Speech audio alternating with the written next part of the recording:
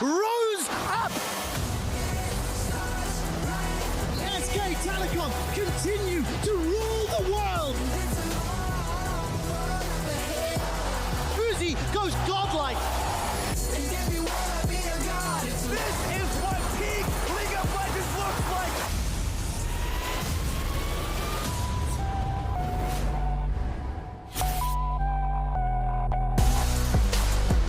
Hello everyone and welcome back to MSI 2021, back once again from gorgeous Reykjavík, Iceland. Here we see a few of our top 6 teams arriving at the arena.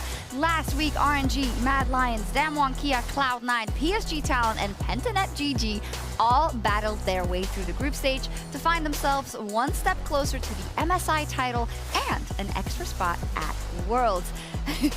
We are waving back. I don't think you can see us though. I'm Shocked, joined by Ender and by Dagda as we get into this day as the RNG players look ready to go as well. And I'm guessing, Dagda, it's a great day for you because you probably have high hopes for that first game of the day versus Damwon. Yeah, I'm really glad you brought me back just so I can explain in detail how RNG dismantled Damwon later. It's so nice that I get given this opportunity. Yeah, no problem at all. So let's get into it then. Having finally arrived at the Rumble stage, our final 6 teams will be competing in a double round robin format over the next 5 days, with the top 4 teams advancing on to the knockout stage. This is of course how the groups played out, and the top 6 find themselves in this Rumble stage. And I do think that it's fair to say that for most of these teams, I mean, especially the #1 seeds from the major regions, this is where it really begins. You are expected to get out of that first stage. It would be a huge upset if you don't, even though some teams cut it a bit close. That's the thing, right? Like, if you look at the standings and the results, everything went the right way, you know, order-wise, but you still had Damwon dropping a game to Cloud9. You had Mad Lions really struggling in a lot of their games and figuring out a way to close it. So that was crazy. The group stage was very, very tight, and now we get to a place where now we finally get to see Damwon face against RNG in all these awesome matchups. Yes, that we do. Dogda, what were your main takeaways? I think for so often it is like, oh, you know, we see the top teams being contested by some of the lower seeds or the upcoming regions, but it's not enough. And that's what's a bit sad, but also positive about Pentanet making it after all. Yeah, it's great to see Pentanet coming onto this stage and just kind of getting to see them play their style at an international level. And I think that was kind of the biggest takeaway for me was like, you know, Detonation focused me coming in and nearly being able to pick off Cloud9 and even nearly taking some games off of Damwon as well. It's those teams bringing that style in their own region's flavor and nearly being able to tussle with the best. And please, I just want to see more Karthus jungle, Zed mid, Kiana mid, all these Fiddlesticks. I think they even played in the first day. Like, I want to see that continue, because for Pentanet, like, being here is a shock and surprise. I think everyone is super pumped to see what they can do, and I don't want them to lose that identity because it's so much fun. Absolutely. They've been entertaining us, and they will hopefully be able to take a couple of games off the top dogs here. And after struggling in week 1, Cloud9, they rose to the occasion at the final hour, even defeating reigning world champions Damwon Kia. And, well, it was a bit of a clincher, I think, for the fans at home, but they pulled it all together in the end. And I think the best thing, if you're a C9 fan, is seeing both Blabber and Fudge step it up, because for the first 3 days of competition, these two players were inconsistent, to put it lightly. I think other people would say they were downright losing games for the team, but they showed up when it mattered. Blabber with creative pathing to gank top lane in position at a timing that, frankly, Con never would have expected, and then using that first pick, Lee Sin, that everyone thought was completely trolling, like, you're blue side, you left Rumble up, what are you doing? No, Fudge showed why C9 think it's good, and they came out with a big win. And to your point earlier, Dagda, it seemed that C9, they stuck to what they like to do, and they prioritized Fudge, even though he didn't have the best games before that. And that just speaks to what you have to do at these tournaments to come out on top. Exactly. And I mean, you even heard Fudge talking about in interviews how he just felt like the Lee Sin was the best pick. And even when the pressure was on, he was happy to take this pick and perform on it. So I'm delighted to see, as Ender said, you know, both Fudge and Blabber stepping up. But obviously as well, you've got in the mid lane being absolutely fantastic there. I think he's got like 33% of his team's damage thus far for Cloud9. So you kind of got standout performers across the board on Cloud9, which is what got them here to the Rumble stage. Yeah, the highest damage per minute out of all players at MSI for Perks, on top of extremely good laning, even though he doesn't get as much attention from his jungler as the enemies give him. I mean, he is a focal point for the team, but the whole of Cloud9 stepping up. I have pretty high expectations from them coming into this Rumble stage. Let's also talk about our LEC representative in the Mad Lions. They came out on top, #1 spot over PSG Talon. But I feel like we're all a bit hot and cold just because of the nature of many of those games. Look, Mad Lions just confuse me. They make me nervous. I don't know fully what to make of these games either, because for the first 3 days, again, Armut was dominating the top lane. It didn't even look close. And then he's borderline inting on the final day. And Mad Lions, they had strong early games the first 2 days. Then their mid games are trolling. Then on the final day, their early games are awesome. Their early games suck. Their mid games are awesome. So I don't know. This team is so hard to read for me, and I almost just want to like wash off a lot of what I saw from the group stage, because now is where they're going up against the best possible competition. This is where you get punished for those small mistakes. Yeah, exactly. And in many interviews, they said, yeah, we lost a bit of our concentration in the mid games. Well, Dagda, that's not something you can do when you go up against some of these teams we've got here in the Rumble stage. No, everyone is going to look to punish you every single step of the way. And I think the big thing for me is that a lot of the mistakes that I kind of saw coming through from the LEC regular split have started to fix themselves a bit, especially when we look towards that bottom side of the map. Kaiser and Karzi have been doing absolutely phenomenally. And as well as Elyoya is starting to give more pressure down towards that bottom side, I think we're starting to see this bot lane nearly renaissance come again. And they're looking so much better as a result. Oh, I love the way you put that, renaissance. That's great. Yeah, of course, they topped PSG in their group, but they are also a phenomenal contender for this Rumble stage. And next to that, we have Pentanet. We already talked about it a little bit because we were so hyped. And I think they found their place into a lot of people's hearts after the Rumble stage. And yes, it was only a 3-team group, but you can only beat who is in front of you. And they beat them and they made it here. They did. First of all, they're all fashion icons, style icons, looking great out there. And second, like the way they did it too, being able to knock down Unicorns of Love. You even had like Chaz showing up big time, getting solo kills against RNG on the Zed pick in the mid lane too. So like these guys, I don't know, they just ooze enthusiasm. You can't help but be happy and be excited for this team. Yeah, Dagda, I mean, it's been such a great story. Just the excitement, I think also the combination probably of, well, our region, you know, got canceled at the beginning of this year and now we're back here. It must feel so good for them.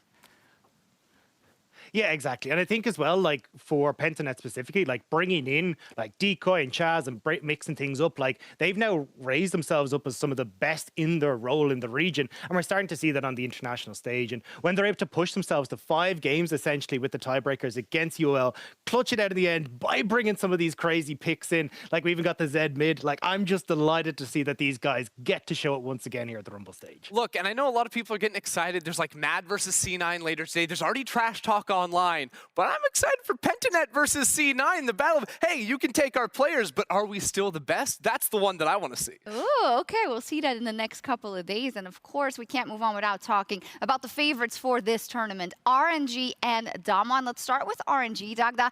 Because of the nature of the teams they found in Group A, you could say they were expected to beat them. They went 8-0. Is it harder for you to estimate how strong they are at this point in time?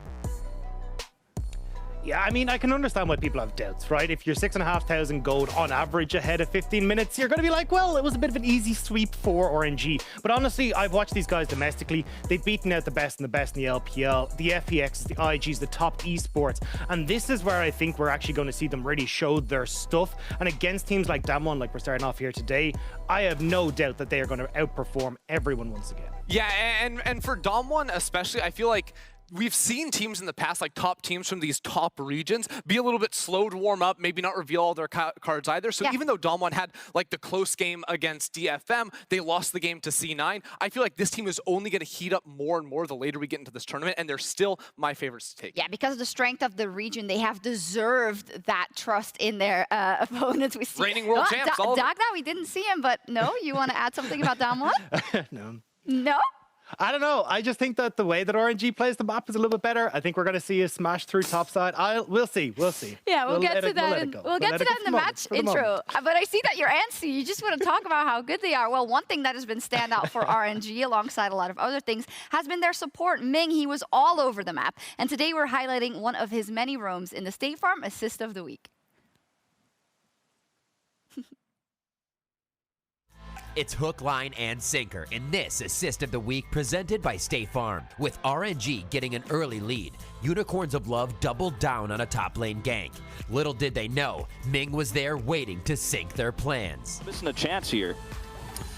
Yeah, so let's see the 1v1. You can see that a bunch of damage already done, flashing under the turret, but look at this perfect roam from Ming. He gets there right on time.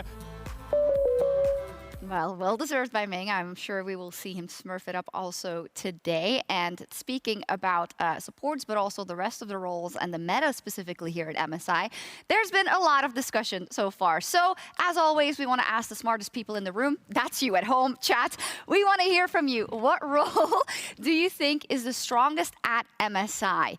Give your answers right now in chat. And while we tabulate those votes, I'm going to listen to the less important experts, Dagda and Ender. Just kidding, of course. Now, we're going to talk about the role that's been the strongest here. We're going to have some stats to support it, Ender, but I think first we should look at how do you decide what is the best role or what is the most important role? Well, first of all, it's such a hard question. It's near impossible because so many different roles like that are super strong in certain areas and not in others. Like AD carries the classic example where they're completely useless in the early game, but then they're the most overpowered in the late game. So for me, like I almost automatically disqualify AD carry unless their items are ludicrously overpowered, which it's been a little while since that point. And then I'm looking at like what role has consistently the most influence over the course of the game for me, and usually that's going to end up either being junglers or mid for me. All right, let's take a look at what we have then stats-wise, and then there's a very interesting one to start us off, being that the top lane is out-damaging the bot lane right now in the meta. Now, this is very unusual, in fact. Usually it's not the case, especially not at international tournaments. Dagda, what's going on there? Yeah, I think it's a kind of a symptom of a lot of the champions that we're seeing in the top lane. When you look towards like the Jaces, the Nars, and even the Lee Sin as well, these are champions that very much like to trade heavily. Specifically Lee Sin, like that's the entire reason you pick this guy, so we can go in, trade aggressively, heal it all back up with the W and be safe and sound. So I think when we're looking at much more heavy trading versus like the wet noodle fight that we used to get in the top lane, we're seeing this rise in damage per minute. And I think that's the biggest thing, but I still amn't convinced here that the top lane meta is the most powerful role that we have, especially when you look at the strength of things like that mid-jungle 2v2 and how I feel like that's going to be very important coming into this Rumble stage. Yeah, I do think top lane was very strong in group stage, and I think a lot of that is like the variance of the players. I think there's a much wider range and skill across the board, but as we move into the Rumble stage, I think that variance is not quite as high, so we're going to see less of the outright solo kills, less of the flashing underneath tower and 1v9ing games, and I do think it's going to transition much more into the jungle role specifically for me, because when you look at a lot of the strong champions, like I think it's very strong. Yeah, I do want to jump in on mid lane because I heard I jumped the gun a bit. Yeah, you jumped the gun because I heard Dagda mention it before, and that's the order of our preparation, just so you know, and there. But yeah, talk to me about the mid lane, Dagda. Make your case. Still mad about the smartest guy in the room thing. They do make bring the most damage overall. Yeah, I think definitely the mid lane has kind of been unlocked a little bit as we look towards MSI, especially when we're looking at the rise of AP junglers. You've got a playground as a mid laner. You can go towards these AD picks like the Tristana, the Lucian, hell, the Yone as well that we saw come out from Perks. And this is what I wanted to kind of like look at and go, okay, cool. You can get these massive damage numbers out of these champions and it looks really fun and cool.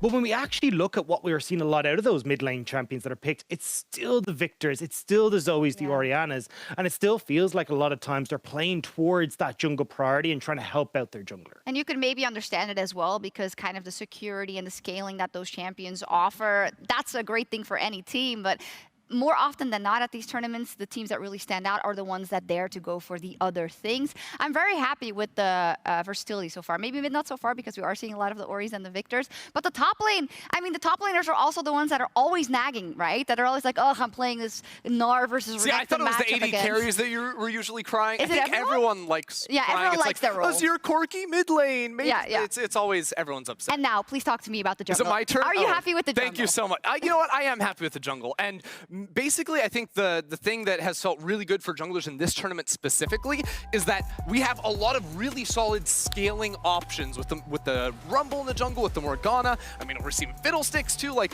all these AP champions, the nature of their items means that they are going to get stronger and stronger over the course of the game, and their teamfight impact is very high. Traditionally in the jungle role, you're completely broken in the early game, but then you're playing Lee Sin in a 5v5 and you feel pretty bad about it. Nowadays, you have the ability to control the early jungle matchup, influence lanes, create a lot of imbalance there, stack early Drakes in a meta that's all about fighting around the Drake for soul. Seems like a lot of players should be happy with their roles at this point in time. And I don't want to open the can of worms, Dagda, but what do you think of Rumble as a jungler compared to, you know, playing him somewhere else? Yeah, I mean, look, he obviously has this incredibly fast clear. He can do a lot of work in the early stages. Like, having the overheat mechanic now work so well in the jungle is fantastic. But I still think, as teams have kind of seen as we've gone further on in the tournament, that you're happy to just take things like Udyr into it. Yes, it can have that big impact, but it's not as crazy as something like the Morgana, which I honestly think is the best champion on the patch right now. All right. Well, people of home have voted and said that jungle is winning by a large margin. And you know what that is? That's everyone crying that jungle is broken. Those aren't junglers that are voting that jungle's broken. That's your mid laners, your top laners. Like, these guys gank my lane and I lose now. It's always going to be that way. I mean, people are always going to be mad. The marksmen are always complaining, and now they're not even like on this graph. So I don't really, it's gonna, yeah. Well, now it gives them fuel to complain even more. So. Maybe. Thank you so much for contributing to this discussion. I'm sure it's not solved yet for the moment, though. Let's cool down a bit and hand it over literally to Laura, who is definitely on location for an Icelandic fun fact.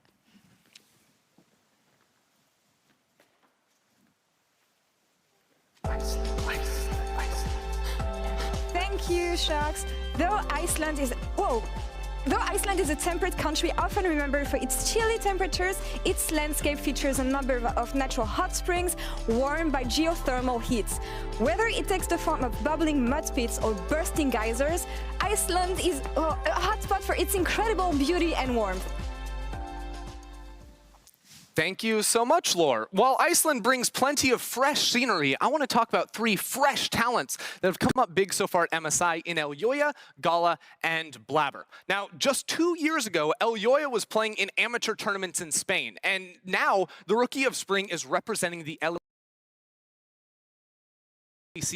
against Canyon, a player he highly admires, probably the best jungler in the world, in just a couple of days. Now, Elyoya's journey is taken straight out of a movie script, and if he continues to grow like this, the sky is the limit for the young Spanish jungler. He's shown prominence on some of the meta picks like Morgana and Rumble, but we will see how he fares in the Rumble stage up against titans like Cloud9, RNG, and the reigning world champions, Damwon Kia. Now, from one jungler to another, 2-time LCS MVP Blabber is at his first MSI. And after a rocky start to the tournament, the NA superstar really found his groove on the last day, even up against the world final MVP Canyon.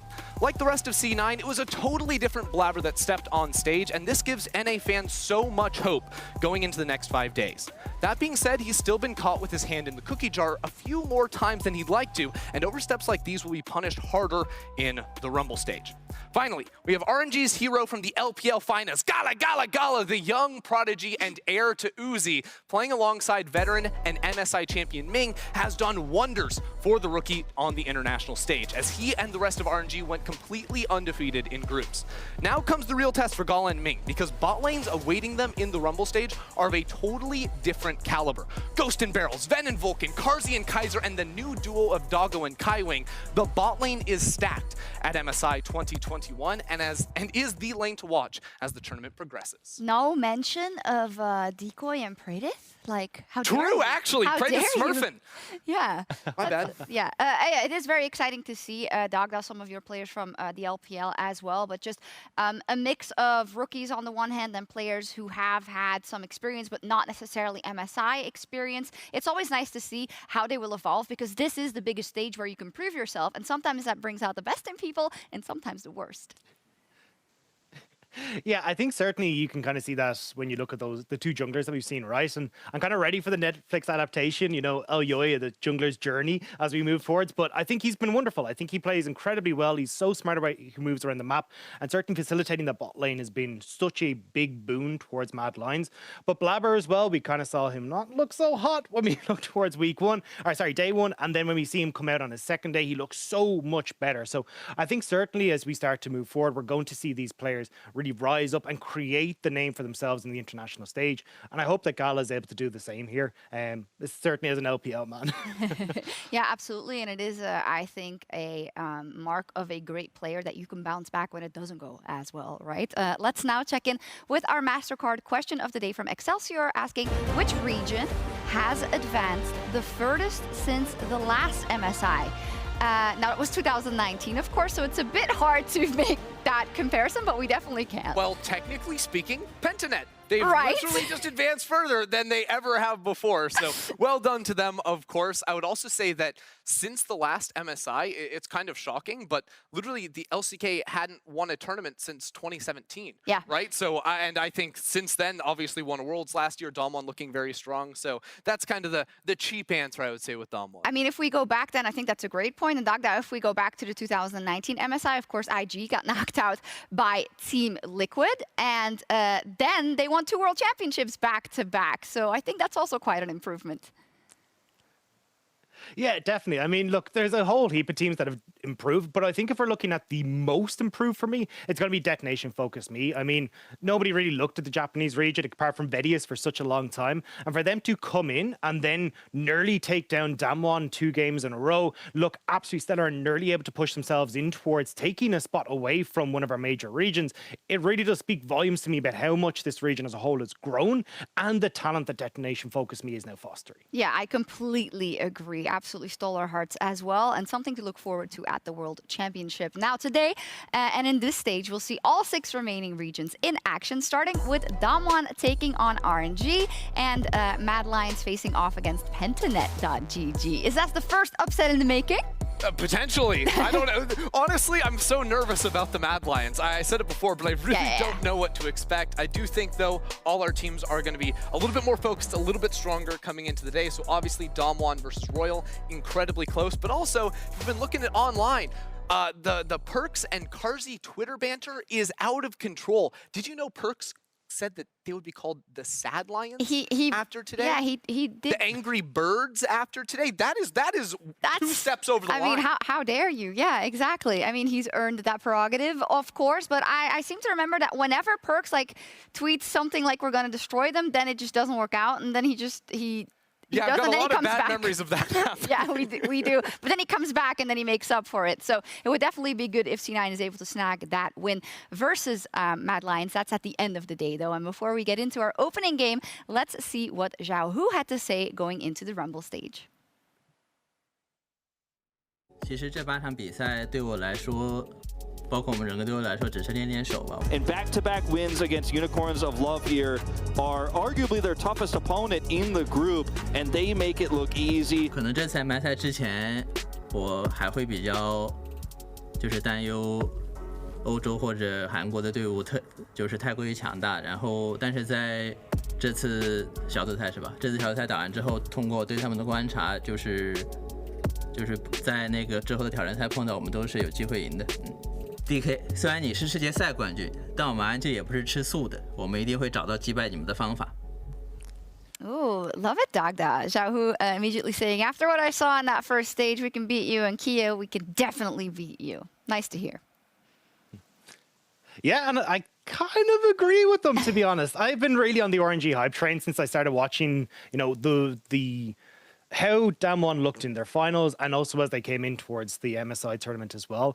There seems to be a lot of issues that are coming through from kind of how Khan can play in that top lane when he is heavily focused, like we saw in Detonation Focus Me, like we saw against Cloud9 as well. And I think when you've got the RNG, which is, at least in the Chinese side, joked about as Zhao Hu plus the 4 wards, if they're just going to play through that top side continuously, I think they will be able to punish Khan. And specifically when we looked at Khan and on these kind of carry picks like the Gangplank and the Jace, he averaged a 500 gold deficit at the 15-minute mark. And that's when we start to see that attention put towards him. It really does cause blunders for the Damwon game plan. Let's dive a bit deeper into that. As said, our first match, Damwon RNG, they are fighting to land the first blow in their battle for global dominance. That sounds so good. But of course, last year, Damwon, they came out on top. They are currently our reigning world champions now, looking, I think, to kind of reignite the flame of the LCK dominance as a whole. As said, the LPL wins the world championship 2 years in a row. Then Damwon takes over and wins last year.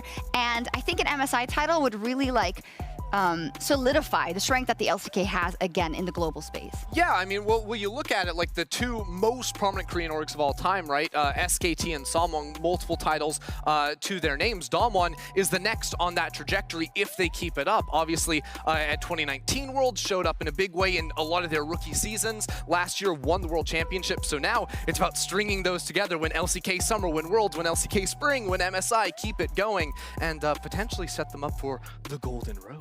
Potentially, yes. Super interesting as well, because at Worlds, I remember they were just, even when they weren't playing at Worlds yet, and then they went out in the quarterfinals, but they grew from that and were just suffocating to the teams that they met.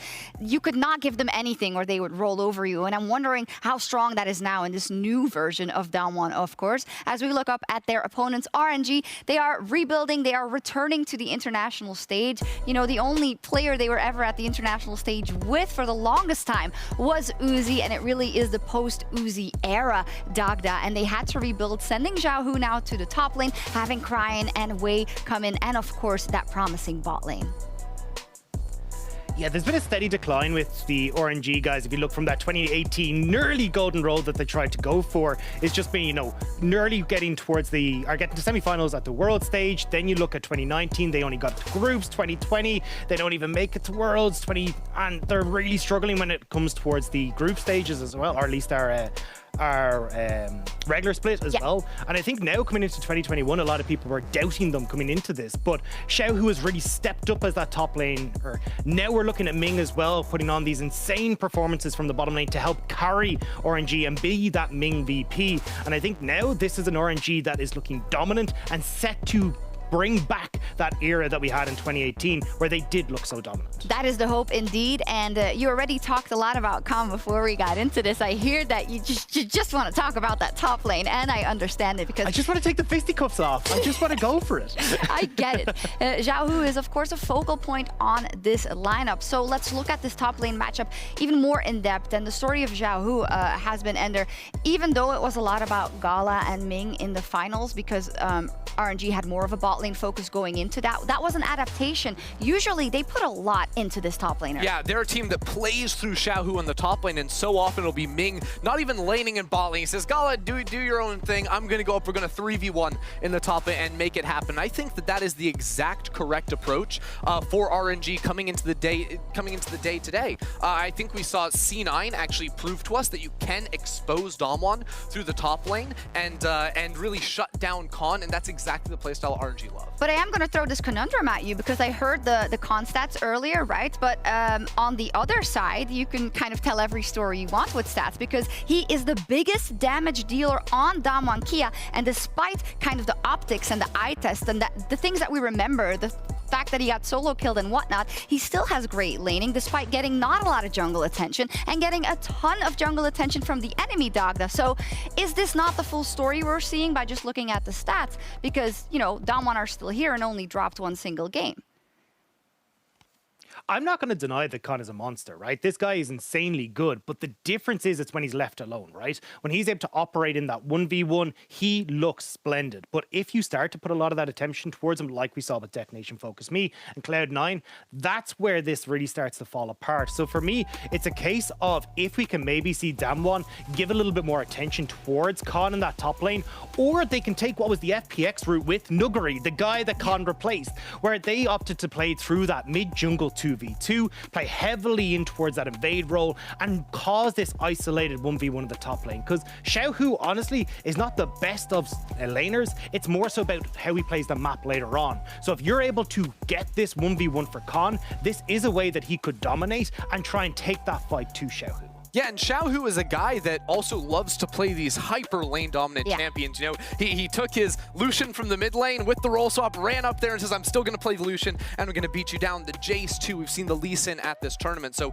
it would not be shocking again to see Xiaohu continue that direction. And then for Khan, it's the question of, do you actually go for the full contest and match carry with carry, go for something like the Gnar, or go back to his favorite champion in LCK Spring, which was the Sion, which can just play the easy weak side and soak up a lot of the lane pressure. Yeah, and I think that was also kind of a point of contention coming into this. That was like, oh, is he only going to play the Scions and this? But no, he pulled out the Jace as well. What is your view on the champion pools between these two players? And if we're going to see an evolution from the group stage to what they will go to when it comes to kind of the games versus the absolute top dogs from other regions? So I'm actually not the biggest fan, surprisingly, of Cotton coming in and playing the Jace and the Gangplank. Because when you look statistically at it, he was 500 gold behind at 15 minutes off of those two champions on average. And the bigger issue was that then spilled into Canyon as well, because he just lost a quadrant of his jungle, even though the rest of the map was doing really well. So I think coming into this, going back towards picks like the Gnar or going towards something like the Zion might actually be the best bet. And then if Damwon can try and control that Rift Herald on the top side, it'll prevent Xiaohu from getting that early terror, which RNG love to play around, and then opening up those side lanes. So I think this is definitely a way that Canyon can try and weather the storm here, and certainly a testing ground to see what happens when you've got such a strong tank top laner in Con on the Sion, and if RNG can actually manage to find that hole in the Damwon defense. Also, it's not like Con Sion is some like stupid tank that he plays in the top lane. Has, like, he was out damaging his own teammates in team fights on that Sion, building full tank too. So he is a monster in his own right. Just, I think, a very different style to Xiao. Definitely so. Dagda, then let's talk about other possible approaches. The top lane seems like a viable strategy for RNG, but I'd love to also focus a bit on the bot lane. I mean, Ming and Gala have been doing very, very well. I think Ming especially, as you have alluded to before, but this guy, Ming VP, he is everywhere. And when he gets to roam, he can put that pressure on the map almost like no one else can. And he's up versus Beryl and Ghost, who I think have had a quieter group stage so far. Yeah, if you were actually watching an RNG game, it's Ming you have to keep your eyes on, because he dictates where the action's going to be. And although during the regular split, we saw a lot of that towards Xiaohu in the top lane, during our finals, the reason we got the Gala call was because RNG were playing so heavily through that bottom side of the map. And this is where you can kind of open up multiple different strategies for RNG. And Ming is, although great at roaming, he's phenomenal in lane. They have the third highest dual lane kills in the LPL right now. He's phenomenal when it comes towards those team fights. He's the main engaged tool for these guys. And then when you start to look towards the ability for them to go up against Ghost and Beryl, there have been mistakes that have come through from Ghost and Beryl. So I'm a bit curious to see actually what the game plan for RNG is here coming into today, whether we see the let's play around Xiaohu style, or if they go back towards that final style like they did against FPX and played through Gala on that bottom side. Yeah, my producer said I have to go to the casters, but I need your predictions. Dagda, quick. RNG.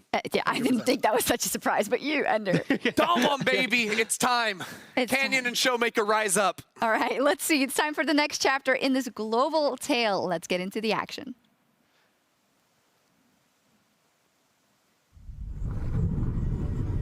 What a fight between Damwon and C9. From villains to victors, C9 take down Damwon.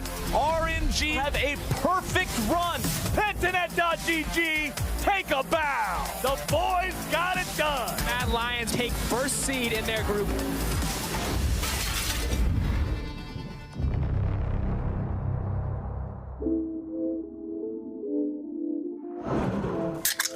Cheers, guys. We made it to the Rumble stage. It's so nice to have a night off to relax.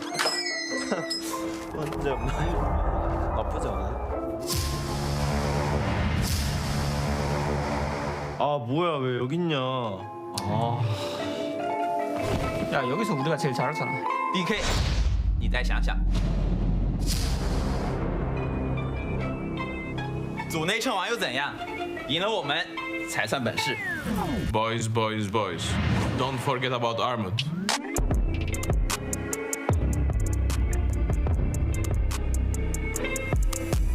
Hey, you guys are good, right? We're here to have fun, yeah? Honestly, I don't know who. Is my friend or my foe? I must have exit drove, yes. Ladies and gentlemen, Rumble stage.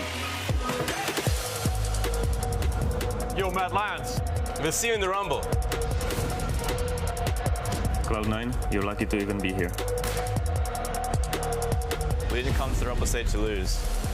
We're gonna send it. 我们 PSG 塔隆不知道怎么输。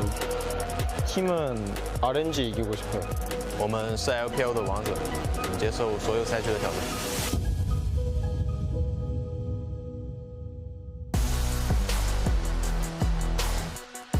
welcome, ladies and gentlemen, to the Rumble stage caster desk. I'm Atlas, joined by Chronicler here for the first 3 games of the day, and we are starting with an absolute banger, Chronicler. Oh my goodness. I am so stoked, because this is, I think, the matchup that a lot of people were looking forward 2 from the beginning of the tournament. We haven't had the opportunity to see it yet. Yeah. And I can't wait.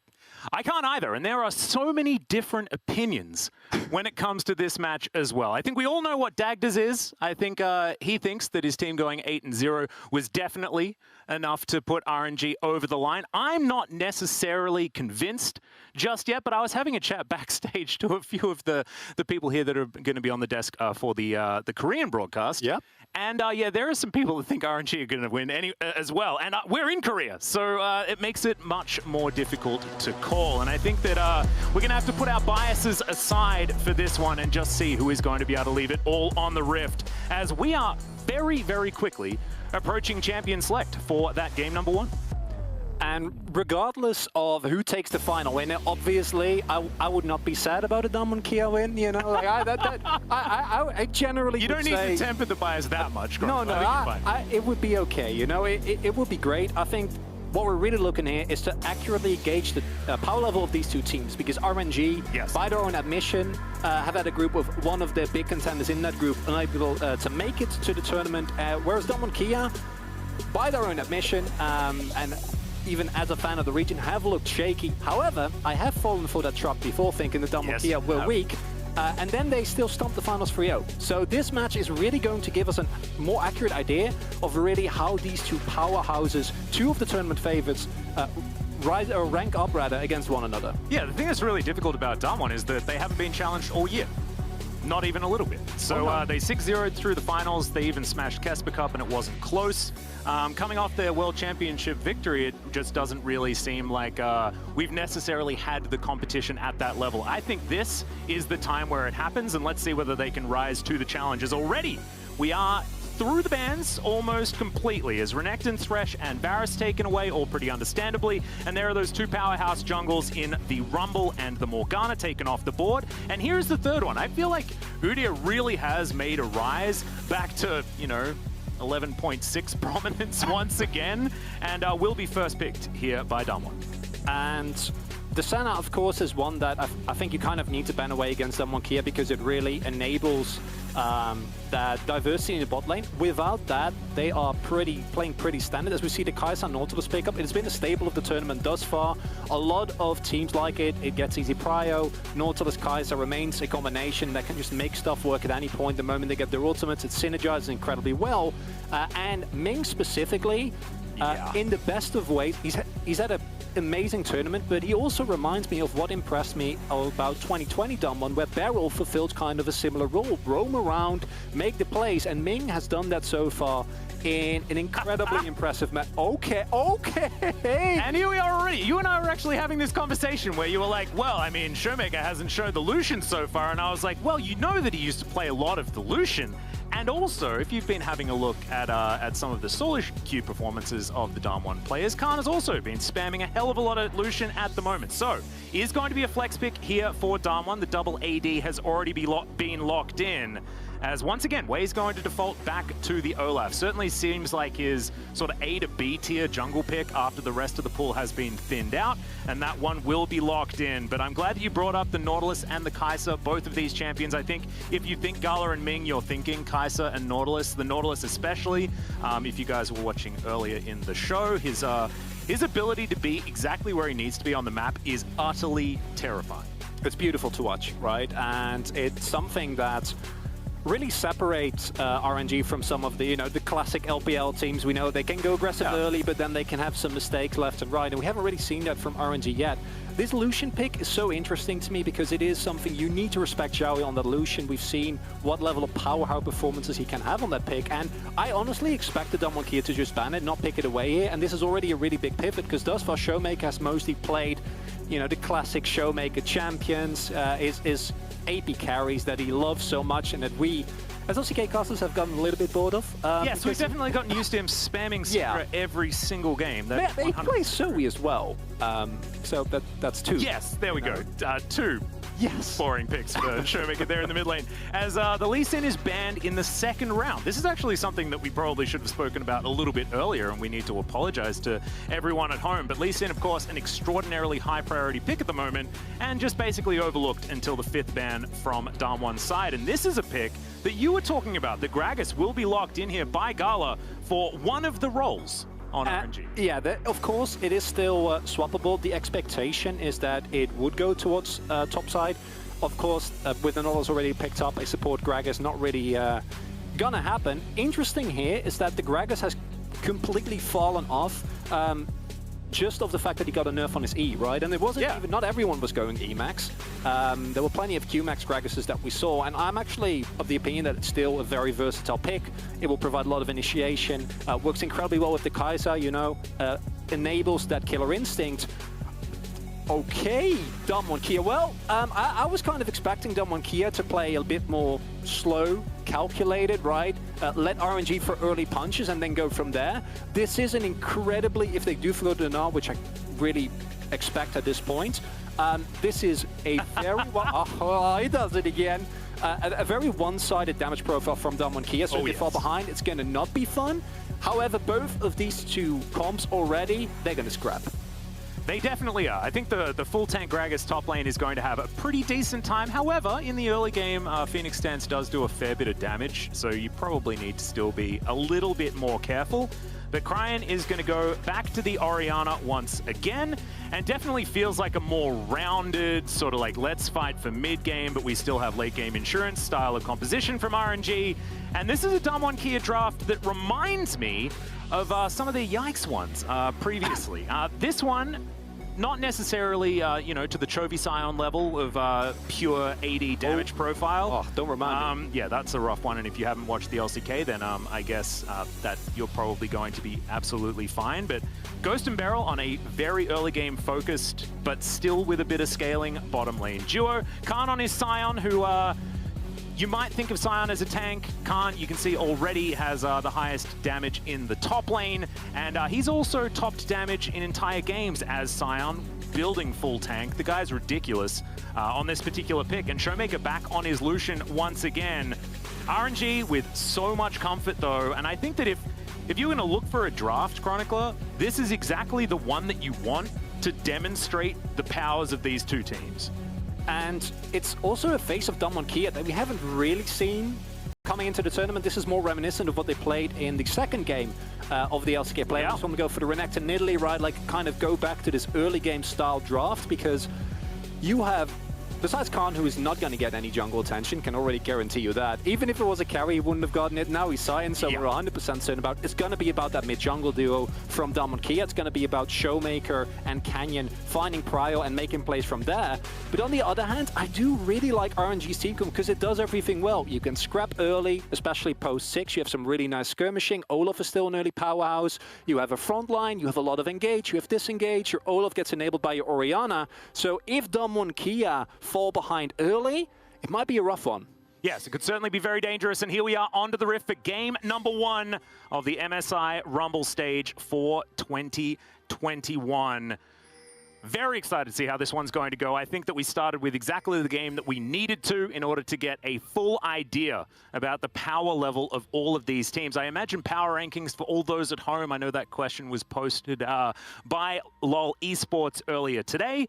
This is the hardest question, right? Who is better out of Damwon and RNG based on what we saw? Is the group going to allow RNG to look a whole lot better than they actually are? Were Damwon Kia just having some for fun games? You know, you don't necessarily know until you know, and we will after this game, theoretically. As already, Cryan and Showmaker facing off against one another. If I know anything about the Lucian-Orianna matchup, not very fun for Orianna. Opting into that matchup as RNG is clearly saying, listen, Cryan, you just got to hold on, okay? Yeah. Wei will help you. Ming will definitely help you with the amount of roams that man has been able to get off consistently, not just within the tournament, but over the entire split of the LPL as well. But in a vacuum, that is a horrendous matchup. And Showmaker is a player that I think has been the most consistent on Damwon Kia. I think Kane has been very good, but he's been a little bit more muted than what we've seen from this team thus far. And with the prio that Showmaker is going to give him permanently, I expect to see some early aggression, maybe an attempt to secure Canyon 2 scuttles yet again, as they have done in the past. Try to get a lead of that and snowball early on against RNG. Yeah, and I feel like, yeah, Canyon has certainly been addicted to Shellfish throughout this tournament. So far. The amount of scuttles he's been able to pick up has been ludicrous. However, it hasn't brought them to 100% win rate, right? So whether or not you're pathing perfectly in the jungle doesn't necessarily mean you can beat C9 in that match. To lose your first game at MSI. There's already some aggression here on the bottom side of the map. Ming going aggressive onto Beryl, and of course, if we know anything about set support, you're the one that wants to be making the early plays, and you can see Damwon Kia already getting pushed in. Yeah, nice control of the wave there from Gala and Ming to get early level 2. That also means that Damwon Kia can't really trade back with the explosive shot. Ghost is able to get a decent trade, so it's not the end of the world. Could have ended up much worse, and now they will slowly get the push back as... Yeah, that's Kansai. Getting Prio early game, of course. For the Gragasol takes a little bit longer. Decimating Smash is just an incredibly strong skill in getting yourself that early Prio. So the topside scuttle, that's not going to be a problem. But with how well Gala and Ming have been able to play out that early bot lane, I expect Wei to just pick up the bot side scuttle without too much of a hassle. Showmaker does need to be a little bit careful. Oh, wow, Ming threading the needle here on the bottom side. Haymaker, though, is going to trade back quite nicely here for Beryl, who will pop his last remaining potion. Canyon grabs one of his favorite things in the universe, which is, of course, that Rift Scuttler that we were talking about. And he's now cruising towards that top side to be disappointed by the lack of Krugs, although he doesn't actually check it, and we'll just go back home instead. Showmaker clearing out wards thanks to the Scryer's Bloom that Canyon just put forward. And everything's just chilled out at this point in time. And normally you'd say this bodes well for Damwon Kia. Not necessarily with these drafts. Because... as RNG, the value of armor in this game just becomes ludicrous, right? The only AP damage source is an Udyr. That's not why you pick the champion. Yeah. Unless Canyon really wants to pull out some forbidden Lich Bane technology. But we in the LCK are not known for our adventurous item build, so I don't expect to see that happen. And that means that Damwon Kia needs to find leads. And this is a good moment to talk about Damwon Kia, because even though that kills and like the early leads that they find in terms of KDA is pretty lackluster. They always find gold leads just through laning. And you're talking about plates, you're talking about just CS leads. Whoa. That is a very early flash there from Gala as Ghost dives all the way in. Ming's going to take a fair bit of damage there as the Penguin will explode. And RNG just able to walk this one off, and Gala actually coming out quite happily at the end. And this matchup is super important, right? Because we already talked about Beryl in particular. His engages have been super crisp, but his roams, which were one of the big reasons why Damwon was such a suffocating team, as he gets engaged on. Yeah, big flash forward. There's the face breaker. Ming, though, is just going to get taken down. Ghost grabs the first blood. Chao comes in. The sidestep is so good from Beryl, but he'll still get slowed down. Beryl's going to pop, and it looks like Beryl will be taken out here. Xiaohu's going to have to flash, but that is still going to be kill delivered on over. Damwon with 1,000 gold lead as the dust settles. 2 for 1 in the end. It's a bloodbath because Wei also got killed while this was happening. So yeah, I was actually very confused. I'm like, where did the kill come from? And this is so much more explosiveness than I think we've seen from Damwon the entire tournament. And I think RNG were the ones making the call for the play there with the teleport from Zhao, but in the end it backfires because not only do they get the kill, but they make use of the attention that that gives to get the rest of the lanes ahead. Not really well timed here, because while they go in here, there is actually... the teleport is still channeling, right? There's not enough time. Wei is just... yeah, that's Canyon Showmaker for you. Yeah. That is Burrows. Walking over a ward as well as Showmaker. So Wei had a bit of an idea of what was going on, but not the idea of exactly where Canyon was. So RNG trying to put the pieces back together, but still a 1,200 gold lead for Damwon in this early game, which is exactly what they need. And there's two sides to this coin. Damwon is an incredibly scary team when they get early leads, as has been shown in the LCK, but this is also to be expected. They need to get these leads. If you don't get these leads with this composition, and that's why we need to be a little bit careful about getting overexcited, because if you don't get these leads with this comp, as mentioned before, the well-rounded RNG team comp will make it so hard for you with your one-sided damage profile to get anything done. However, I do think for LCK fans, it's very, very heartwarming and also a bit necessary to see Damwon show that they can play the early game, at least initially here, because this is not a side of the team that we've seen in quite a while. On the other hand, RNG, I'm expecting them to bounce back surrounding that first Dragon contest. They've been super good about making these plays, although Wei is getting tracked currently here on his Krugs. Pretty nicely as well, as that is back-to-back wards that are sitting on those Krugs, giving Damwon all of the information that they want. As Gala's taking a little bit of poke damage here towards the bottom side, as That wave still having some pressure. Lucian, though, back in base for now. And Canyon actually starting off this Cloud Drake. So the Atlas effect not going to be in full force here today, as I am relieved of Cloud Souls for this one. Thank goodness. It has been a very tenacious curse. It has, but thankfully it's stopped right here. No more Cloud Souls for Atlas from this point on. Thank you, MSI, for saving me and everybody else. Mostly everybody else. Yes, you know, we don't care as much about you as our enjoyment of the game, I personally say. And this means that early Dragon Control, which, as mentioned before, with Damwon Kia you're very happy to get, also allows them to scale more securely into a late game. Your one-sided damage profile matters less if you have an Infernal Soul. You know, if you have a Mountain Soul, that's going to give you so much more fighting stats, so much more resistances. Ocean Soul, not on the table with that one spawning right now. And thus far, it's kind of the expectation. These lanes from Damwon Kia are really good at securing priority outside of the top side, which it's Khan. He's not going to get attention. He will at some point show up during team fights, and that's pretty much going to be it. And the question for me is how well RNG can kind of weather the storm here early. They still have a comp that spikes really well at level 6, which Gala just hit on the first item spikes, right? There is still a lot of skirmishing power that Damwon Kia needs to respect. However, simultaneously right now, they are starting to Rift Herald, is spotted though, and will be respected here. Well, Xiaohu taking a hell of a lot of damage here from Khan, who is just going to get him out of the way. Still has the ultimate remaining as Wei is going to turn up. And of course, RNG absolutely in love with Rift Heralds. They've taken all of them in their games in the group stage and would like to continue. So Canyon is going to be at least dissuaded from taking that one for now. And some of that vision is going to be eradicated here as well, as Wei is going to move up towards that top side. Spotted on vision there, but the Gragas is just now making his way back up the lane. No teleport or anything like that, so just going to hold on to the minion wave and try and stop this this monster that is Khan's Scion. Canyon will start this one back up again, though, and let's see whether the contest is going to be there. Xiaohu moving back in, Wei here as well. On the Tri-Brush, Undertow is going to land. Canyon still very healthy as the Decimating Smash comes down. Half the health bar here is Wei not going to be able to steal that Rift Herald. And RNG just looking to back away. Xiaohu wanted to get in there, but they just couldn't find the wraparound. And I think this is a really good call from RNG. You don't have prio in your lanes. Wei would literally just kind of have to pop Ragnarok and all in. And if you lose a skirmish at that point, in adjunction to giving up the Rift Herald, as Barrel goes in. Yeah, Ming taking way too much damage. Barrel's just going to grab that kill as we've got the rocket jump resets. Gala over the side, though. Ghost will be taken down as Khan gets on in there. Roar of the Slayer will lock him down. The knock-up's going to be there, and Khan explodes to pick up the kill on the Kai'Sa. But good work to Gala for being able to at least answer one back. And I am just baffled by the fact that Ghost and Barrel seem to have completely transformed from the bot lane that we saw in the group stages, because Gala and Ming have been so good throughout the entirety of the tournament. They were one of the main reasons why we saw RNG stomp the finals, right? Like, it was Gala with the pentakill of all things that just completely turned those games on his head.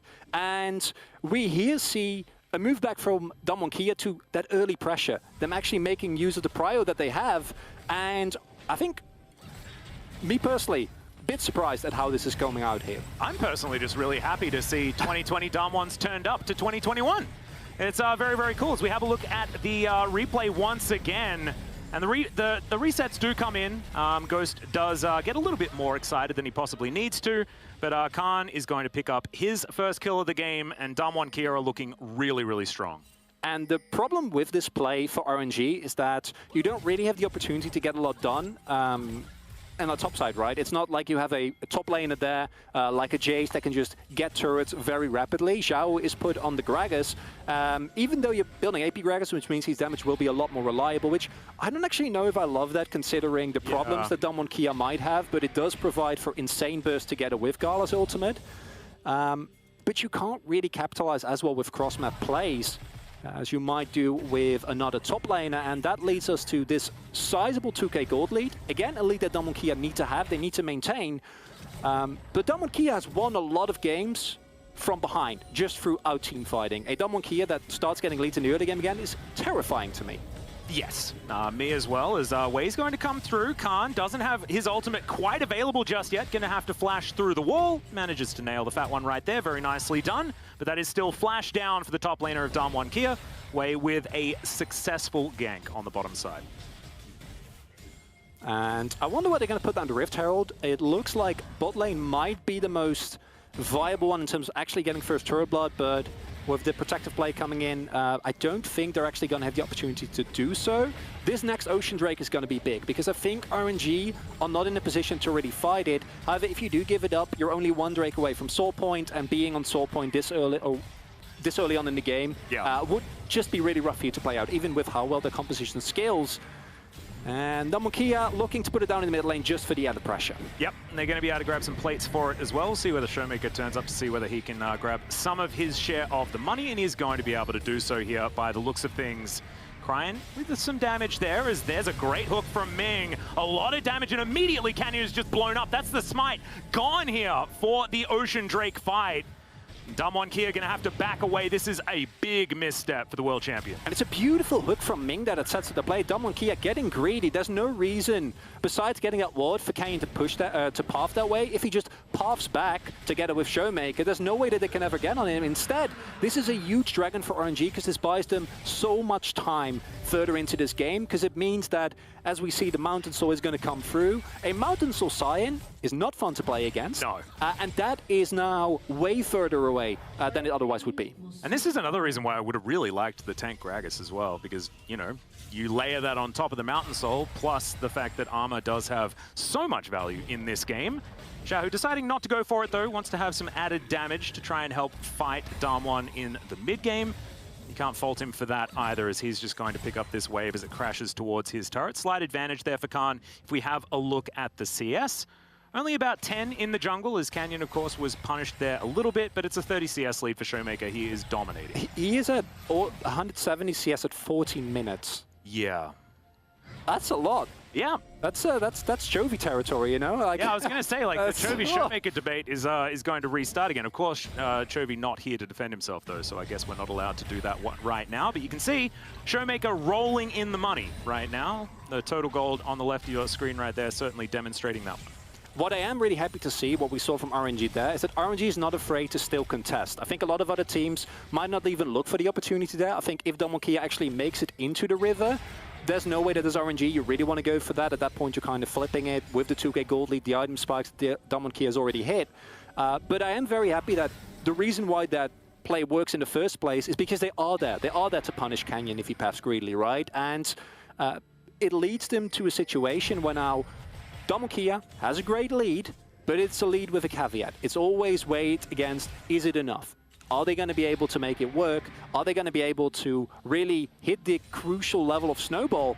Cryan might get dove here. Yep, Canyon dives on underneath there as Cryan is going to flash. Canyon just going to drive by, and the teleport coming through from Xiaohu will cancel the aggression, but still a lot gained there from Damonkia, even though they didn't get a kill. That is a free summoner that you're very happy to take. Beryl going in again here. Yeah, there's the showstopper. Facebreaker doesn't land on the Gala there, though, as he will have the Haymaker for the added shield. Teleport's now coming through as Ghost is free hitting.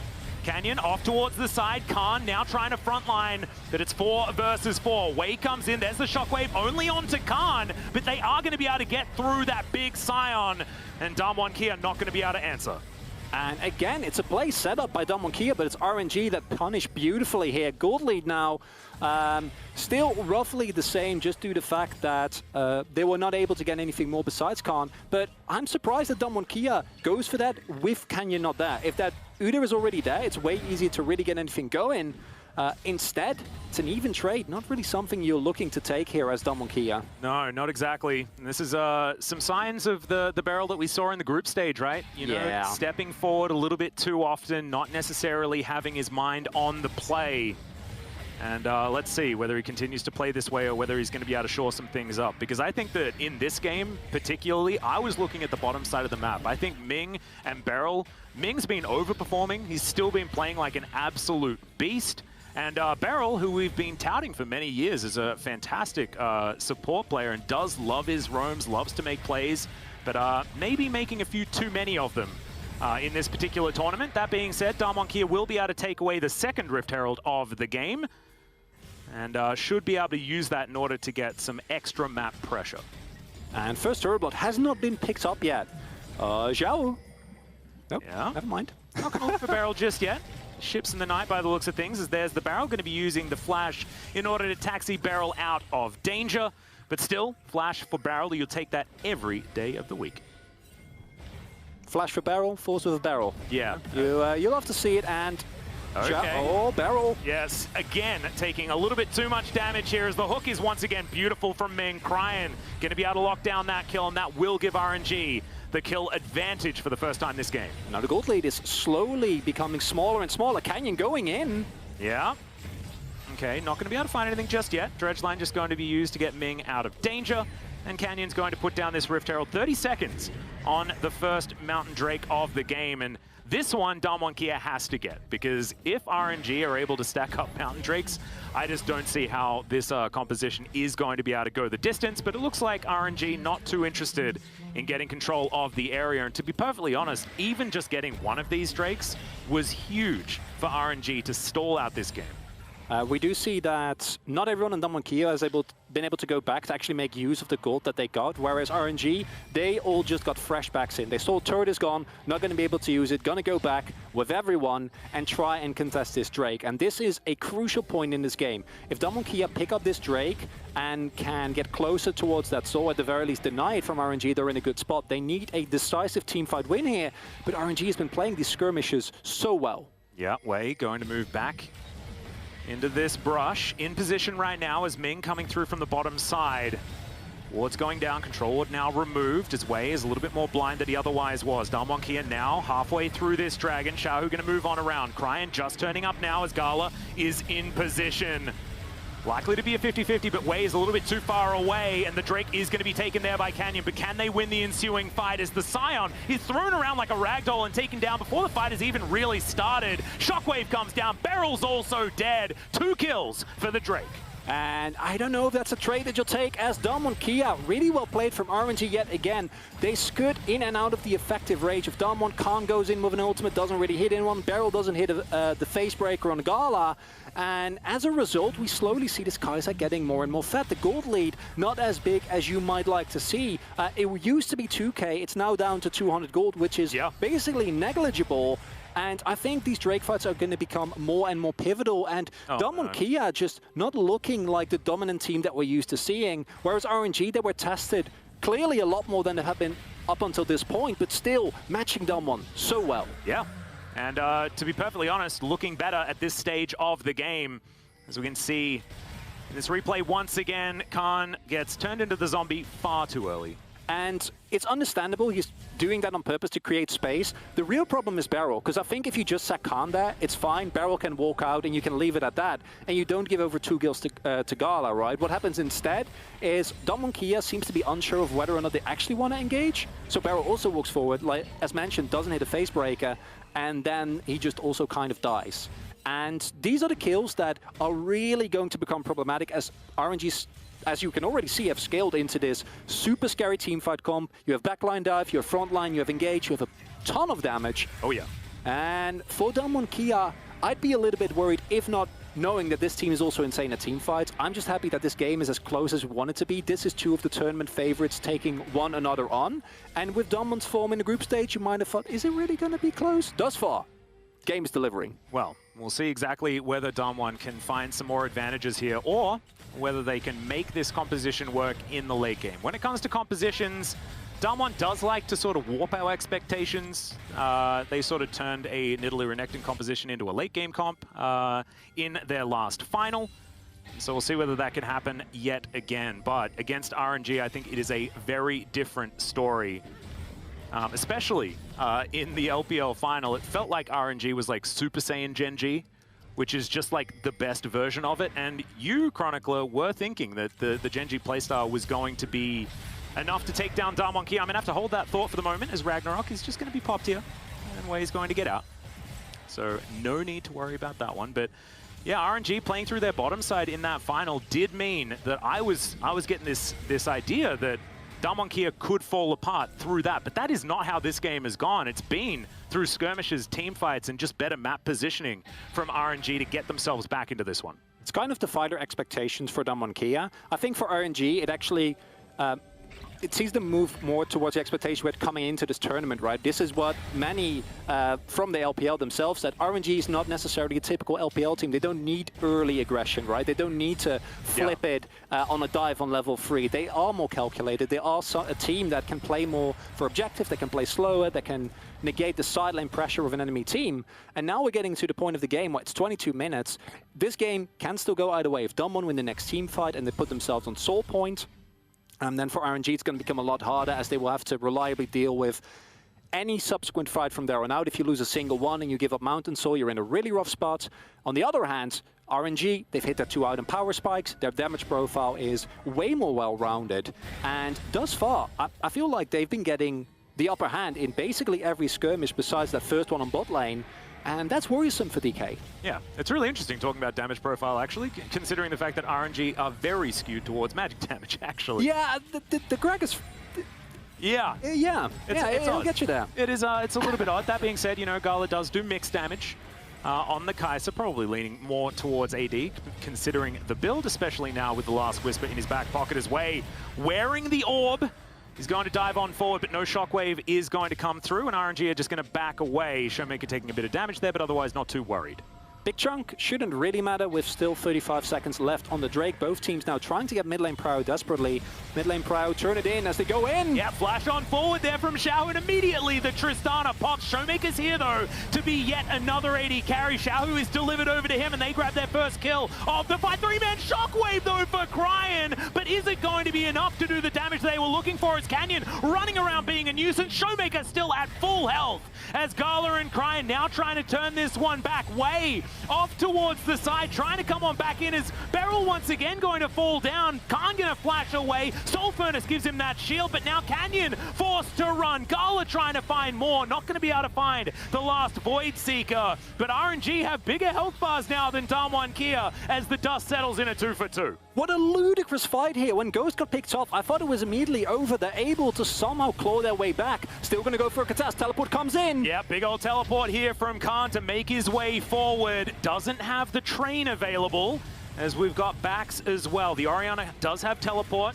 and Ghost has respawned as now this Drake taken down below half health. RNG with control of the pit as Canyon comes on and gets stolen by Showmaker for some reason, as now the fight is on. Way down to half, and Khan trying to tank in the front line. By tank, I mean he's just dying to 4 members of RNG. Ming's going to move on in here as well. And RNG with 5 members strong, looking at potentially the Baron. And you're happy to take the Drake, but if you give up the Baron for it, RNG might be very happy about that one. If it was a Soul, it would be good, but it's just Soul Point. You don't actually gain a sizable lead right now, and you can't give up this Baron to RNG. Yeah, might be a little bit early. 25 minutes into this game as Wei taking a fair bit of damage here. The culling comes down. Gonna give Ming that back massage as Xiaohu's now the one that's gonna be tanking it, and that is going to be Baron secured. The Canyon also taken down as Ghost is gonna be able to use the rocket jump in order to get out, but Gala is right behind him and will rain the plasma down on the Tristana. Now Showmaker trying to grab Cryan, but he can't do it. It's not a one-man show here for the mid laner of Damwon Kia, and with 3,000 gold ahead of Damwon, RNG are gonna storm down mid. And the Baron power play going to come in here for RNG. They're going to be able to do so much more with this Nashers. And this was basically 2 minutes of continuous fighting. And as I said, I thought when Ghost got picked, it was over. Through just the power of Showmaker, who's having an incredible game on the Lucian, they're able to draw it back in the extended fight, pick up the Drake. But then here, you don't have Smite available. Ghost not able to actually get anything done. A bit of a disjointed fight. You're missing your front line. It's not something that you can really contest, and then giving up more and more of these kills. Yeah. And that was the new Axe Effect replay, and Damwon Kia, unfortunately, bore the brunt of what was absolute RNG dominance in this one. And look, they're now at the inner turret, and I think that maybe the use-by date needs to be spoken about here for Damwon Kia. This composition, it's not going to get better and better or anything like that. And this Red Bull Baron power play is only extending over 3,000 right now. And I'm expecting this not to be the end of it, as the first inhibitor will be taken down. Showmaker finally backing It's going to leave that top lane. So, a couple of the minion waves not actually here, but RNG still sieging on the Nexus turrets. This top one, not long for the world, as Gala is going to get pushed away. Way down to a below half as Canyon looking for his opportunity. They storm on in. Gala goes invisible. Is he going to get knocked up? Yes, but Canyon, he can't do any damage, and Ghost can't get in there to actually hit the Kaiser. Khan as well is going to be taken down to way too low health to continue frontlining for the team as Showmaker gets out of the way of the explosive cast. But Damwon Kia, it just looks like they don't have enough buttons to deal with RNG at the moment. And they are lacking away to get on top of them. The Nexus is going to be open, Atlas. Yep, Canyon once again going on in, has to flash out immediately though, and Cryan goes golden, avoids the knock-up there from Khan, who will be taken down. The Tristana again enters the death chamber, and this is it. RNG will take down the world champions in game 1 of the Rumble stage. And what a beautiful first game here between these two teams, because it was a fist fight from the beginning. Damwon Kia looking way better in the early game than we've seen, but one consistent thing for us LCK fans has been Damwon Kia. The team fighting is insane, and RNG shows, sure, but we're better because the way that they're able to consistently out-skirmish a team that has shown such consistent performance in those teamfight stages is incredible. It was just RNG systematically taking apart what was an early game that was under complete control of Damwon Kia. But they also recognized exactly when their composition was going to come online, allowed Damwon to have the certain advantages that their comp affords them, and then says, well, we're just going to fight when we're strong. And this was just cool, calm, and collected from RNG.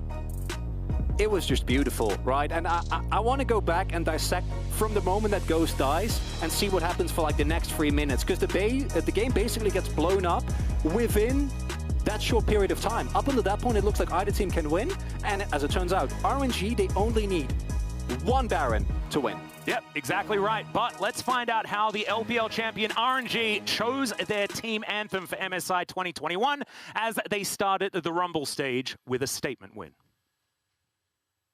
Hello， 大家好，我是 LPL 赛区 RNG 战队的前上单选手 Let Me。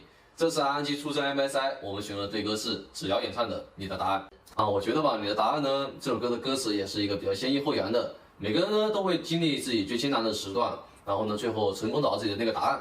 我觉得吧，对于现在这支 RNG 战队来说呢，他们在2021年的不被大家看好的情况下，最后呢用自己出色的表现成功证明了自己。RNG 永不言弃，就像这支战队的 slogan 一样。Royal Never Give Up， 我们一直在路上寻找自己的答案。RNG 再次进入 MSI， 其实我也想起了很多以前的事情。在18年的时候 ，RNG 获得了很多的冠军，但是这里山顶只有一步之遥的时候倒下了。那一年的 RNG 受到很多人的追捧，也同样饱受质疑。但是今天 ，RNG 重新回到了 MSI 的舞台，落败再起，永不言弃，没有无法战胜的黑暗，就像《你的答案》这首歌诠释的一样。他们一直在路上，从未放弃。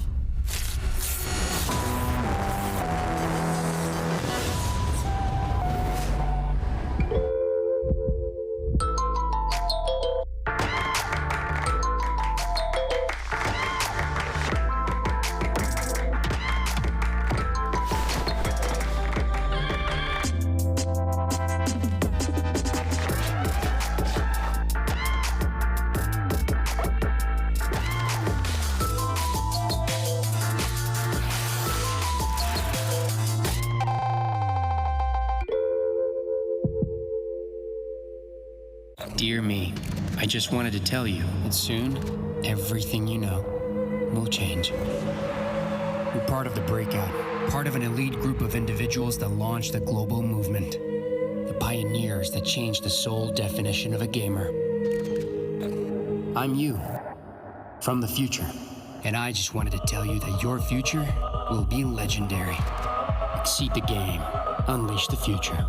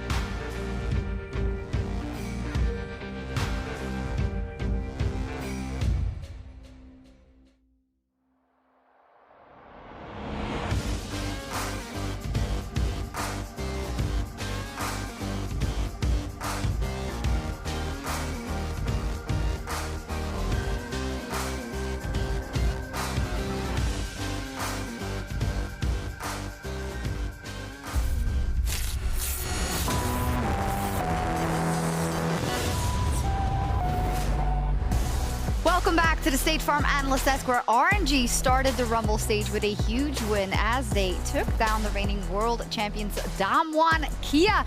Dagda, before we analyze, first reactions.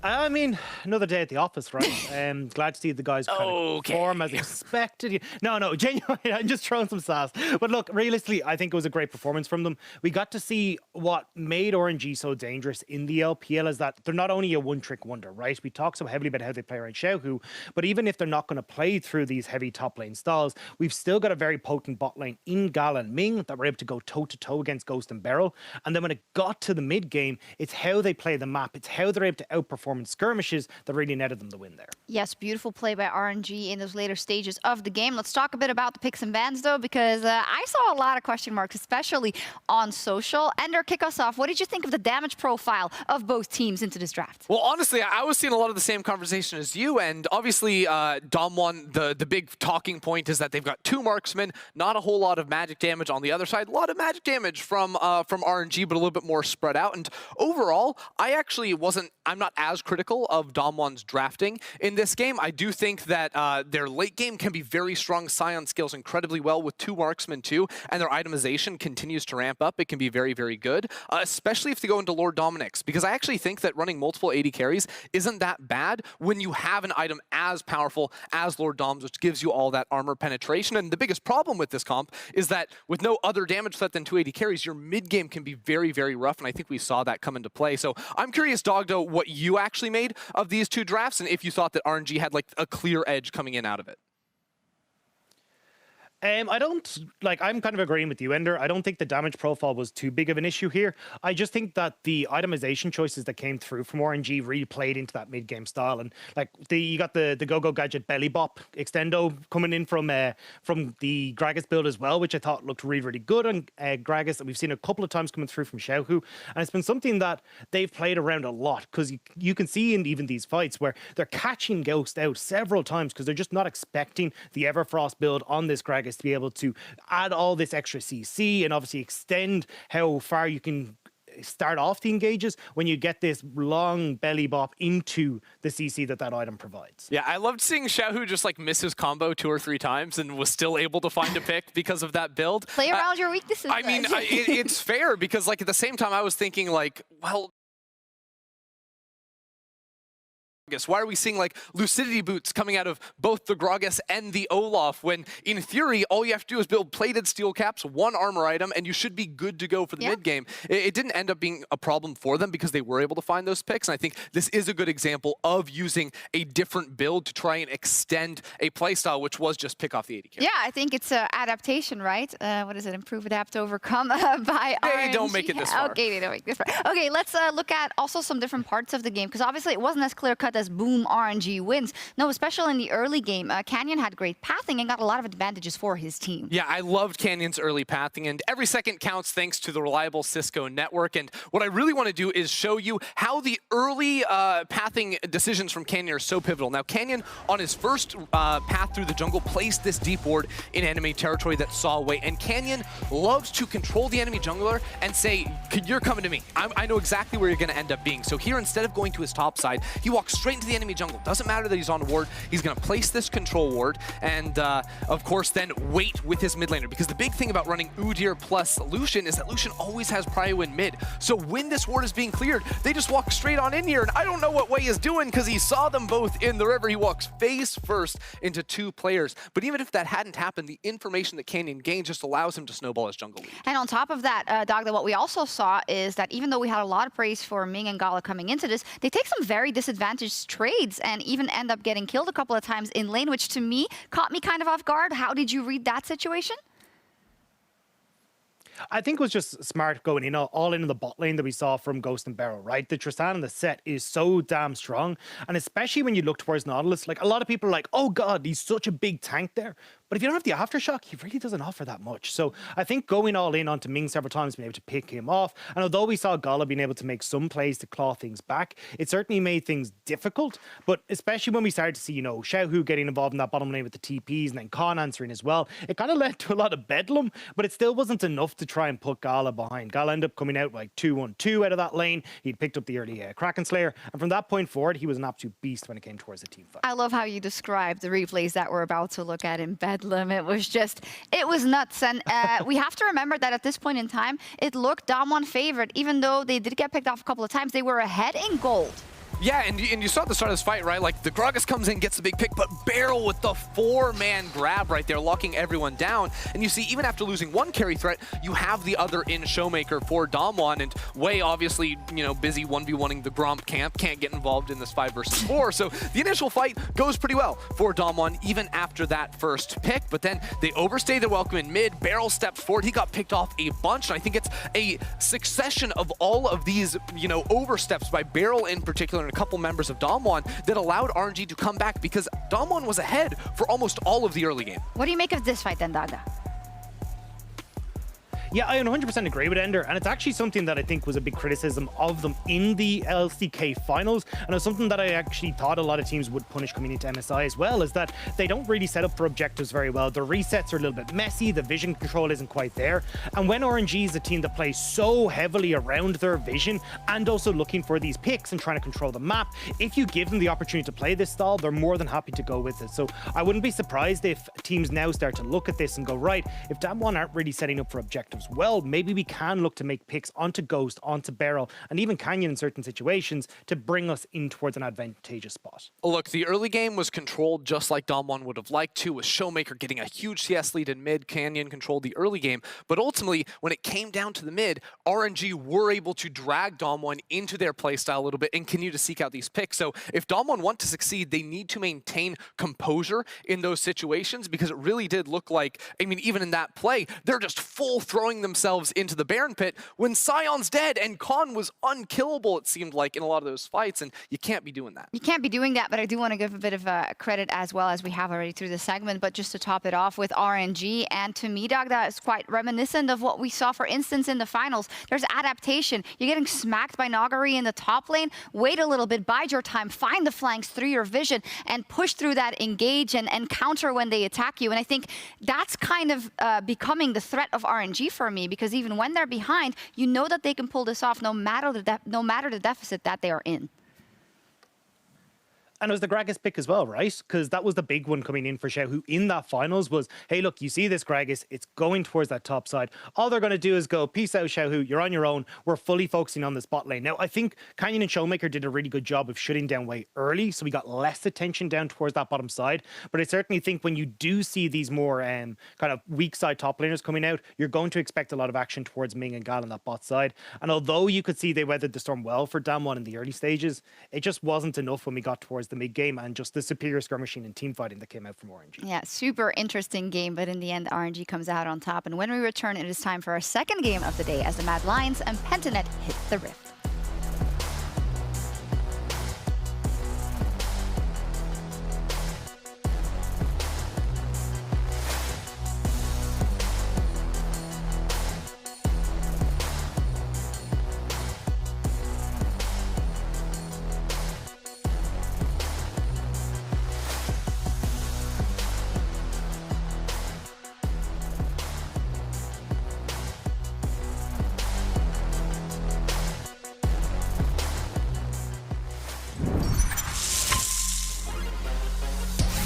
I think right now, as a Mad Lions, we have chance to be MSI champions. We are not maybe the greatest players as individually, but as a team, I think we are really one of the top teams. Yeah, so there's 3 things you need to know about me and Chaz. Is that 1, we're going to send it. 2, we're going to send them to the ranch. And 3, we're going to get solid bowlers.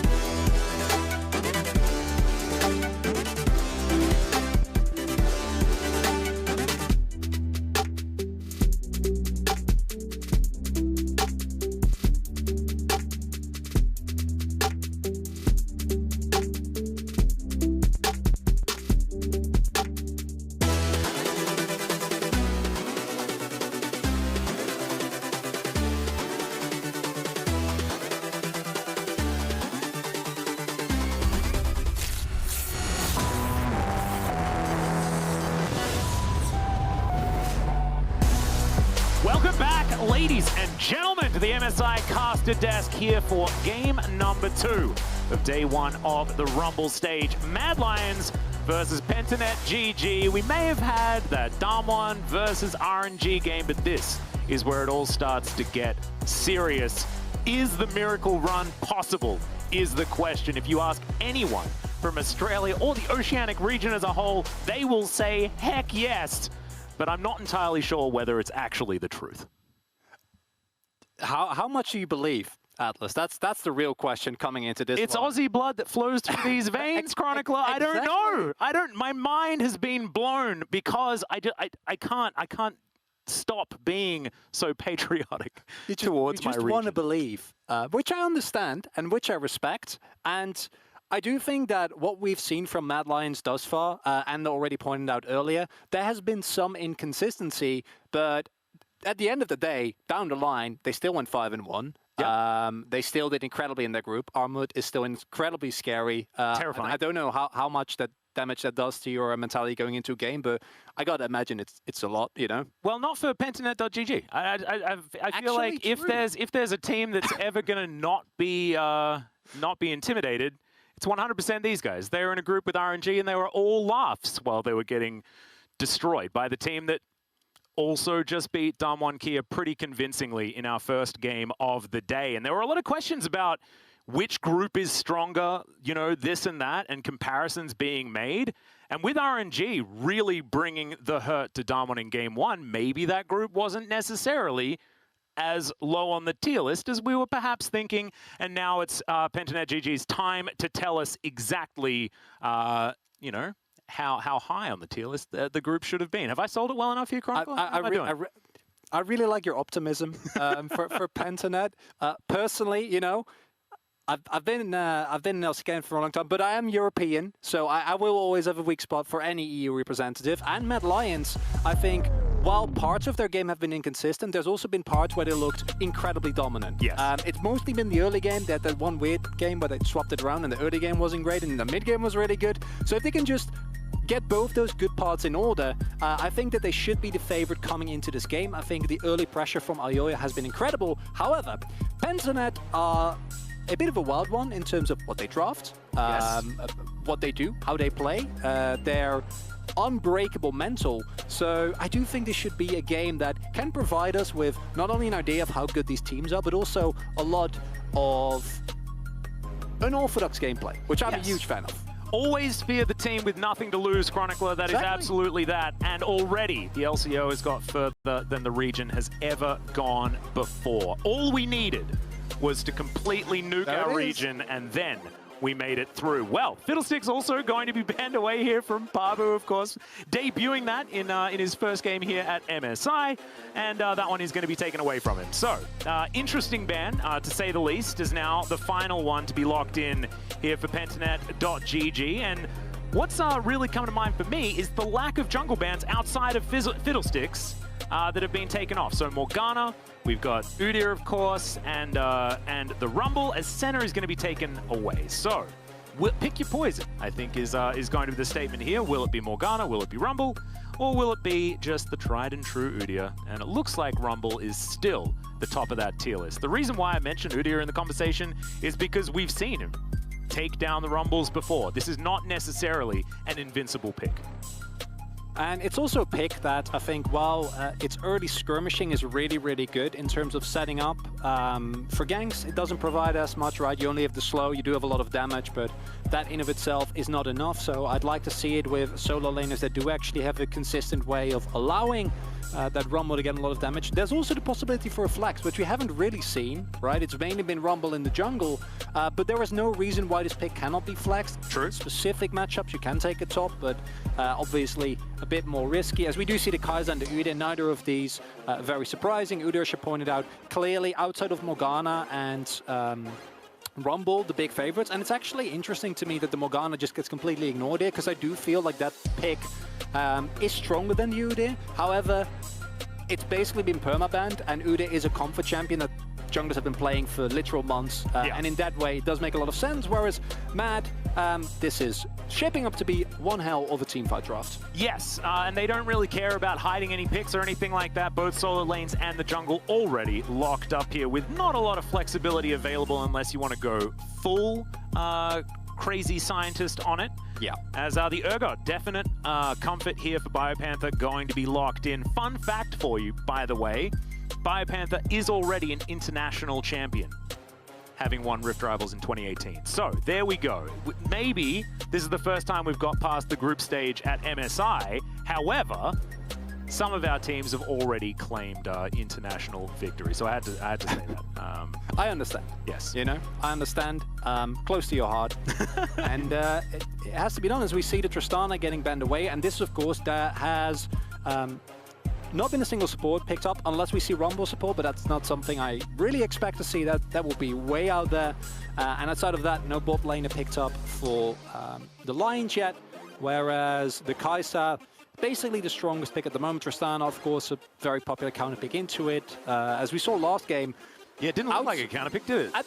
I mean, outside of laning phase, it didn't. Like, I think in laning phase, it went very well. Afterwards, Ghost didn't have an impact, and Beryl got caught way too many times. If you can avoid that here as Pentanet, you're going to be just fine. And it's interesting that a lot of these picks get kind of banned away, but the main thing that we see with the Kai'Sa, the Nautilus, can still just be picked up here on R4 for PGG. So I think at Pentanet they can pick up the Nautilus, they can keep hitting their mid lane and probably end up with something scaling. And there we go. I like that. I think that otherwise it's too simple, right? Yep. For Pentanet, it's super straightforward what you pick at that point in time. And the Victor also takes away a safe scaling pick from Chaz, and also one of, I think, the more consistent matchups into the Orianna where you can actually match her scaling. Well, we'll see exactly where Chaz wants to go. Of course, doesn't need to save mid lane for last pick because, of course, it's just the bottom lane to go down. And that's a Kassadin. Of course, Chaz already playing Zed at MSI, you know, loves his Kiana as well. And now it's the Kassadin. We have seen this once before. Didn't necessarily go super well. However, you know, this is an anti-mage mid laner, all right? I see a magic damage jungler and a magic damage mid laner. Oh. And I see Vayne. Okay. Yeah, there's a lot of stuff happening in this draft, and I think that the Kassadin is actually lovely if you look at it in a vacuum into a Orianna and a Rumble. Like, I like the idea behind it, but I also feel like Pentanet, they don't really have great engage thus far. Kassadin makes sure that their composition, which was already short range, is now playing an extremely short range, basically outside of Kai'Sa, effectively full melee composition into a Orianna, Gnar, and Rumble, which is up. Yep, there we go. Full. Thank you very much. We are extraordinarily short range here on the side of Pentanet.gg, and the Vayne is going to be able to shore up this Mad composition. And I feel like this is a similar story to what we saw last time around, but this time it's Mad that are wearing the RNG shorts, which is a composition that's pretty standard. Maybe the Vayne might be a little bit more out there. Everything else absolutely tried and true, whereas Pentanet.gg are playing a very Pentanet style of composition. Of course, the Urgot there towards the top side of the map, and now Kassadin is the assassin of choice for Chaz in that mid lane, with Praedyth, of course, back on his Kai'Sa. Very, very comfortable for him there on the bottom side, but I kind of like the Galio delivery system in Rocket Pabu into the back line and really try and cause a ruckus. There is a chance that Pentanet could possibly make something happen here. However, they've completely sacked all mid pressure, right? So the early game is going to be really tough to navigate. And I think, again, Mad Lions, one of the strongest early game teams that we've seen in their group, it's a bit of a risk. That's something that can definitely backfire, and it's going to be up to Pentanet to show that they can actually survive the early game against a team that has shown that they can dominate early game. On the other end, for Mad Lions, even if the early game goes well, really got to make sure that you don't make the mid-game mistakes, right? Because even though you have a Vayne, even though you have an Orianna, into a Kassadin, I'd still not feel very comfortable going into that in the later stages of the game. Yeah, this is going to be a very interesting one as we make our way on to the Rift for game number 2 of the Rumble stage. Mad really wanting to shore up some of their inconsistencies. You heard the desk talking about it. They have been up and down. Their play style has gone all sorts of different ways, and we'll see whether that is going to be more consistent here as they move towards a potential knockout stage berth. That is what everyone is going to be vying for.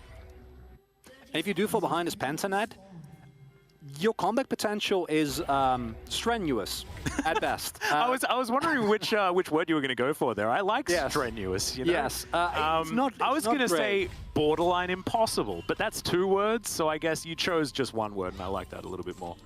Yeah, it's just really hard with a composition that relies on just diving in extremely aggressively, basically blowing someone up instantly. Even with not taking the casting into account, right? Like, you need to actually get onto the back line, which can be hard against a composition of Mad that can kite back decently well. I also just need to make an aside here that Celestial Kassadin has been chosen, and that is the unofficial Oceanic skin. It took way too long to actually come out, so it didn't actually get called the Oceanic skin. We waited for it for a really, really long time.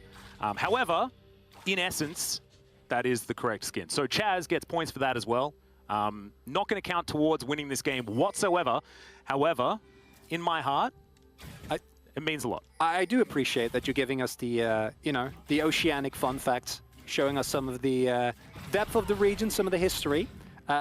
However, in terms of actually winning this game, as you say, it doesn't help you a lot, and I want to see to what extent Mad Lions can play around this early game pressure. That's a big old flash in. Kazi immediately going to flash out as well, as the heal is also used. So that's trading up when it comes to the summoner spells, but definitely trading down when it comes to taking way too much damage here on the Kaiser. As Kaiser flashes forward, not going to get in range to stun up Praedyth, and now the pause is going to ensue. So already a lot of action there towards the bottom side. Not a lot of summoner spells remaining, just an Ignite there for the Mad Lions, and we've got both of them, I guess, for Space Vane or Kaiser there on the bottom side. So, this is finally our time to shine, Chronicler, because of course, if you guys have ever watched the LCK before, we like pauses. We enjoy this. We will update you on exactly what has gone on. No idea just yet as to what the issue is over in Iceland, but as soon as we know, we will come back and we will tell you exactly what is going on. But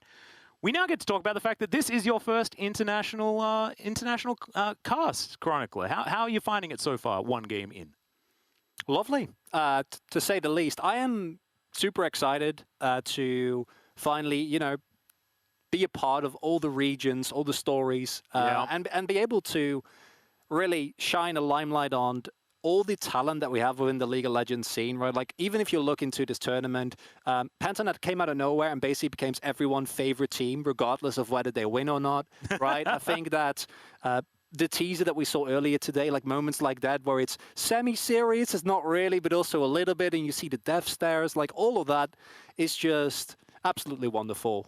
Not to mention all the interactions that we get on social media as well, as Ender, of course, brought up Perks finding as many ways to talk down to Mad Lions as possible. That is only going to make the C9 Mad Lions game that is going to be coming up later all that more interesting, especially with how well Humanoid's been playing.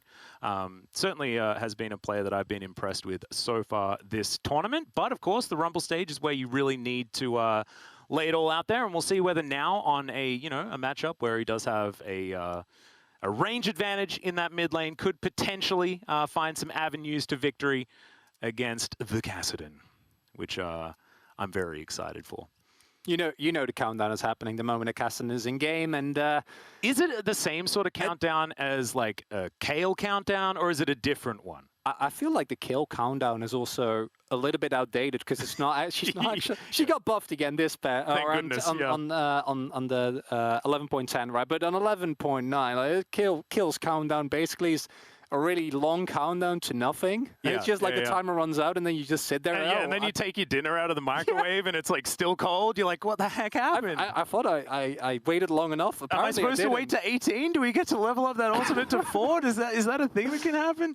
No, it's not. It's not, unfortunately. And I think Kassadin is not in the greatest of place at the moment. Even in a situation like this where, like I said, you're still going to be sacking so much mid-pressure. I think Mad Lions are definitely going to punish that. But even against teams where you get away with it, I feel like it's still okay, but it doesn't provide the literally I hit 18 or I hit 16, I hit my level 3 ultimate, and it's basically over, right? I think there's a lot more counterplay available. And in that context of just everything that Pentanet has picked, this Vayne pick from Kazi it's such a I dare you to jump on me move, right? Because Vayne has very limited range. She has a lot of mobility with Tumble. She can self-build with Condemn. There's also plenty of opportunities for the rest of the team to kind of keep her safe. But simultaneously, it's a very short-range AD carry. And you're playing a short-range AD carry into Kassadin and Galio and Urgot. And all of those are terrifying. So I think that can create really cool situations, or you just get hit by one thing and you die. Yeah, the thing that's really interesting to me is that, you know, Vayne's short range. Yeah. And then Pentanet GG are like, hold my beer. We can be shorter range than you in every pick that they have, basically. Of course, Urgot, technically a range champion, but shorter range than good old Vayne. Kai'Sa might be able to stand up, but we've actually seen so many times the Vayne picked into, who I like to fondly call Space Vayne there on the bottom side of the map, because the lane matchup actually isn't too bad. But, ladies and gentlemen, we do have a slight update here. Apparently, during the bot lane fight, Kazi reported that his client minimized, which I think is a negative. I think that's bad. I definitely chalked it up in the cons column. Yeah, yeah. I don't know, like, how do you do that? Is that like an accidental alt-tab? Or something like that? Or the computer just having a little bit of a fumble there? That is what has actually happened, and hopefully we can update you as soon as we have any more information as to that one. As you can see, the Pentanet boys definitely looking in high spirits. They always are. which is absolutely no change from the rest of the tournament forever. Is Pabu, I'm a little bit disappointed, to be perfectly honest. He has been bringing out a lot of his crazy picks. We saw the Fiddlesticks get banned, and I thought that might have baited him into picking something even more crazy. But decided to just go with the Udyr, which has been the standard pick into the Rumble. And of course, you do need to try and keep up as much as possible with that jungle clear. And it does make a little bit of sense, but I'm still just a little bit sad about it. But it's a really interesting composition that they've pulled out, despite the fact that, you know, they have made certain sacrifices in order to get there. If this was no rush 20, like we like to talk about, you jump in at 20 minutes, everything's even, you're feeling pretty good with a comp like that. But it's how this early game's going to go that is going to change things, as Kazi's having, just going to hide from the camera here. He's minimized himself, maybe. I'm not entirely sure. A little peekaboo there. I like Kai'Sa is just not going to be phased by this whatsoever. I gotta imagine at this point, Kai'Sa is also very well acquainted with Kazi's shenanigans, and he's just sitting there like, yeah.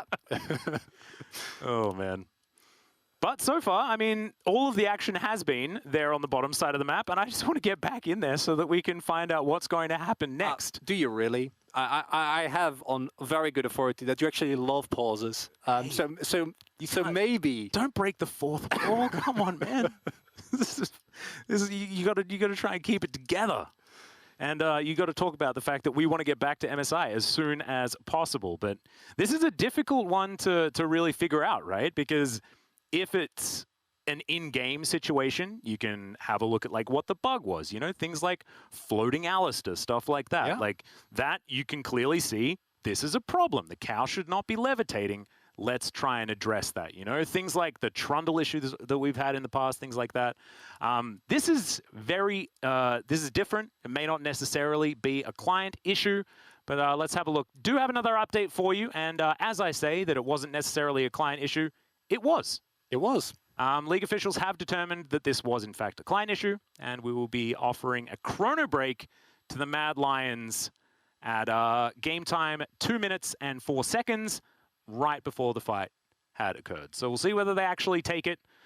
I'm not sure whether you necessarily want to. This is a really interesting situation, right? Because I wouldn't say that Mad Lions entirely lost out in that situation, but I think we will be able to update as soon as we can as to exactly what their response is going to be. And Mad Lions have, in fact, accepted. I really like this, all just coming straight away, you know? We're getting all of the information back to back to back. But yes, Mad Lions will accept the chrono break, so we are going to be going back in time, ladies and gentlemen, to 2 minutes and 4 seconds into the game. It's a long way. We, of course, made it to, I think, about 3 minutes and something. But now we're going to take, I think it was like 2 minutes and 40 seconds. Yeah, I don't think it was a lot. This might be like the little babyest chrono break that we've ever had. A cute little one. Yeah, it's really early. Not a lot has happened yet, because normally, you know, these are also really great opportunities to take a look at what do we see in terms of jungle pathing, to what extent was there early plays, how have the compositions worked out. None of that has really been relevant, because it was still level 1. Yeah. And they were skirmishing. And there was some skirmishing. Yeah. We could just break that down over and over again for as long as we like. Of course, chrono breaks aren't necessarily an instant thing. It's not like you snap your fingers and Echo's like, all right, let's do it. And that's not a very good Echo voice. I don't necessarily know how to do Echo's voice. But it's not like he does it instantly, right? We do need to put in some time in order to make sure that everything is sorted out and get all of the players back in there again. As you can see, looks like it's not affecting Pentanet too much. We've, you know, with issues like this, there is like that mentality conversation that you generally need to have. But with the fact that both of these teams are looking extraordinarily jovial over in Iceland, I think that everything is going to be absolutely fine as we just reset things. And also, no real statements have been made so far in the game, right? It's like you've got like a trade going a little bit wonky there on the bottom side. Everyone's lost every summoner spell, things like that. But otherwise, there's nothing really to react to. Whatsoever on both sides, so not going to be too worried about it. And hopefully we don't have any more minimizing clients. That's certainly something that you don't necessarily want to happen, and definitely a curious one. We've had a lot of different reasons to have pauses. The notorious toilet issue that we've had over here in the LCK, one of my personal favorites. Shout out to Spo TV for that one. Having it on the screen as well in a lower third was a beautiful touch. But this is a very different one. And so, here we go. Back in again. As we have gone to 2 minutes and 4 seconds, as you saw a few seconds ago. And we'll see whether the trading is going to be similar than last time. Of course, Kaiser now has his flash back again. And Decoy does not. Ignite available for the Galio. Pentanet.gg will just push in this wave. And we're looking for a little bit of a cheater here on Praetor's side. Interesting that he's going to go for that one. The protection there of Decoy is in goes Kaiser. Immediately the Shield of Daybreak will be broken as Kazi comes on forward. The flash, and Praetor will keep himself alive. But Pentanet.gg now in a real rough spot here on the bottom side. And they need to immediately back the one saving grace that it is cannon wave, so they have a little bit more time. Will maybe miss out on a little bit less. But as a whole, that's a very unfortunate situation, because you get a good trade, right? As you said, you trade up in terms of summoners, but then in the extended trade, you still get punished pretty aggressively. Decoy doing his very best to freeze the wave here. Unfortunately, I think the casters might be fine there, in which scenario Praetor is going to be very happy. Chaz getting pushed in here in aggressive fashion, as you would expect. Yep. Pabu here towards the top side of the map, just going to be grabbing the first scuttle of the game. As we can see, he has completed his full clear rumble just behind him, and will be moving towards the bot side scuttle himself. Where Pabu goes is going to be a question, as Chaz down to half health. This might be the avenue. And we see Kaiser already roamed as well. In this scenario, it's to help his jungler secure. Of course, Rumble, no way to really get rid of the shield, and with a Leona, that will be a lot easier. But in case of a gank, you know, if Pabu did decide to swing down mid lane, you can be ensured that the Leona would also pay a quick visit. Oh boy. Oh dear. And looking at Praetor's face, I think this might be a pause on the side of the Mad Lions. Yeah, look, we got like a solid 3 minutes of gameplay there. Did pretty well. We'll have to see exactly what has happened here, as obviously something is. I think it's still with Kazi, as you can see. Still just Ref hanging out behind him, trying to figure out exactly what has happened. And let's see what has actually gone wrong this time around. Hopefully this one is going to be cleared up ASAP, so that we can get this one all sorted out. You did have a look just a little bit in that mid lane. We are going to stick on topic just for the next little while before we completely go off the rails. As hi, Kazi. We'll see whether it is actually him that did pause it. Hopefully he's not going to have the minimizing client yet again. But yeah, you saw that the Kassadin was getting shoved in as we expected, and not exactly having the greatest of times. When will that matchup be something that Kassadin can actually enjoy? Because you're not picking Kassadin into the Orianna just so that you can fall behind forever, right? There are opportunities for the Kassadin to win, right? Yeah, yes and no. I think that the problem with Kassadin is, especially against a pick like Orianna that has such sufficient reliant and safe wave clear, you are going to have to reach a point where you're actually able to threaten her, right? Because you're melee and you have some wave clear, but it's not great. You know, it's never going to be fast. You're never going to be able to, until you get some levels into your ultimate, you get some items, you're able to actually stack it up and use that. Clear out waves reliably. And that is a really big problem because this is something that we've seen basically every team utilize more and more as this jungle meta has developed, is get mid lane prio to make sure that you can help with the scuttles, that you can secure vision for drakes, that you can help your jungler pick up a raptor camp, pick up another one, snowball those kind of leads. And that's also, I think, one of the main reasons why we never see things like the Kassadin anymore and why it's the Orianna, the Victor. Yeah, it can be difficult, but ladies and gentlemen, we are going to throw it over to the analyst desk and they can take you through what we've seen thus far in this game. Thank you, Atlas. We've seen so much. We've really just seen like one trade, I guess, in the bottom lane. You know, I bet they wish they had an analyst desk for LCK because when those pauses get long, it can be tough to fill for 45 It's true, minutes. but they do a phenomenal job, to be honest. Don't have the luxury always of throwing to someone else, but that's great. We can get our analyst's opinion on the draft that has been fielded. However, Ender, you did come out of a referee role before you were a caster.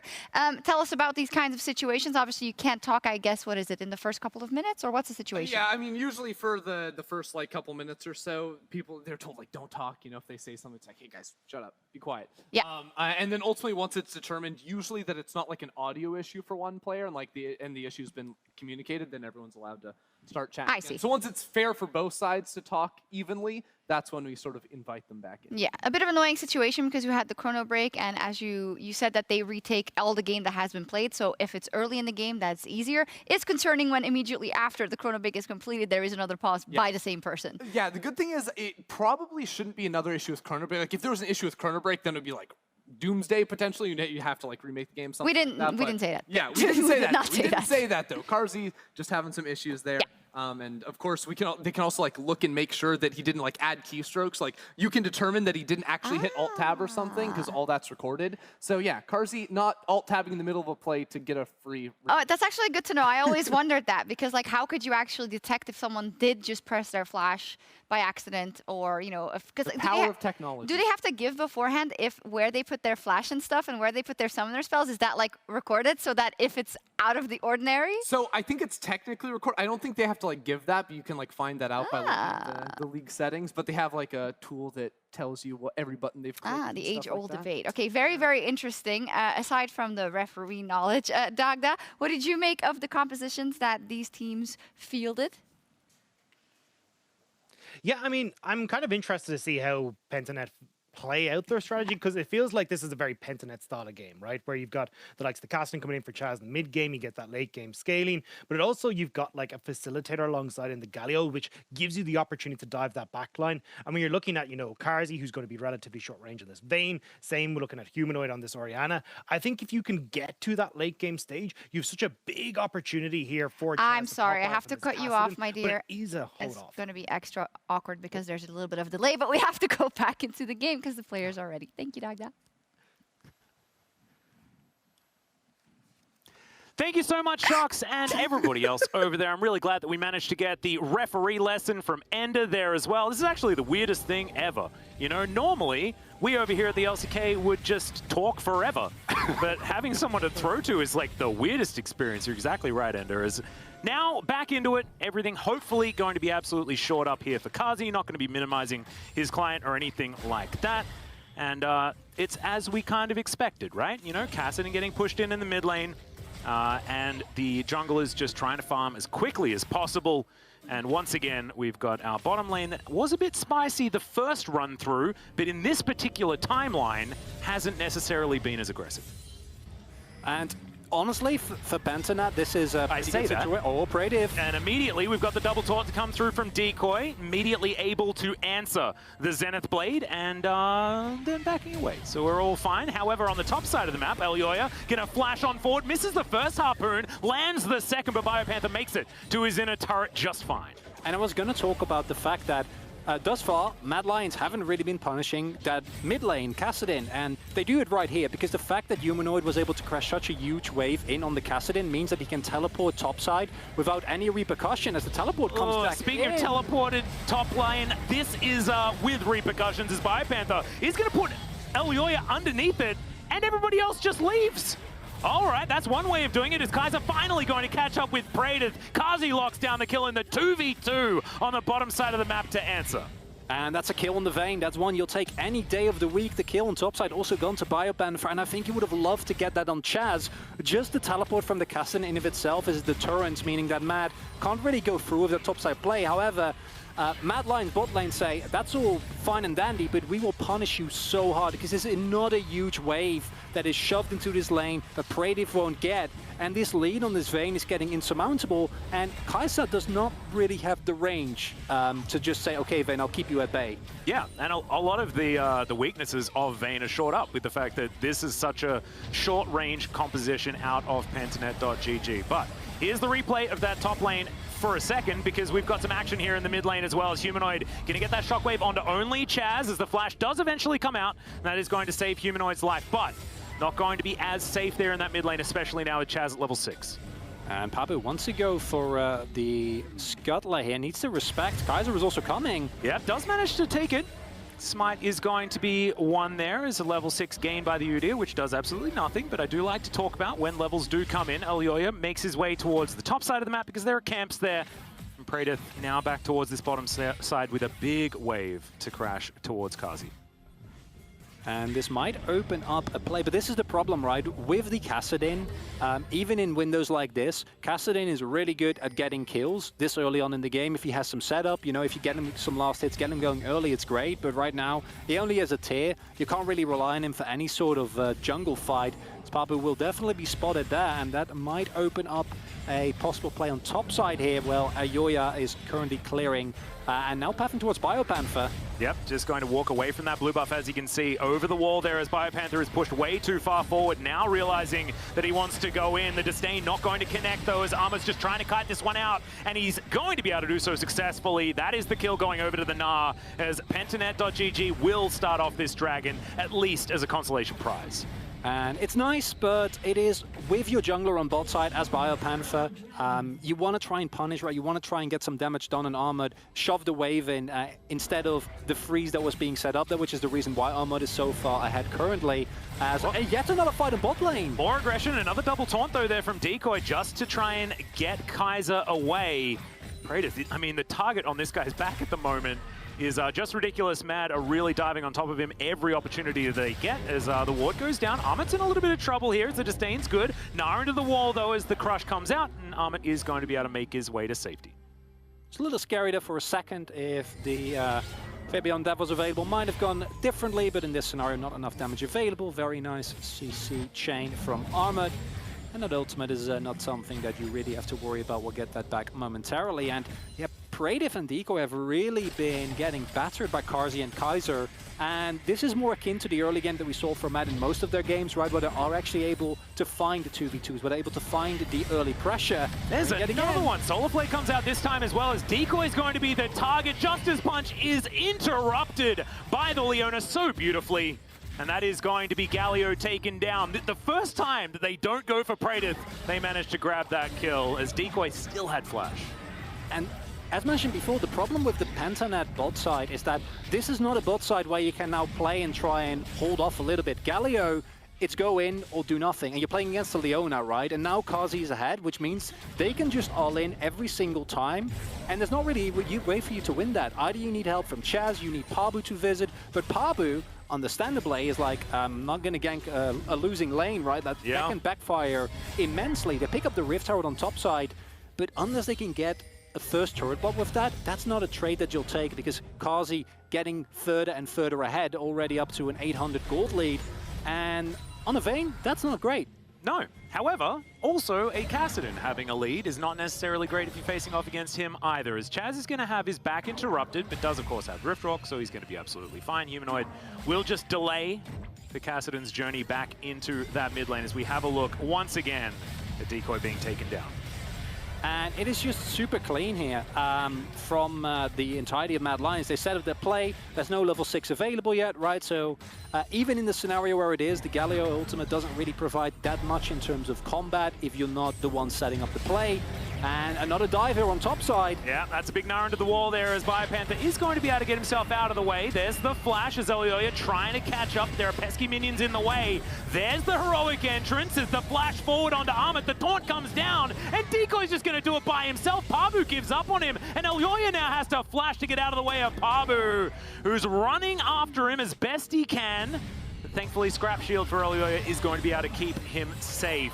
Chaz underneath his turret, exactly where Kassadin's like to be in a lot of the cases, as Praedyth finds Kaiser. But yeah, this is Mad utterly destroying the bottom lane. And Mad is just making use of the complete lack of prio and how far behind the Pentanet lanes are to dominate. Yes, sure, Armut dies there, but it doesn't actually matter in the grand scheme of things. You get free plates on mid side because Humanoid has the shove, Chaz can do nothing.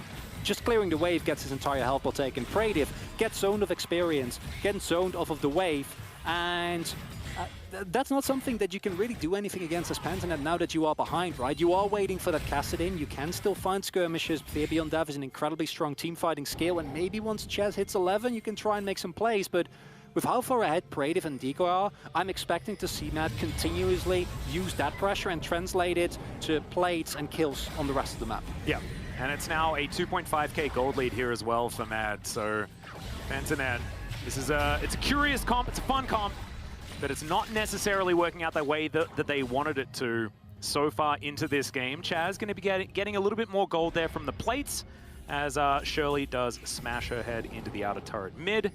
And Kaiser continues his reign of dominance here on the bottom side of the map for Mad. Elioya, I feel like this is the first time he's been down here. It's just been Kazi and Kaiser taking control just by themselves. And I think we're now going to start to see Pentanet run into the issues that we said earlier. Oh, that's goes wide. Yeah. Looks like blue buff should be going over to Chaz. Nothing to see here. Don't worry, Chronicle, it's fine. But it's still a level 10 Kassadin, right? And like level 10 Kassadin is basically a glorified caster minion, and he will level up, okay? Yeah. Eventually he'll get there, but he's not quite there yet. And even level 11 is not the spike that you're looking for. And I'm just happy to see Mad continuously look. You don't actually need to go in for that invade, right? You don't actually need to make that play, because just you being there, just you pressuring, gets you, yet again, played on top side. And this pressure play from Mad on every single lane around the entire map is now going to get them the first turret blood. That means that this subsequent fight is going to be way easier for him than it otherwise would be. And as Pentanet, you're basically forced to start like contesting objectives. Not this one necessarily, but every subsequent one for sure, from such a big deficit. And that is terrifying with a comp that is this short range. Yeah. And Pentanet.gg, they are losing in every single lane. However, they were winning in the river. Managed to take a couple of the Rift Heralds as well as the first Dragon. Second one will be going over to Elioya here pretty comfortably, as they could also potentially set up for a dive here bottom side, but Kaiser decides just to let them be for now. And this is just a lot of Pentanet trying to stem the bleeding, put on as many band-aids as possible, and find an avenue back into this game, because often, you know, when advantage is being taken, there's another one to be taken by the other team across the map. That just hasn't happened this game. And the real problem for Pentanet is that, yes, you have the Kassadin, but Kassadin, even with how good his scaling is not like a be-all, end-all solution. If he dives in and he doesn't instantly gib Kazi, like, you're still gonna have a huge problem, right? Yeah. Armut is really far ahead. Narkin wins teamfight single-handedly. You have one of the strongest teamfight ultimates in the Rumble Equalizer. You have Humanoid, who is just casually sitting on an insane amount of gold. Like, look at both Armut, Kazi, and Humanoid. All three of them can carry teamfights, especially this early on in the game. And I think as Pentanet, you're just looking at like, well, just hold on. I don't know how. Yeah, exactly. It's like, what are we waiting for, actually? You know, does it actually get better than this? That's the thing that's really, really scary here. Because like you say, the money's on all the right people here on Mad's side. And I just don't see where the upside comes from for Pentanet right now. You also don't really have ranged wave clear. I mean, that's they don't have ranged anything, Chronicle. They have a Kaiser, okay? Surely she's not known for how well she does in terms of quickly, range. Praedyth, get to the front line. We need you to clear these Shockwaves out for us. That is probably not what you want to be talking about. As Pabu finds himself the Chilling Smite here onto the Rumble. There's the heroic entrance. They grab the knock-up. Justice Punch is good too. Two-man Shockwave though as Chaz comes on over, and Pabu's the one that's able to grab the kill on the Rumble. It evens out the kill score. Just don't know whether it's actually solved enough of the Pentanet problems. And it's a really nice pick. It does use the Galio well. And we've been joking about Pentanet, right? But you can still force these man advantage situations with the Kai'Sa, with the Galio, both of which have semi-global ultimates that really easily allow you to get something. But then, here's my question. Is that actually worth it? Sure, you get a kill on Oyoya, but it goes to Pabu, not to Chaz, who is not able to use the money nearly as efficiently, as Pabu might be forced to flash out here if he's not careful. Yeah, well, Amit, let's see what he can do. Doesn't exactly have much of an armor. The flash on forward is Biopanther coming on in as well. Kai'Sa in a bit of trouble, but he's very durable, and all 5 members of Pentanet want this second Rift Herald. I think I spoke in error before, as that is going to be Kazi 1v1ing the Kassadin there on the bottom side of the map. Not something I would necessarily expect. The Shockwave's going to be flashed there from Biopanther, and unfortunately for Pentanet, they can't actually get anything out of this one. Amit is going as far deep as he possibly can, but that's going to be a fear beyond death, and Biopanther will be able to put a stop to it. That being said, that's the end of the good news for Pentanet.gg. It's a crazy mid-game. I think that Chaz got interrupted while trying to teleport. Kazi maybe found him stunned into the wall. I'm sure we get a replay of that later on, but yeah, Pentanet, it's nice that you get the kill on Kai'Sa, but you use so much trying to kill Leona. Mad just bide that time. The fact that Ahmed then afterwards goes in, doesn't actually slam the people into the wall amidst the jump is a bit unfortunate. But in the long run, I still think this is a trade you take as Mad, right? You get the side lane turret, you get the kill. And yeah, spotted out, just condemns into the wall. Okay, not a lot that you can do there. Very unfortunate, as in the end, you know, you get the solo kill in your vein, which means that Kazi's going to be even more out. You get the turret, funnel more gold into her. You pick up the Rift Herald. The 2 kills that you give up don't really make that worth it for Pentanet.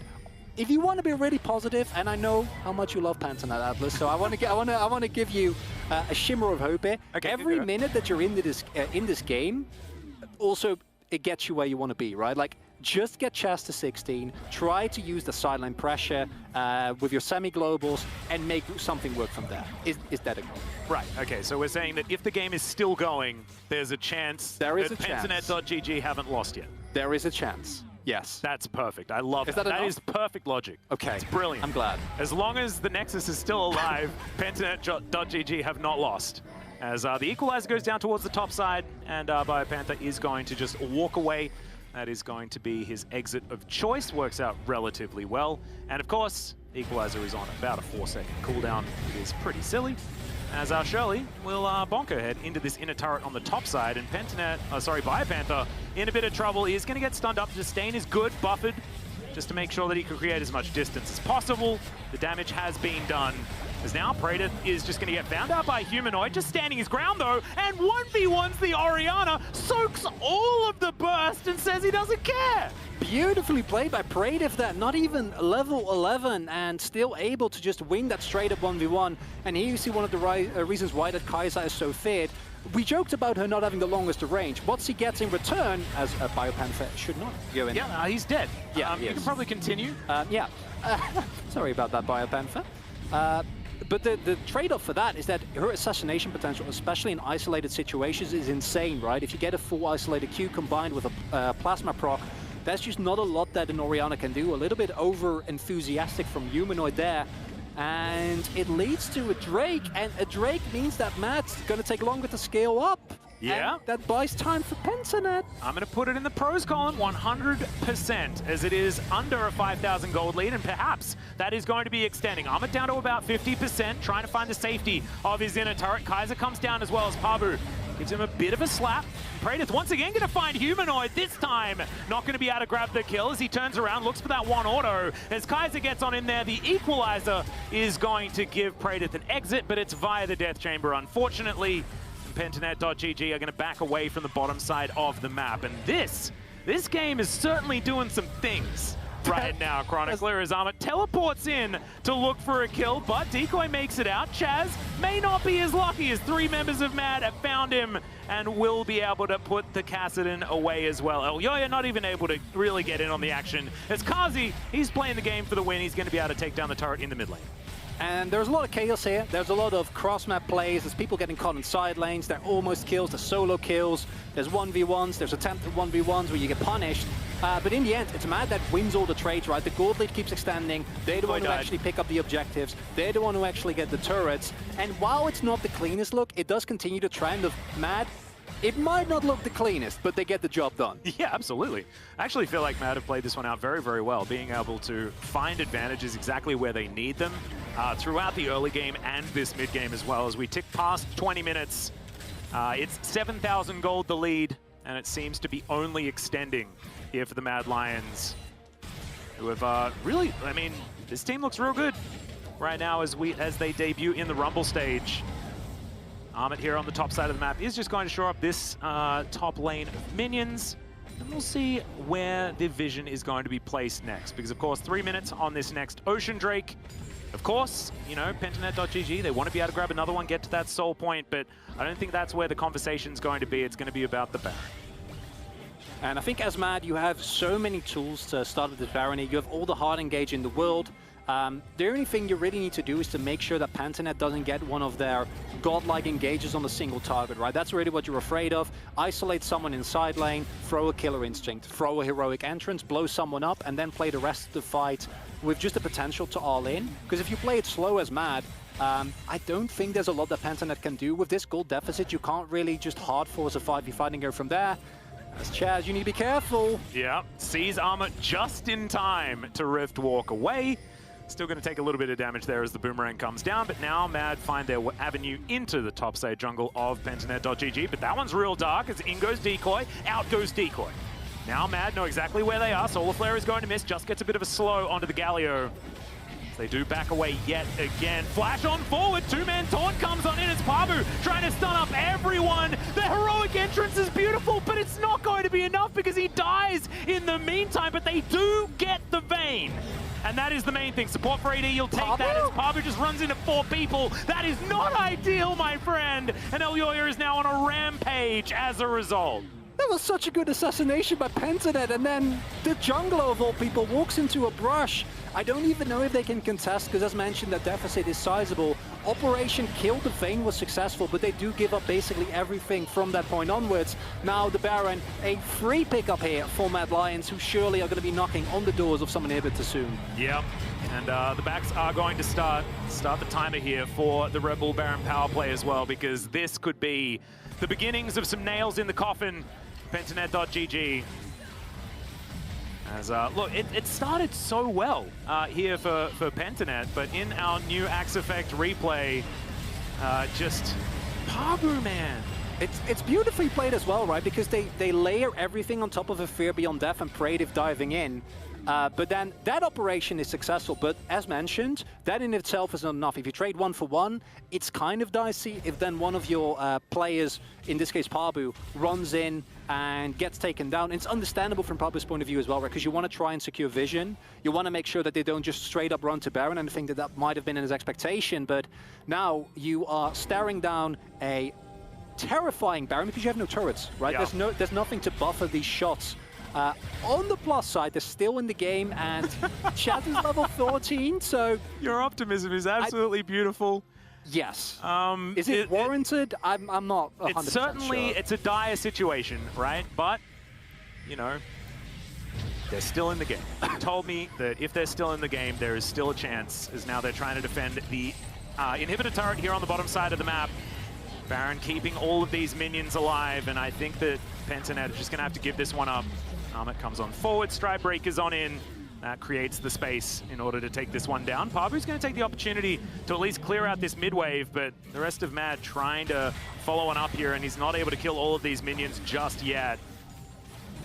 Feels like Pentanet, they need to do something, right? But I think even if they try, is it going to go well? You also, your hard engage is not that reliable, right? Pabu last time was able to get in from the back, but it literally is either Chaz or Pabu like getting in there somehow, and then you can layer. Your secondary initiation is really good, but your primary initiation really isn't, and that makes it so much harder. That's why Matt can just move forward with impunity. Yep, flash on out here from BioPanther as Solar Flare is going to go wide due to that. Equalizer comes down. Predator takes a fair bit as a few ticks do land on top of the Kaiser, but it's done exactly its job as the second inhibitor is going to fall here and Mad slink back into the Pentanet jungle.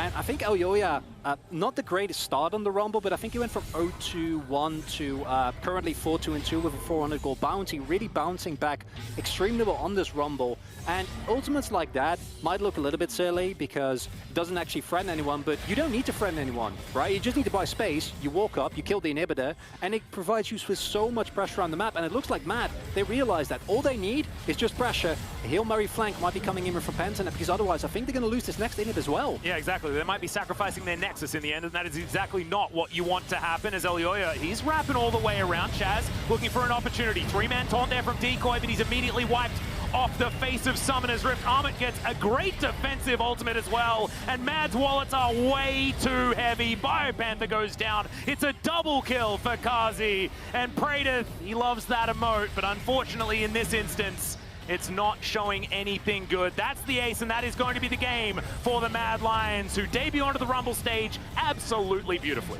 And in terms of kills, you know, there were a couple of 1v1s that didn't need to be taken, but the core thing is, as Mad have done, they get the win, and their objective control, I think, was beautiful here, because even when there was a 1v1, when there was a sideline that didn't go great, they were able to pick up plates, they were able to pick up dragons, they were able to pick up objectives, and snowball that into an incredibly comfortable win. Yeah, it was very, very nicely done from Mad Lions. I feel like there wasn't really any stage of that game where it felt like they weren't in full control. It began on that bottom side of the map. We've seen Vayne picked here so far at MSI. Did not work out whatsoever this time around. Looking pretty dominant as Mad take a well-deserved bow. Their first game is now in the books. Let's see whether that is going to continue to find victory as we move further into the Rumble stage here at MSI. And this really sets the stage for that game later today, right? Oh, yeah. I can't wait because I'm really happy to see, while Mad was scrapping a lot, and I want to go back to this because I think that is something that was missing from the early games, that consistency in terms of picking up the objectives and actually making sure that the plays that you set up around the map are not that high risk that you can get punished for them, because basically they were never really punished here, right? It was like I said, there were kills left or right for Pentanet, but Pentanet were not able to really move towards the base of Mad Lions, really at any point in this game. Yeah, and I found it really difficult to figure out exactly where the way in for Pentanet was that game as well, right? Like, we spoke about the draft, like the fact that it was fun, but where are the win conditions coming from, things like that, and we talk about narrow win conditions a lot. This was one of those type situations, but our Oppo player of the game is going to be Kazi on that Vayne. The original is the best. Space Vayne need not apply. And Kazi playing this one very, very nicely from minute one. Because it was this continuous pressure that really enabled Mad across the rest of the map, right? This was just a straight up 2v2. There was no jungle interruption. It was just continuous pressure, continuous prio, and continuous kills, getting Kazi out to the point where he could leverage his pressure literally throughout the rest of the map, to the point where it didn't matter if he died, as we saw, because he died once when literally the entirety of Pentanet dove for him, and it was still not enough. Yeah.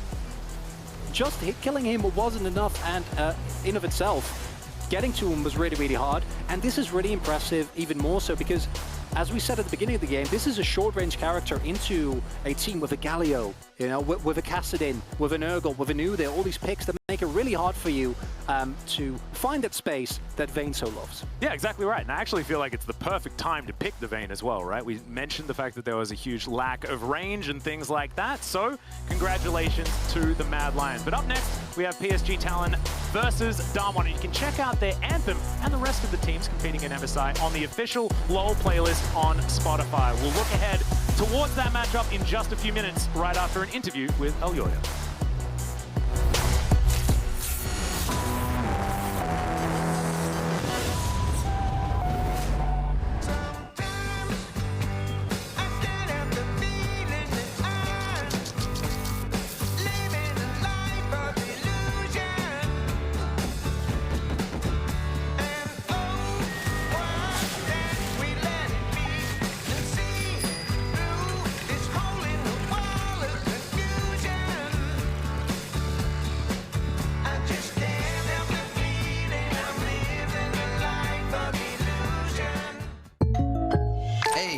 I didn't order any pizza. Jake from State Farm.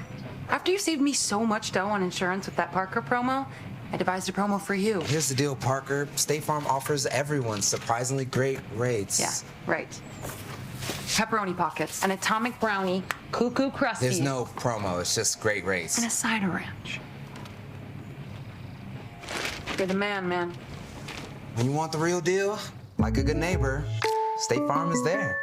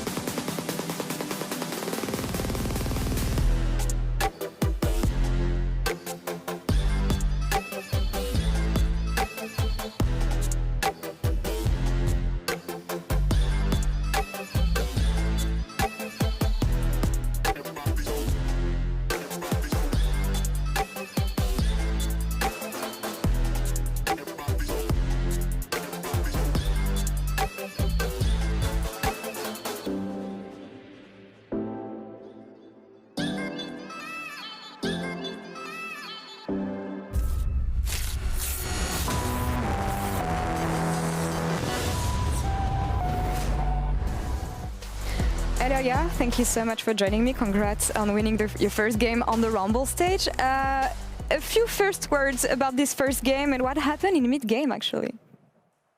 I mean, I think on the mid-game, we just had a Vayne that was overfed, so it was kind of easy to play the mid-game because Karzi was really ahead. So, yeah, I mean, I think that it was really easy because we had Vayne like really accelerated on the game. Yeah, and I was wondering why you chose this composition actually, because we saw you being very successful in the early game. Can you explain the draft you went with against PGG today? I mean, we think that Rumble is one of, like, if not the strongest, one of the strongest picks in this meta right now. So we just went for it and like we kind of went back a bit to our comfort, or like what we know we're good at. So right now, these games, it should be, we should look way stronger than we did on the play-ins. Yeah, Shox was saying actually in a countdown that it was expected for you, the main team from the main regions, to get to this Rumble stage, and actually teams like PGG, for instance, are the underdogs here. Have they surprised you so far? And yeah, what do you think of these teams, other than the big regions who reached the Rumble stage at MSI? I mean, I think it's good, and like I really like their ideas of trying like Kassadin and these kind of picks. Yeah. Like they bring out really like different picks to the games that we don't usually see. So I think that that's actually really good, and I'm sure this is like, I mean, they can for sure take any one of us like down in a BO1. So I think it's good to like that they are here and like to see the way they play and everything. Yeah, and you were mentioning some different picks actually, and when I think of Pabu, I think about the fiddlesticks that he banned, also the Carthers that he also plays a lot. How important is it to have some key picks that are exotic, such as the fiddlesticks, when you have so many important picks maybe that you want to ban in the meta, especially on blue side? I mean, I think it's good if you can have some of those pocket picks that they can like surprise you, or yeah, you are not used to play against them, so it's harder.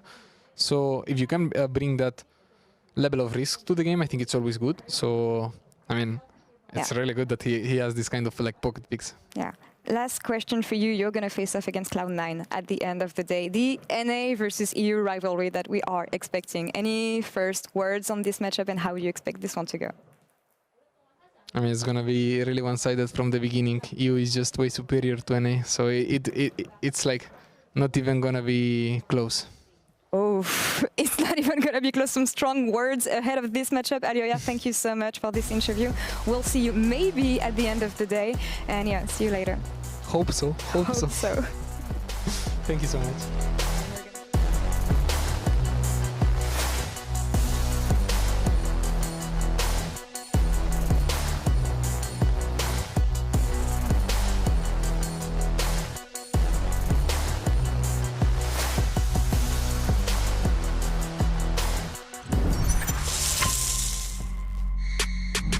We've seen PSG talent have leveled up over the course of this tournament. They've got an 80 carry, hasn't played with their team for the entire season, but he's getting more and more equipped, I think, to deal in this team environment. He has been looking better and better.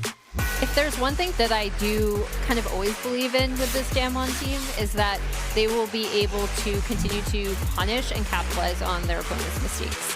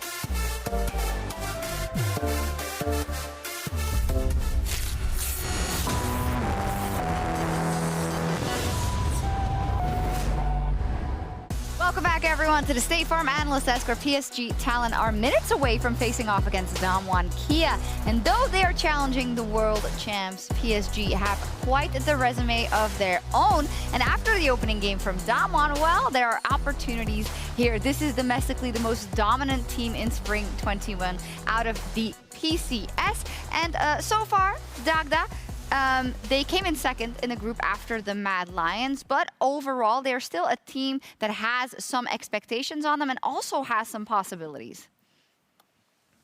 Yeah, definitely. I mean, when you come over from the PCS 26-1 out of the regular season, you do have high hopes for them. And even when we talk about teams from scrims, they were just like, this team is so damn good. If you're looking at a third place team, PSG Talon are looking to take that spot after Damwon and RNG. So I think definitely a lot of expectations, a lot of high hopes on this team. And especially when you see like pop-off performances from guys like Maple, you really do hope they can get there. Yeah, absolutely. Absolutely so. When we look at the context of the group, though, what is a bit concerning is that they looked very dominant versus the Istanbul Wildcats and versus Pain Gaming, but then they weren't able to make a dent versus the Mad Lions. And of course, that's the level of competition and higher that you're going to find in this Rumble stage. So what do they have to come in with here to make sure that they have a better impression against the top teams like a Damwon? Well, I think it's going to be really hard. Honestly, I see this team as being underneath both Damwon and RNG pretty consistently, also against Mad Lions. So like for them, it's about trying to like figure out where they can find wins. I think that throughout the tournament so far, Rivers looked pretty stable inside of the jungle, and I've actually really liked seeing both Doggo and Kaiwing continue to evolve together as a duo. Obviously, another international event again where they have to have a sub in the bot lane, and losing Unified, the best ADC in the region, is definitely going to be difficult, but Doggo has found more of his footing in that aggressive style that I've been waiting to see. Yeah, absolutely. He's been playing very, very well. Now they're up versus Daman, and I feel like the context of this pregame analysis changed because of the first result of the day. And need I to remind you, PCS are also the spiritual successors of the LMS. They even have Maple in the mid lane, and they were back in the day known to take down a Korean team or two. Oh, the Flash Wolves. I love it. Exactly. But Dagda, after the performance we saw out of Damwon versus RNG in Game 1, do you think there are more opportunities here for PSG? And what do you think you want to see from Damwon to make sure that they don't get off to a 0-2 start? So I think I'm going to kind of hit on the point you slightly made earlier on, which is like, PSG Talon have looked really good against teams that make a lot of mistakes, and they've been able to punish these super well. And that's why when they're playing against Mad Lions, they weren't quite able to get the footing in the same way that they were able to against other teams that were in that group. So I think coming up here against Damwon, if they can find opportunities to try and punish maybe some early mistakes coming through from Con, maybe positioned too far in lane, or if you look down towards the bottom lane as well, maybe they can find some opportunities where, like you can see on screen, they burn that early flash, and then they're able to revisit this moment against Pain Game in the bot lane to pick up skirmish victories. And that's the way that I'm hoping PSG Talon can try and take something against Damwon. But if we end up seeing them play that slower pace style that we got from in the PCS, I feel like that just lends itself into Damwon's hands, where they're just able to go, cool, we'll just wait to the mid to late game where Damwon are strongest. Yeah, so for me, I don't think that PSG have to be super explosive necessarily in the early game, but in mid game, we saw Damwon get picked off a lot by RNG. Barrow was getting caught out, Ghost was getting caught out too, and I know that Kaiwing is so talented on these pick supports, the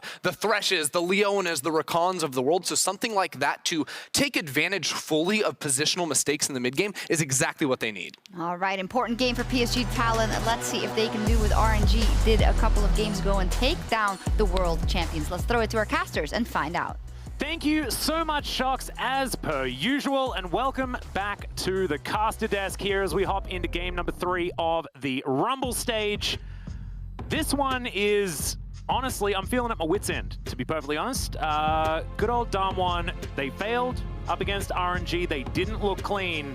And now there is a high chance that they could show us that they just aren't necessarily at the level that we expect. This needs to be a win.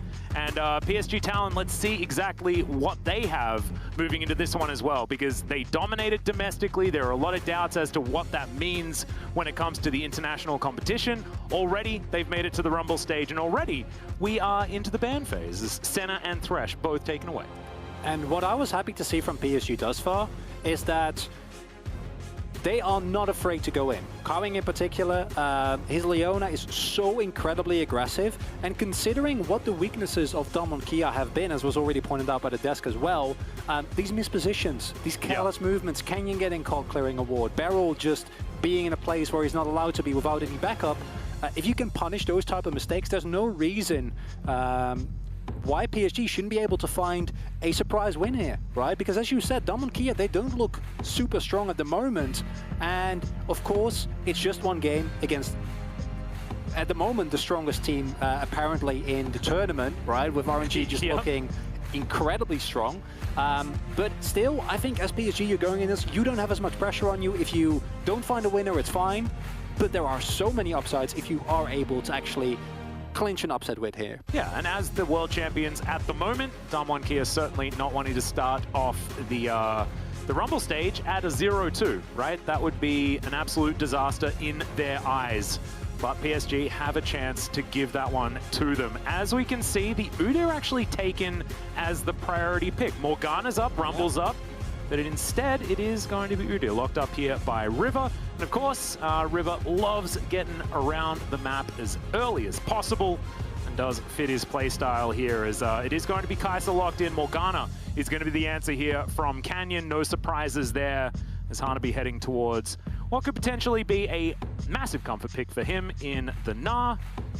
Now where does Maple go with his decision? Could pick up a Tristana here, would be in line with what we've seen a lot here for teams with the Kai'Sa getting taken by Damwon Kia. They clearly put a lot of priority on that Ghost. Very comfortable as well, one of his most played champions. And Tristana, already seen what he can do, right? He can provide early pressure. It is really good at getting prio. You can find the 2v2 kills if your opponent oversteps. And that is going to be the pickup here. Quite like that. And two questions for me is what Damwon Kia, are they going to pick up something like a Jace for Khan, which would be in line with what we've seen from them before, even though hasn't been the greatest performance, but no Jace. Khan, you take the Cyan, and that leads me to believe that we're going to see some support bans coming out here from Damwon Kia. Yeah, likely, unless they play some weird Cyan support, but I guess you could still just be banning out support if you'd like to there anyway. As, yeah, still taking some time to think about it as to what their supports are going to be, or what the bans are going to be. A little bit Freudian there, as I think it should possibly come through, as Orianna actually going to be the choice to try and target Maple there just a little bit. Let's see where PSG decide to go when it comes to their ban phase. Of course, we still have Showmaker, who can play a heck of a lot of different things in that mid lane. And especially with a Morgana, I feel like Morgana opens up the mid lane pools so much, just because she comes with the CC, right? You can basically pick whatever you want. Also does a fair bit of damage, and it does open the floor then for some of these assassin picks, potentially of the AD variety. Thus far, Damwon Kia have been very happy to just pick another AP carry with the Morgana, just pick something AP for Showmaker. I personally would not be opposed to actually see them go for something aggressive, as you point out, you know, maybe something like a Kiana. We've already seen the Zed, and while it is kind of out there, I do feel like you run a bit of a risk to see something like the Victor is still open here, get something safe, you know, get some Merc threats, and then have less of an impact. I really like the Nautilus ban, as already pointed out. Kai'Sa Nautilus is just such a safe lane. You can do a lot of things. It's a free pickup on your R4 here for Damwon Kia, so denying that is forcing them to actually give a little bit more away, as we do get the Alistair banned away there. And yeah, a Leona pickup would make a lot of sense, because I think Kaiwing has looked really good on that. As said, maybe sometimes a little bit over-aggressive, but I think against this iteration of Damwon Kia, that can actually be a boon. Yep, exactly. And over-aggressive is something that the bottom lane of Damwon Kia is certainly no stranger to either, as that's a Kali locked in, possibly for the top side of the map, possibly for Maple. Let's see what Kaiwing is going to lock away here as well, as of course, you know, we'd have to be putting Gnar into the mid lane if it was going to be a Kali top, so maybe that's not going to be what happens. But Maple certainly going back to some of his assassin roots here, as he does lock that one away. I think the blind pick Akali, though, is a little bit of a risk. As you say, there could be the potential for a swap here, but I don't feel like Gnar is really going to be a great pickup into most of the mid lanes, as we will be getting the Rakan here. Self-counter pick, interesting. Yeah. In terms of lane matchup, it's not great. However, it does allow Kaiwing to actually find the flanks, right, for PSG to play the aggressive playstyle and possibly still find people that are out of position would not love this. I think this is a really big risk. This is in line with what Damonkia have played before, and it will be Showmaker on the Sylas here. Yep, Sylas locked in. We'll see whether it's going to be better this time around. Of course, I believe he was playing the Sylas when Damonkia fell to C9 in the group stage. Now wanting to try and find a little bit of redemption. Now, I was asking for sort of assassins in that mid lane, a bit of that, you know, melee type play. Sylas doesn't necessarily fit that, but Showmaker certainly very, very good on the champion regardless. And we'll see what they can make happen. Of course, a lot of power picks for this team. Ghost on the Kaiser is no joke, as well as Khan Sion. Still being Khan Sion, right, despite falling in game number 1 of the day. I think Canyon's Morgana is going to have to do a lot of the heavy lifting. Improvement for Damonkia is at least this time. It's not just a sign in terms of initiation, right? Last game they had the set. Set can be good, but he does actually need space or lack of vision. Neither of those were available last game, and the Leona actually does provide long-range engage.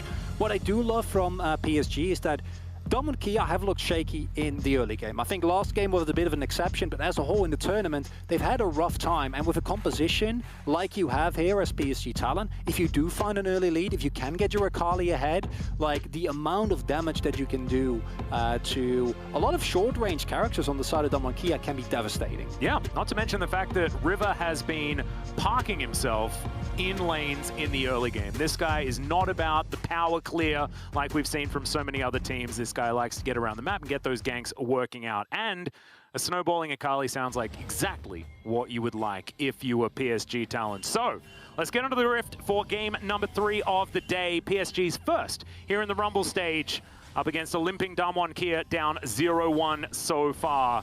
If it's a 1-0 star for PSG Talon, that would be so huge for the rest of this stage. They do have to get through Damonkia to begin it. It would also be a, honestly, colossal failure for Damonkia going 2-0 early on. The loss against RNG would be okay, but a loss against PSG, and this is specifically because it's the reigning world champion, right? They were touted, and I think, especially we in the LCK, were like, Damonkia is going to smash at MSI, and that's just from not what we have seen. And if PSG can capitalize on that lack of momentum that's currently plaguing them, it would be so huge for this region. And I think if you look at what the composition provides, it's very all-in. I think that if you do fall behind, this composition becomes really, really hard to execute because there's a lot of ways for you to go in and make plays, but if you are behind and that's not actually an option, trying to like play kite back with Doggo with this composition is a bit of a nightmare. Yeah. So in that scenario, it's going to become a lot harder. But if they do can find early game leads, if it's more like the first group stage Damonkia and they can get ahead, I'd be terrified if I was an LCK fan. Yeah. Well, that's a very sneaky ward there. Is going to survive the initial sweep of PSG. So the Krugs are going to have full vision for Damonkia. We'll see whether that's where River's going to be pathing or whether he's immediately going to head north. PSG just going to bide their time and turn up a little bit late. And there we go. Information given on over. And Canyon, exactly the same path, but he has full knowledge of his opposition. Showmaker not quite finding the abscond, but it's the early stages of this lane, so not anything to really worry about at the moment. There's Damon here on the bottom side. No real aggression or anything like that. And I think I'm prepared for aggression, Chronicler, because of last game, and we were sitting at like 2 minutes and already there were like half the summoner spells in the bottom lane. Not happening this time around. Gonna have to try and, you know, reorganize the brain. This is, of course, Damonkia, and they have been much slower in this particular tournament and in the LCK throughout this particular season. I think it'll be on PSG to really start things off. What we do see here is, yet again, early prior in bot side for Damonkia. They were able to maintain that last game as well. Showmaker also able to keep the mid lane nice and forward, which means that Canyon should have no problem securing the bot side. But thanks to Hanabi's great early game Gnar play, really punishing Khan on the sign here. Early on, as he should, means that River is going to have no problem picking up that top side scuttle. Udyr, of course, and this is also one of the reasons why we do see the Udyr getting picked here, even into the Morgana. I personally believe that Morgana brings more to the table. I think it is one of the strongest, if not the strongest champion at the moment in the jungle, especially once she gets going. But Udyr's early game, Claire is, as you can see, it's a little bit slower, but it's on the same level, right? So you're not necessarily going to fall into a deficit. and that means that we Beryl. That's a really long Zenith Blade, as Beryl, pretty happy with the Aftershock this time around, is going to be able to utilize that to only lose half of his health bar instead of the entire thing, as Canyon getting another ward down here on the Krugs before he does head back home. And this is something that Kane has done twice in a row now. He did the exact same thing last time where he walked into the enemy jungle. That time he didn't ward, as goes in again. Yep, good buffer of the rocket jump. Doggo's going to be able to make it out to safety. Showmaker taking a 5-point strike there, but not really too much going on here in this mid lane. And of course, Kingslayer going to help the Silas stay healthy, as well as River wandering towards that Krug camp and once again going to be spotted. And this gives a lot of information to Damonkia. It means that Khan knows that, I mean, he's already playing very safe. He's just basically stuck underneath his turret, trying to farm up as well as he can. Small CS deficit, but nothing to really worry about. And it means that Ghost and Beryl know that... Another wallop. Khan down to sub 100 right now. As a boomerang, okay, it's not going to work out. As of course, Khan is able to eat through some of his consumables and keep himself healthy. If Khan starts dying on Sion, then I'm calling the PSG Talon win. Because that is Hanabi just with beautiful aggressive play early on it, continuously harassing that Sion. Khan was at a way worse deficit, was able to neutralize a little bit. Now going to have to go back, going to have to teleport in. And hopefully this first back can help him stabilize this matchup a little bit, because if Hanabi can just freely keep the pressure on this top side, keep the pressure on this plane and keep Khan in that lane, it becomes a lot harder, and Kane also loses control over his top side jungle. Well, you can see Khan setting up for a bit of a freeze here towards the top side, wanting to make sure that Hanabi has to continue overextending. We know the Canyon is not in the area, however, still relatively dangerous, and also keeps things very safe for Khan up there, just to make sure that his lane is in a good spot. That's the main thing, right? Because Khan has been punished aggressively. Yes, his damage stats are high, but so many enemy junglers have been pathing up, as yet again off cooldown. Beryl seems to be using his Zenith Blade, but just a bit of a drive-by there in that instance. I don't mind it as much in this scenario. With Canyon on the bot side, you might be looking towards a possible dragon play, and by putting this pressure on the bot side, keeping them on their toes, right, Doggo and Carwing on the back foot, allows Kane to actually go for the opportunity to make that work. However, Showmaker not going to be able to join here, and if PSG Talon knew this was happening, as it looks like they are now, but it will be too late, I think. They could have possibly looked for something here, because Showmaker wasn't level 6 yet, had to clear that huge wave. But it will be Damonkia picking up a Drake basically for free here, thanks to that prio in the bot side. Yep, using the bot prio instead of the mid prio, of course. Showmaker did have a large minion wave to deal with, but with all of the extra scouting that Damonkia had done, had a pretty good idea that River wasn't in the area. So they are rewarded for that one with the first Infernal Soul, as I get a little bit more nervous. Our soul options, sorry, not Infernal Soul, Infernal Drake. Our soul options are the Cloud or the Ocean. And I'm assuming it's got to be the Ocean, right? Well, historically, that's generally not the case. But I remain optimistic. Well, I actually, you know, I think that we give Cloud Soul a bit of a bad rap, mainly because of the memes, but I think movement speed is very valuable. I was having a chat to Azael, and he almost convinced me that Cloud Soul is absolutely fine, and we should never say anything bad about it. If you have Rakan and Udyr, I would be inclined to agree, right? Like that is true. I think two champions that can make a great use of the additional movement speed. And general movement speed is such an underrated stat, where we see it all the time, where small movement speed buffs can lead to big snowballs. Showmaker not having the greatest time in this matchup thus far, and this was a counter pick, right? This is something that consciously opted into. Now, the Silas can still make things happen. In skirmishes, it's really good. In long, elongated, scrappy, drawn-out fights, where it's not a straight-up 5v5, but it's a 2v2, a 3v3, a 1v1, where you can get some ultimates. But thus far, it's been a game completely devoid of early action. Yeah, and you can see why the Silas has value, as I'll hold that thought. Doggo going down to about half, as Ghost trying to supercharge forward. Finds a bit of extra damage onto the Tristana, as now Kaiwing gonna have to use that battle dance defensively, and Ghost just telling people to get off his lawn here on the bottom side of the map. And a Ding 6 quite just out. Ghost did. He could have gone in for a Killer Instinct. Didn't want to take the risk. They didn't have any vision on where River was, who is now starting up the Rift Herald. Damonkia, you can't really afford to get this on over. Showmaker will have teleport as well. Khan is shoving in a wave. Has Ignite available. Yeah, Canyon will spot this one out as the teleport, like you were talking about. Channeled in that mid lane. Khan Coming on down, does have the train available as well, as Morgana going to be wrapping around.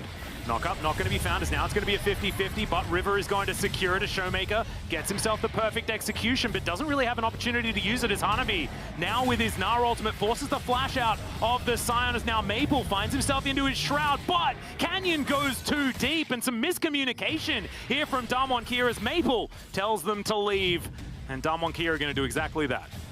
And it's just Damwon Kia playing so disrespectful as they go in on bot side yet again. The continuous pressure here. It's a lot of extra damage though, as you can see. Ghost is going to have to use the ultimate just to keep himself alive. And it is going to do just that. Beryl now in trouble though, as Doggo cancels one of those autos. But I think they should be able to still grab this kill as Beryl flashes at the very last second. Ghost holds on to his, so it's not quite that bad. But this is still not going Damwon's way.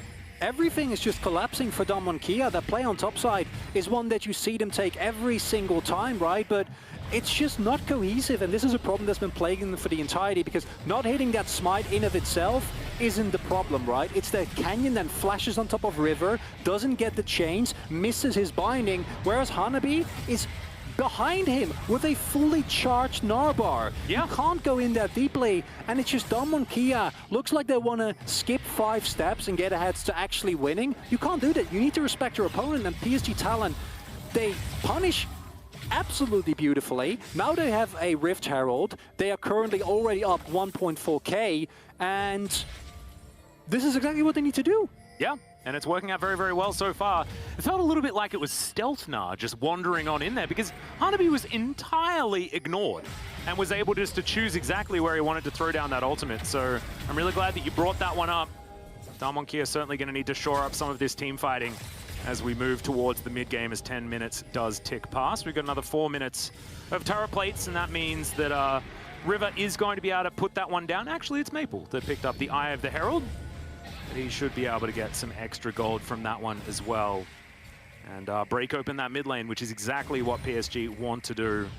The snowball, I mean, we mentioned the fact that that is something that this team really likes to do, whether it be playstyle and with this composition.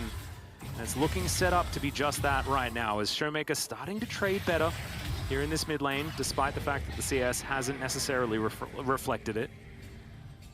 And what you're looking to do now as PSG Talon is just make sure that Damwon Kia doesn't get this Drake. If you can deny these early Drakes, if you can deny them extra time, they already picked up a first one, it's going to be a lot harder for them to try and stay relevant in this game.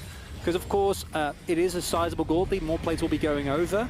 In of itself, it's not enough. If they might have Showmaker here, get more damage on the turret, and possibly pick up first turret block, and that's going to make it so much easier for them to snowball this lead. I love this. This is like having your cake and eating it too. They're going to be able to take this turret, despite the fact that it does have a lot of defenses, doesn't seem to matter too much. And now they should be able to move over with priority on that Drake as well, as the turret's going to stay alive. There's only one plate there remaining. Do have a couple of minutes to take that one down, as Khan fighting against Hanabi has used his Ignite that he picked up with his Unsealed Spellbook, just to try and make sure that the Gnar isn't as healthy heading towards a potential fight, as Beryl goes in once again. Doggo going to eat the CC with the rocket jump, and now Beryl should just explode here. Doggo grabs that kill so comfortably, and once again, Beryl just going in with reckless abandon. Canyon Darkbound a minion. It was a cannon, but that's still not worth it. PSG Talon is just making use of the mistakes that are being made by Damwon Kia, and they're doing it expertly. Kaiwing is going to go down. Ghost is going to be able to grab that kill, and now River is going to get bullied away from this Drake. Canyon, because, of course, he was able to get back, he is able to secure this Drake. So it will be the Ocean Soul, like I was talking about, and Damwon Kia will be able to take the first 2 Drakes of this game, and that is the end of the good news, to be perfectly honest. And I think this turret could have gone down if PSG were just a little bit slower on the draw with the Rift Herald.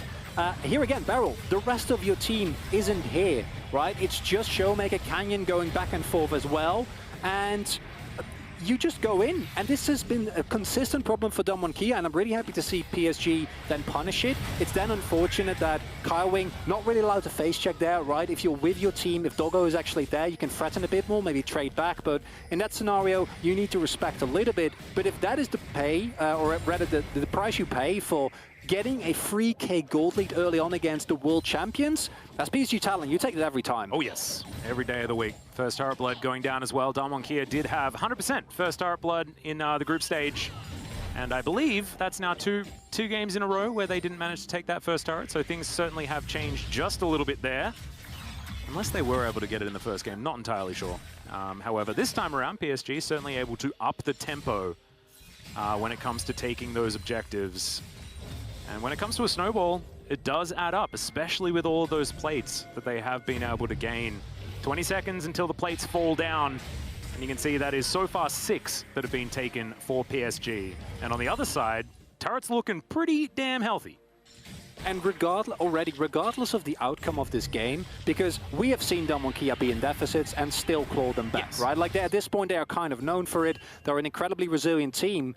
But to see them go tit for tat in early game against RNG, just to then show the exact same weaknesses that they have kind of shown throughout the tournament from in one year against PSG, and PSG making such good use of it, right? As we said coming into Champ Select, sure, the Rakan in terms of lane isn't great, but they weren't punished in lane, and now we can roam around, they can make picks, they're going to pick up the Rift Tower there, which they can turn into yet another turret. They're breaking open the map, which means players like Maple get so much more room to play, so much more effective threat, and if you can then turn a solo kill into yet another objective, the only thing that's a bit out of your reach is, fortunately for Damwon at the Ocean, it's not the Cloud Soul, and Ocean Soul is of course incredibly potent. But outside of that, PSG Talent is just picking up objective left and right, and if they can turn a kill into a Baron, break open the base, there's nothing that's holding them back. Tristana makes turrets evaporate in a matter of seconds.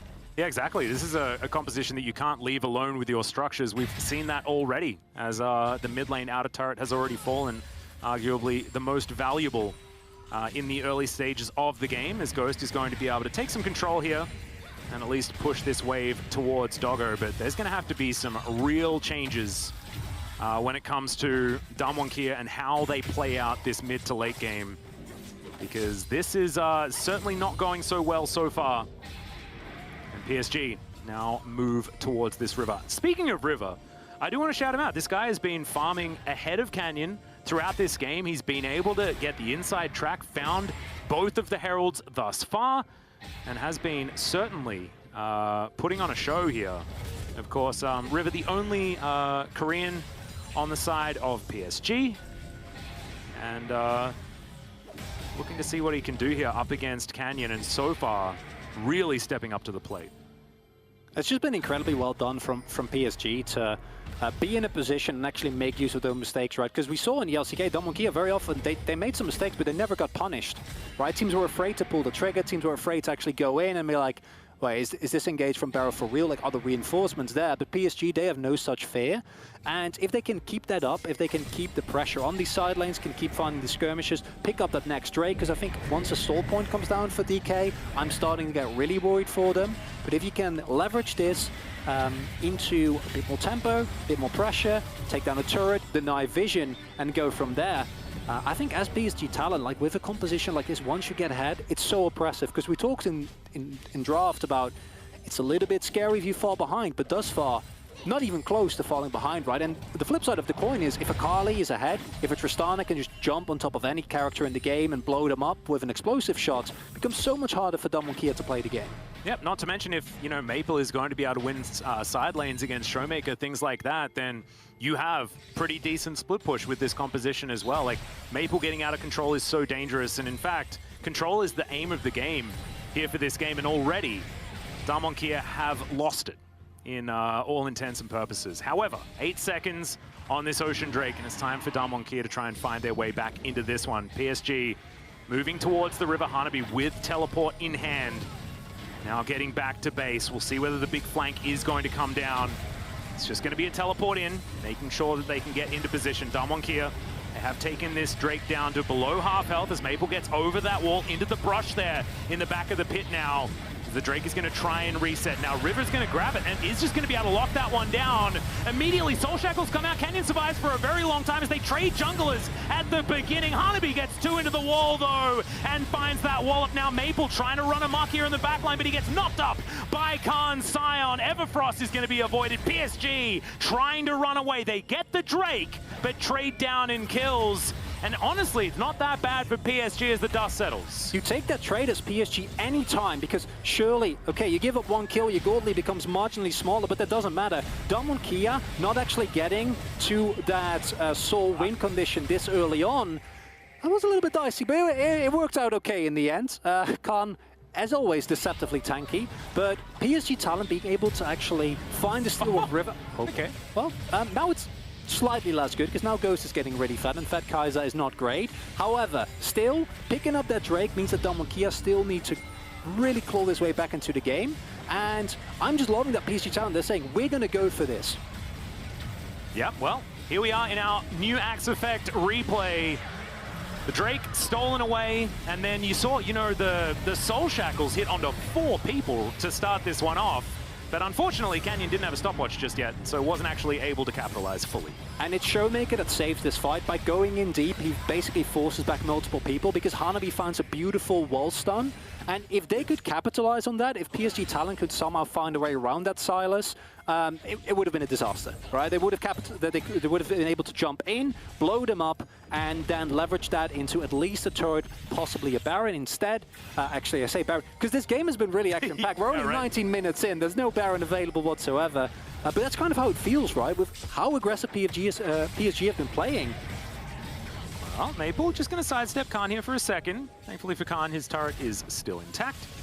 As PSG focus their attention back towards the top side of the map. They weren't able to take the bottom outer turret just yet.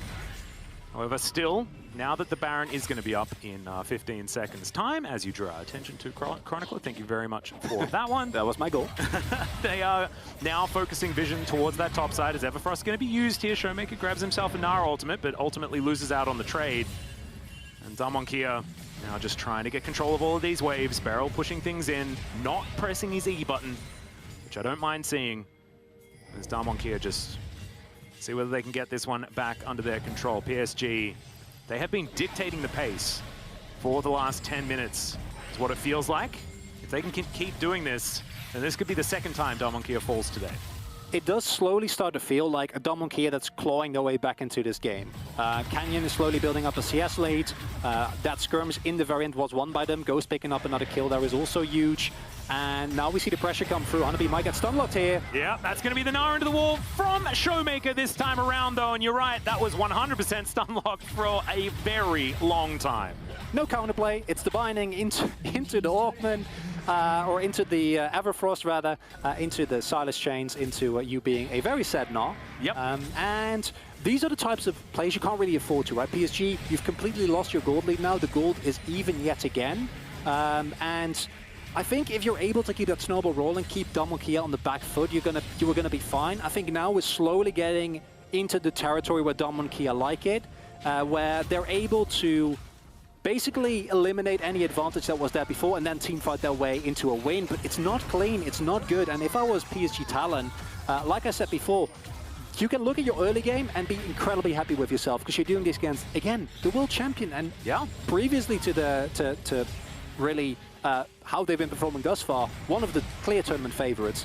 No, exactly right. And I think a lot of people had their doubts on PSG. I was cautiously optimistic moving into this tournament about how this team was going to play, just because of the name power alone, right? Most of us have seen a lot of these names on the international stage many times before. It's great to have Maple back, you know, spend a lot of time over in the LPL.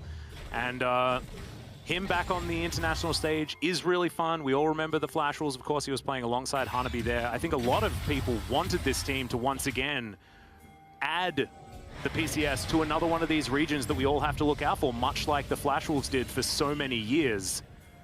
But they have to get through Damwon Kia here first. And the gold, like you say, completely even now, as 20 seconds until Soul Point potentially for Damwon Kia, and PSG being able to possibly find another team fight to get control back in this game. So Scared Barrel is going to go in there. What PSG are looking to do now is at least have a way to get into the river and go for a hard engage with the Rakan. Beryl taking a huge chunk there. That's a nice start of the fight for PSG. Yeah, Beryl down to half health now. He's not going to be able to find another engage like that without likely losing his life. Showmaker does have a Gnaw at the ready. As he slinks into the back of this Dragon Pit, this Gnaw could be absolutely massive.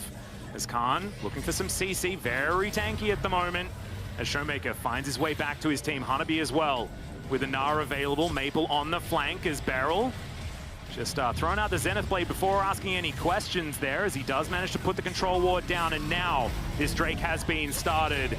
Canyon off towards the side, should still be able to make this one a 50-50 as he gets pushed away from the pit, but the Nara's already taken down. The Dragon is participating in the fight. It's in fact Showmaker. The locks down Soul Point is now Maple desperately trying to get out, but Showmaker's having none of it. Canyon not even going to be taken down as it's a triple kill for Ghost. 6-0-1 as they're booking it towards the Purple Worm. And it was looking so good up until this point for PSG, but Damwon Kia pulled the classic Damwon Kia. They're losing until they're not. They smashed the team fight, and they're able to pick themselves up Soul Point as well as Baron. And this is the reason why this team is still the LCK champion, why they didn't lose a single game in the finals, right? It's because this threat is always there.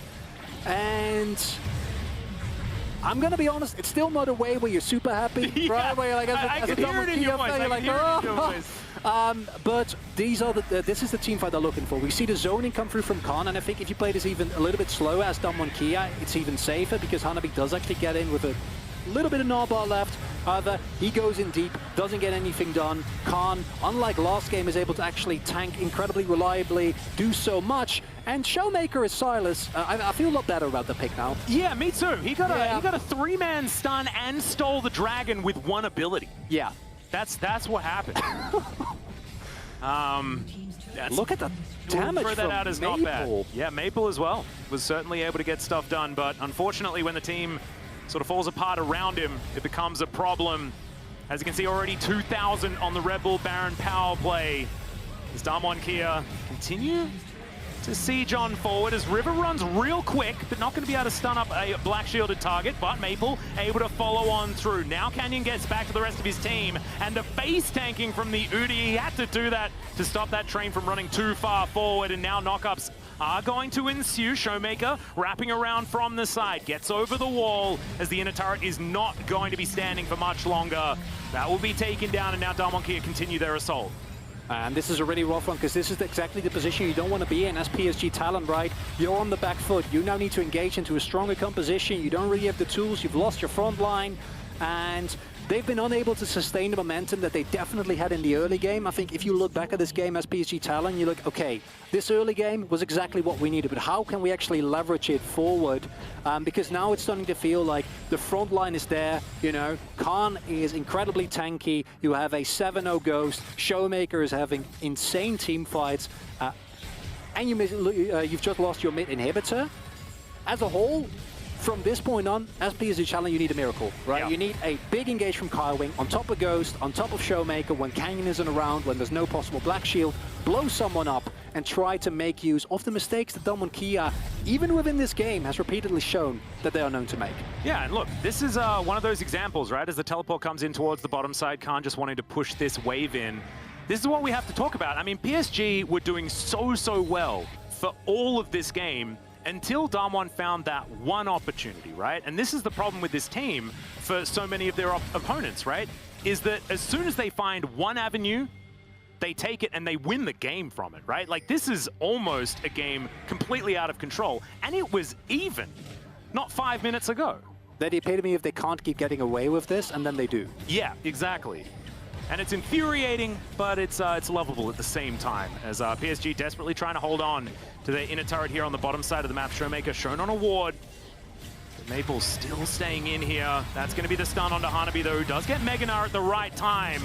Will he find the ulti, though, is the question. The answer is no, because he's not even going to look for it. The train comes on in. They find the wallop, as this Scion is so tanky. Big Gnar against the wall, though. I'm glad that Hanabi held onto it, just to make sure that disengage was going to be effective, as Maple looking for an opportunity to get damage, but Doggo is going to get taken down so low, so quickly, and Damwon Kia will break open yet another inhibitor turret. The inhibitor soon to follow, as Damwon Kia wanting to say goodnight to this game already. And what you see there is as good as it gets in terms of execution from PSG Talon. They're able to draw out a couple of ultimates, they're able to bait him into a fight. Hanabi finds a great stun into the wall. But with this gold disadvantage, it doesn't really matter anymore, right? And that's the really big problem that we already talked about at the start of the game. Now they got a face check, and they're going to get blown up. Yeah, Damwon. Oh, not going to find the Dark Binding. That was an odd place to put it. That's absolutely fine. Showmaker finds himself some quickness. Doggo also eats a Void Seeker. That does a fair bit of damage right now. Okay, Quickness just going to be popped here. Hijack, of course, not exactly the longest of cooldowns here at level 16 for the Stylus. So we'll be able to find another ultimate relatively quickly. Starmonkey just waiting. They want to grab that Ocean Soul when they can. PSG starting to get into position, but these are 2 inhibitors down, right?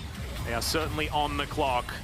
Starmonkey, they do find 1 knock up there onto River. Hanabi, it's out of the way with the Stride Breaker, and Starmonkey will be able to lock down this Ocean Soul. In goes Showmaker, 3-man stun yet again into the wall as Khan gets on in there as well. Ghost is legendary. Gonna grab himself a double kill as River's gonna have to flash that wall and does so immediately. Canyon still trying to chase after them with his Predator Morgana, but it looks like PSG will be able to make it to the fountain.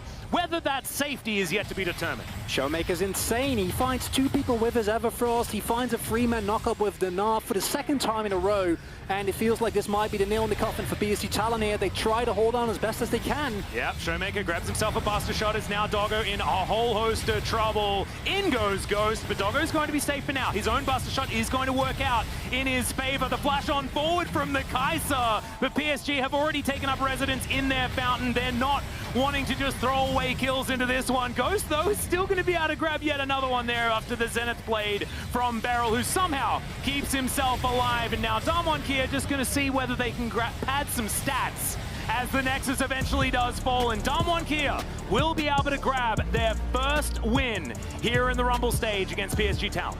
And it was a valiant effort from PSG Talon. That early game, you're going to look back at them and are super happy with that. But in the end, Damwon Kia, much like we've seen throughout this tournament as well as in the LCK, do what they seemingly, except for RNG, always get away with. Sure, it doesn't look great, but they only need a single opportunity, a single moment to find themselves a way back in the game. Yeah, not to mention the fact that Ghost was able to reap a lot of rewards early. Showmaker also finding back-to-back team fights where he had so much value. A deserved bow there from Damwon Kia. They're not going to be happy with how today has gone so far. However, it's not emergency stations just yet for our 2020 World Champions. And PSG, I think, should be feeling pretty good after that game, to be perfectly honest. I think that a lot of teams are going to stand up and recognize that this team has come to play. And I love that there are still all of these debates going on, right? With what are the power levels of all these teams, the groups, and how they're going to mix are so interesting. And we're starting to get a few of our answers as we get a few games deep into the Rumble stage. And as you said, I think if you're going up against PSG Talon, that early game is terrifying, right? Like they consistently found leads, they were able to contest the objectives. Hanabi with a beautiful play on top side. In the end, unfortunately, wasn't enough. Yeah, it wasn't quite, but last week we saw Cloud9 pull off a huge upset versus Damwon Kia, and before they face off against another tournament favorite in RNG, let's check out their comms in Sounds of the Game, presented by Bose. I have no ult now. Reset. Kaiser's ult. You guys have to walk first. I'm walking. You do rest too. I might come with Kaiser here, look. Yeah. Okay. No flash. Nice! Jace, next. Jace. Rumble, try to get Dragon. Lower. Look, Rumble. No, I'm dead. Look. You kill him? I don't know if we end. Nice. Look, Jace. I got him. Nice. I don't know if we end mid. Go mid. Go Baron. Okay, go Baron. Let's go Baron, guys. No, it's no flash. Then you get the special sauce as well. Yeah, flash combo. I'm looking. Or Rumble, maybe. Okay, now. Okay. Go. Silas is stunned. Go Kaiser, look Kaiser. Silas. Nice. Kaiser and Jace are damage. I'm taking it. And design. Rumble. Let's go, guys. Full hit. Yeah, we won. Right! Full hit. Yeah! Let's go! Nice.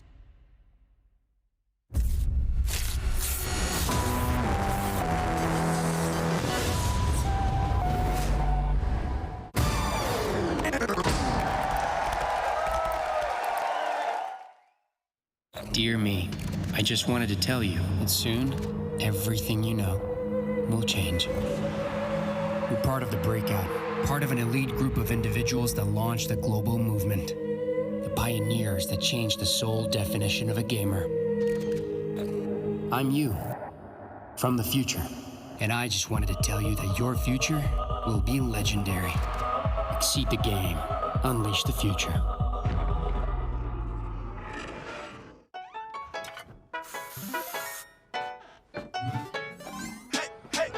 Hey, how you doing, baby?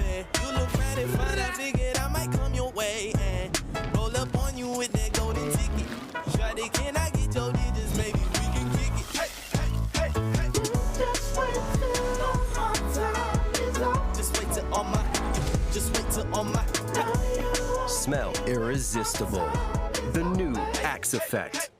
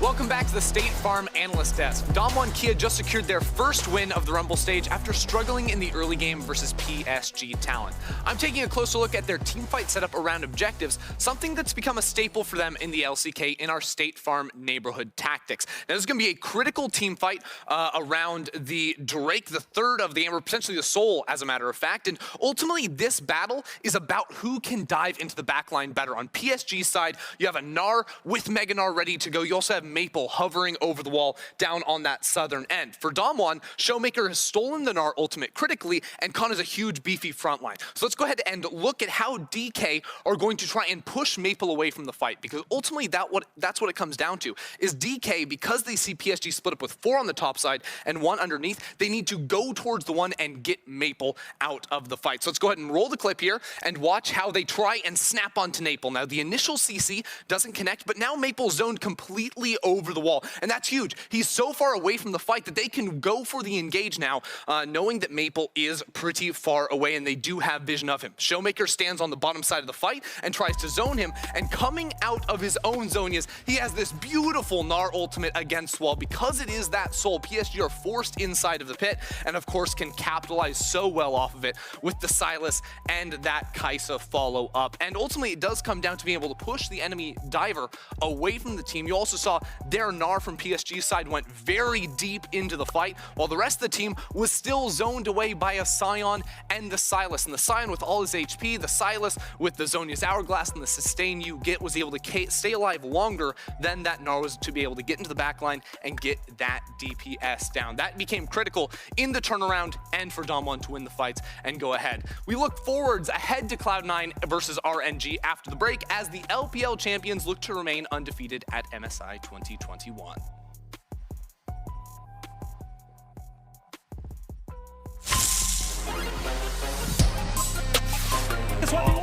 That could be 1v1, but in mid lane, stun there for crying his nose. He's gonna get first blooded. Just straight up solos the guy as RNG will have a perfect run. Nice kill picked up, but Perks, be careful. Oh, Steel's gonna try for it, but it's way too much. They are here to play, and they are here to win.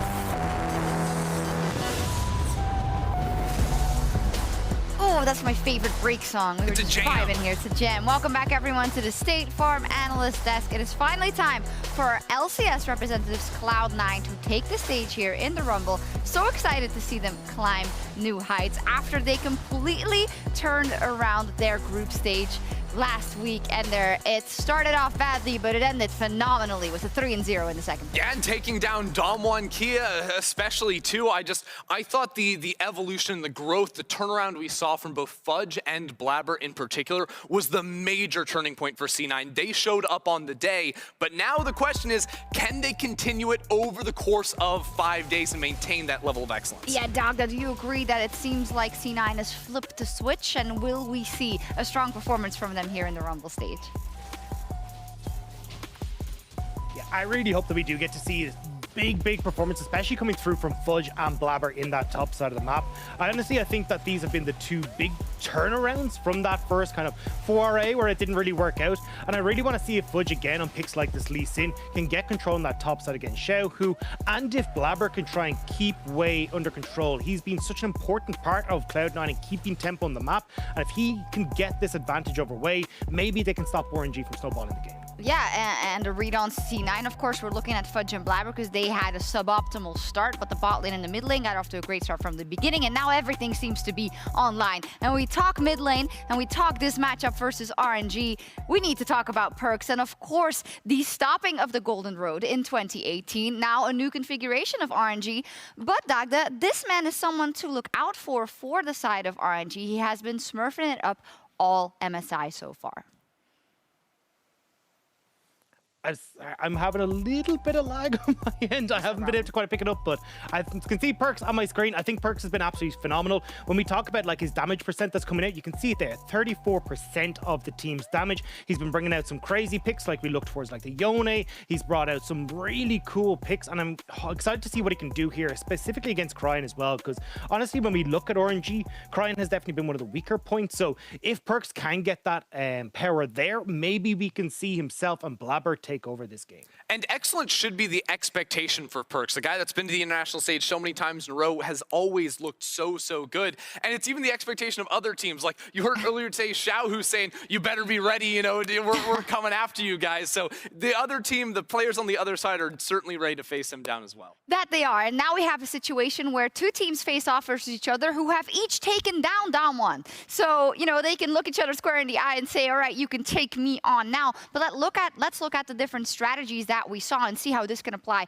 to this match. Cloud9, they targeted Khan in that matchup versus Damwon. Are they going to do a similar thing here to take down RNG? Is that the right way to go? They might, because Xiaohu is looking like the strongest player on RNG right now, but I honestly don't even want them to. I think that you actually look at this matchup stylistically and try to switch things around just a little bit. Because Perkz has been so strong for C9, I would actually love to see them target Cryan in the mid lane, a potential weak point of RNG's, and use multiple members of pressure to get into mid lane, put Perkz on something more aggressive, more early game dominant, not just the scaling of the Victor, and then allow his early pressure to transition into top or bot. I see Dagda spamming question mark pings because he has a bit of lag, so I'm just going to like relay a question to him and hope he can pick it up. Where do you think RNG is going to focus their attention this match?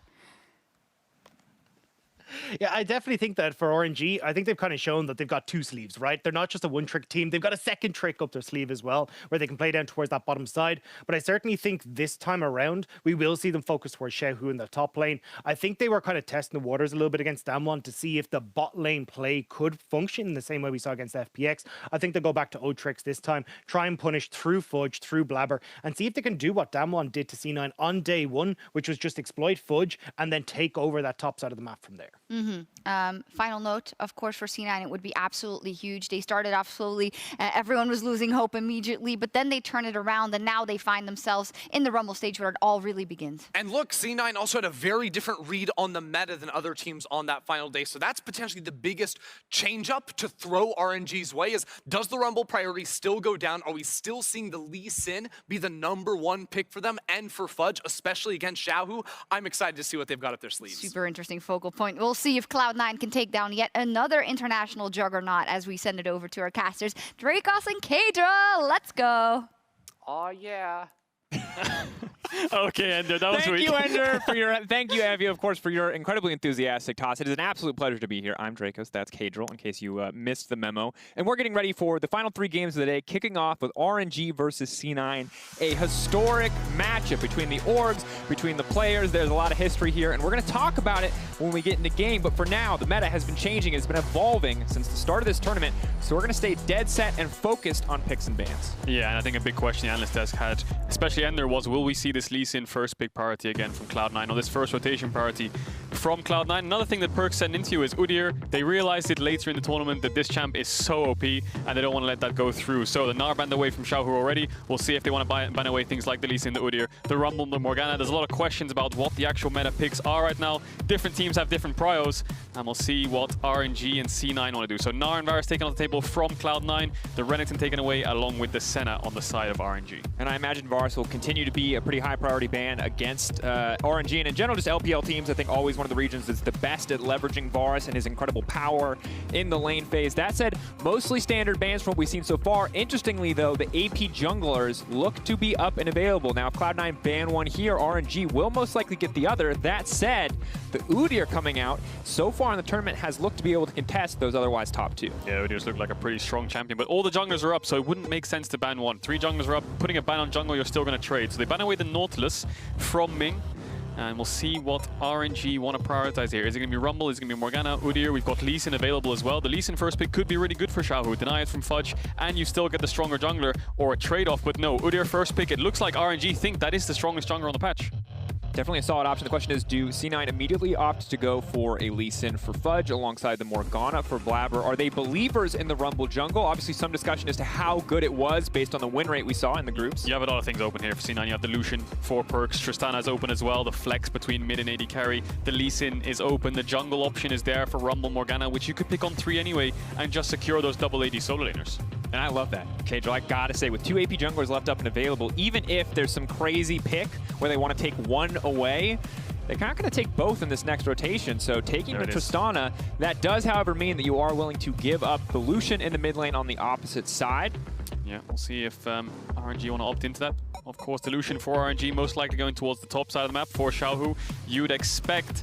And the Nautilus being taken away, targeting Ming. He's played Nautilus a lot throughout the tournament, 5 games on it. RNG still undefeated in MSI. Kai'Sa Nautilus, a very famous kind of first rotation AD support when you can get it, but there's the Lucian for RNG. You expect that to go towards the top side. And now do they want to round it out with the Kai'Sa, which we just touched on?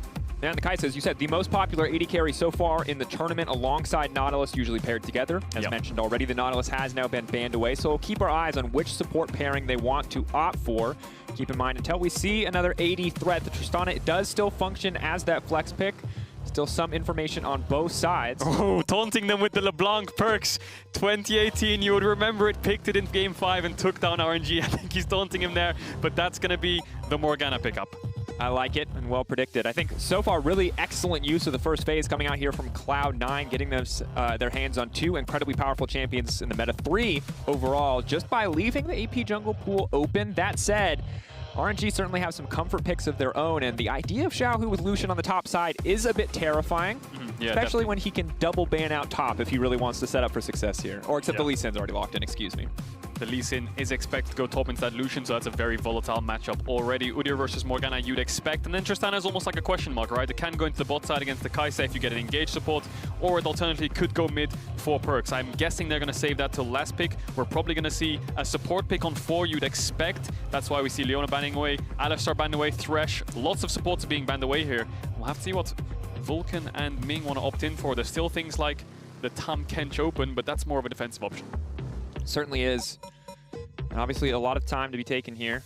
Both teams banning away. Looks like we're going to have Quadra ban potentially on supports heading into this next phase. Makes a lot of sense. The question is how deep do both these teams want to dig? Engaged supports have been the name of the game for what feels like 2 years now. Is this going to be a moment perhaps with so many primary supports now banned away that we see someone dig into the Enchanter pool, things like Lulu up and available? Yeah, there's 5 engaged supports banned and a Thresh. So the only real options you have left for engage are things like the Rel or things like the Braum, you know, so if they want to go into those melee supports, I don't blame them. I think the Braum would be more favored into the Rel, and I think RNG would be happy to take that trade perhaps, unless they have an Enchanter up their sleeve into the Rel. Something like a Janna is something that we historically saw in the LEC especially, but it didn't really rise to prevalence. It only happened once or twice, and then people kind of realize we're lacking engage on support, and RNG is also lacking engage on support right now. So some kind of engage is definitely what they need, and they're keeping that Tristana flex until last pick, making sure Perks can get a counter in mid or putting it into bot with Vulcan. Trying to get as much information as humanly possible. Gragas now locked in. That could be very much Xiaohu Gragas topside. I saw it in game 1. While the result was successful, you did see some, I think, small moments of questionable play from Xiaohu. I would love to see him on the Lucian personally, but it could also be a support. Yeah, I think that Gragas most likely going towards the support role for Ming into the Rel, and that Lucian is going towards the top side. So we'll have to see what Cryin wants to blind pick mid. Something safe is always the best option, and Orianna is probably the best option they have here. It's the best blind pick available, and now Perks has the option. Does he want to go for a Tristana mid, or does he want to go for something like a Victor, just to match mid lane, get a little bit more AP damage to help your team, which I think has a lot of good scaling on it with the Tristana Morgana, and it could be rounded out a lot more with a mage in the mid lane. There's not many AD options open, really. Varus taken away. Could go for something like a... Oh! That's a Malphite last pick. That's because that Malphite's going top into the hands of Fudge. Lee Sin mid for Perks. There will be blood in this mid lane. It might not be Xiaohu playing there anymore, but Perks still playing like a man out on a vengeance.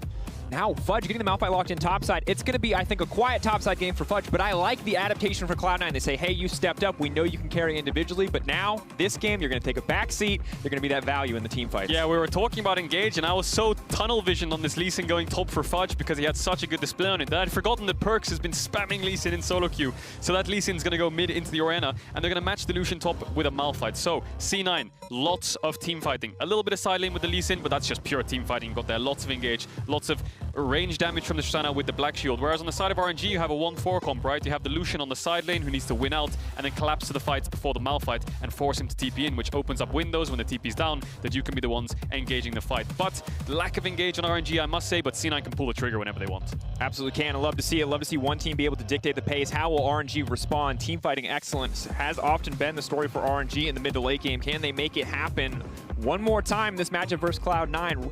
RNG already coming out swinging, taking down Damwon, already cementing themselves as one of the top teams in the group just with that victory. Winning here over Cloud9 would make it feel almost like a certainty, even only on day 1 of the tournament, that this team is making it to the knockout stage. So big stakes on the line here for both sides as we get ready for the first game for Cloud9 in the Rumble stage.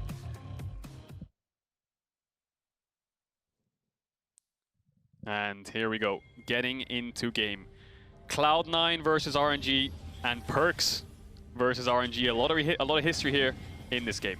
You already talked about it, Cadril. The LeBlanc Game 5, it was iconic. It felt like just a massive individual solo carry performance. Keep in mind, Perks isn't playing against Xiaohu this time. Xiaohu has role swapped. Of course, if you've been following MSI, you know that. But if you're just tuning in, Xiaohu up into the top lane, Cryin in the mid lane. Potentially looking for a bit of revenge for his top laner as we look back on that one. I think as an EU fan fondly, but I cannot imagine the LPL are pleased to play up against Perks in the mid lane. Yeah, Xiaohu Perks, there's a lot of international success and a lot of international experience here between these players. Xiaohu has been appearing at so many different international events alongside Perks, facing up against each other so many times, and now they get to face up against each other once again.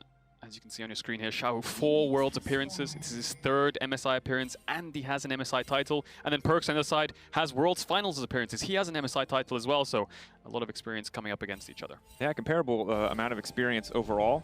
Of course, you can join in on the action. Send us your tweets using Verizon 5G All Chat for the chance to be featured on broadcast. And do it quickly, because I don't know how much time we're going to have to talk in this game, Kendra. I'm ready for something quite explosive. Yeah, definitely. And level 1 looked somewhat explosive there. RNG warding Blabber's red buff, him basing for the sweeper, not finding the ward. And he's going to do 2 camps at the same time here. I remember he was doing something similar last time and it didn't work out. Now he looks like he's going to be able to execute it properly. Life-stealing off the Raptors while doing the red buff means that he'll stay healthier HP, but RNG will know where he started off. He does manage to do them both at the same time. Really good execution there from Blabber. And that does mean he's probably going to go towards the Krugs and then path towards the bot side. Wei doing something very, very similar, where he's also doing a full clear on his red side, and he's moving towards the top side of the map to cover Xiaohu on this Malphite, where I think Blabber should path away from this. He's not going to have any prio. I expect Fudge to probably get Dove level 3, level 4 perhaps, and he just be weak side until that level 6 when he can start contesting top side alongside Blabber. Bot lane is going to be the focus for Blabber in the game though. Makes a lot of sense, too. We've seen how explosive both of these bottom lanes can be. It felt like in the first stage of MSI that Sven and Vulcan were the strong point in the laning phase. When Blabber and Fudge were struggling to find their form, they were always consistent, always winning out, even in matches where they weren't necessarily the favorites heading in, looking back towards that first Damwon game. Yeah, and Ming almost like the unsung hero MVP of RNG against Vulcan, who kind of clutched their win against Damwon with that Hex Flash on Alistar, winning them the team fight. Two really stapled supports, very good at engages, very good at roams, and they're on two champions that are definitely going to be looking at those kind of playstyles. Absolutely something we have to watch, and of course now Blabber is going to be looking for ganks, or if it's just a full clear. And here, Cajal, as predicted, a lot of pressure onto Fudge. It's got a dove. Only level 2. This is absolutely brutal. Who's going to take tower aggro first? Wei jumping forward with Bear Stance. A little Q to try to dash out, but the extra little dash from Bear Stance is going to do it. Xiao tanks the aggro, and it's flawless from RNG. Yeah, really expected play. I think C9 probably knew that this was coming as well when jungle passed topside. There's not really much Blabber can do. Yes, he can defend the dive, but there's not much value he gets out of himself because he can't contest top camps, and RNG just punishing this such a hard winning lane that they've drafted into. C9 opting for the Malphite matchup, which will be useful in the team fights, but this is what's going to happen in the early stages when he picks such a losing lane. Absolutely brutal. Perks, though, potentially moving up to contest the Scuttle Crab, but it will get taken by Wei just the last possible second. And Cajal, we were ready to talk about Fudge in this matchup because he's a player that has developed so much across the year and even so much in the context of this tournament, looking at his first few days' performance versus obviously that fantastic Lee Sin game that we'll keep talking about. But this game, we don't really get to talk a lot about Fudge. Losing gracefully is the name of the game. Survival is the name of the game. And this isn't even a discussion about quality of players going toe-to-toe, Xiaohu versus Fudge, but just champions pick. Malphite on survival duty. Yeah, I mean, his Lee Sin was fantastic against that one. 10 and 3 on that Lee Sin. Such clutch fights, really good mechanics in them. But then the last two games against DFM and Infinity, he was playing the Sion. Again, now in round 2, he's playing the Malphite. It's almost like a weak side area for Cloud9. And I think that makes sense when you have such a winning bot lane in the lanes phase especially, right? Sven and Vulcan have been so powerful in lane, getting 2v2 kills on teams like that one as well. So Blabber making sure he's pathing towards the bot side, playing with Vulcan, taking away the Raptor respawn from Wei. Good identification there, knowing that he wasted the time on the top dive. Got himself first blood, yes, but that does mean he lost a little bit of time after clearing his top camps and basing and coming bot side. So good identification there from Blabber to take away that camp. And Blabber, of course, not Blabber, rather Vulcan fishing for the gank in the mid lane. He will not find it.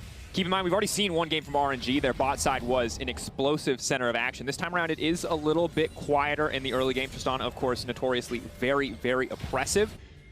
This top side of the map is really struggling for Cloud9. Blabber's respawn camps are top sides. When you run there now, Fudge is only level 4. He should level up on this wave, but RNG might want to pull the trigger again. Fudge has flash to look for an outplay, though. Keep in mind, no TP here, though. He's taking so much damage. They're going to drop the aggro. They can just re-dive. There's Morgana on the way, though. This could be massive. Blabber stepping in. He is level 5, and he has the Predator popped. Oh, Binding just about misses, but Blabber's here now. So Fudge should be safe on this top side of the map, and I think this chunk out was really important. Yes, they didn't get the dive, but Fudge lost his potions and lost all his health with no TP, so he might need Blabber after Krugs to push out the next wave with him. Otherwise, he's going to be under so much pressure if Blabber paths towards the bot side. Holding on as best he can, 42 CS to 24. Fudge is trying to hit level 6. Xiaohu doing as expected, absolutely dominating this matchup. Has the support coming in necessary for Wei. It's a clean performance around the top side for RNG. As long as they don't get blown up by that Malphite ult, they're feeling good about this early game. Yeah, the key thing is don't make mistakes when you're playing Lucian Udyr into a Malphite, right? Chunk him out, maybe look for a dive here and there, and then back off. Don't risk it as we see such a big exchange in bot side. Body slam, Vulcan ignited, ticking down. A good body block comes in from Sven just to make sure that they can't fully mark out there with the plasma. They will back away. Yeah, heavy trading on the spots of the map. You expect that in a Gragas Rel kind of matchup. But Fudge, again, had to base. Look at the minimap. He just lost a huge wave on the top side of the map again. Xiaohu up so much XP and gold. He needs to keep punishing this lane, though. But the thing is with Lucian, if you misstep once in a fight, you get hit by a Malphite ult, maybe even a binding, you're just one-shotted, right? RNG's comp lacking a lot of frontline. Only really the Udyr and the Gragas can be that frontline for them against things like Tristana, Lee Sin. So C9 have a lot of team fight to work with.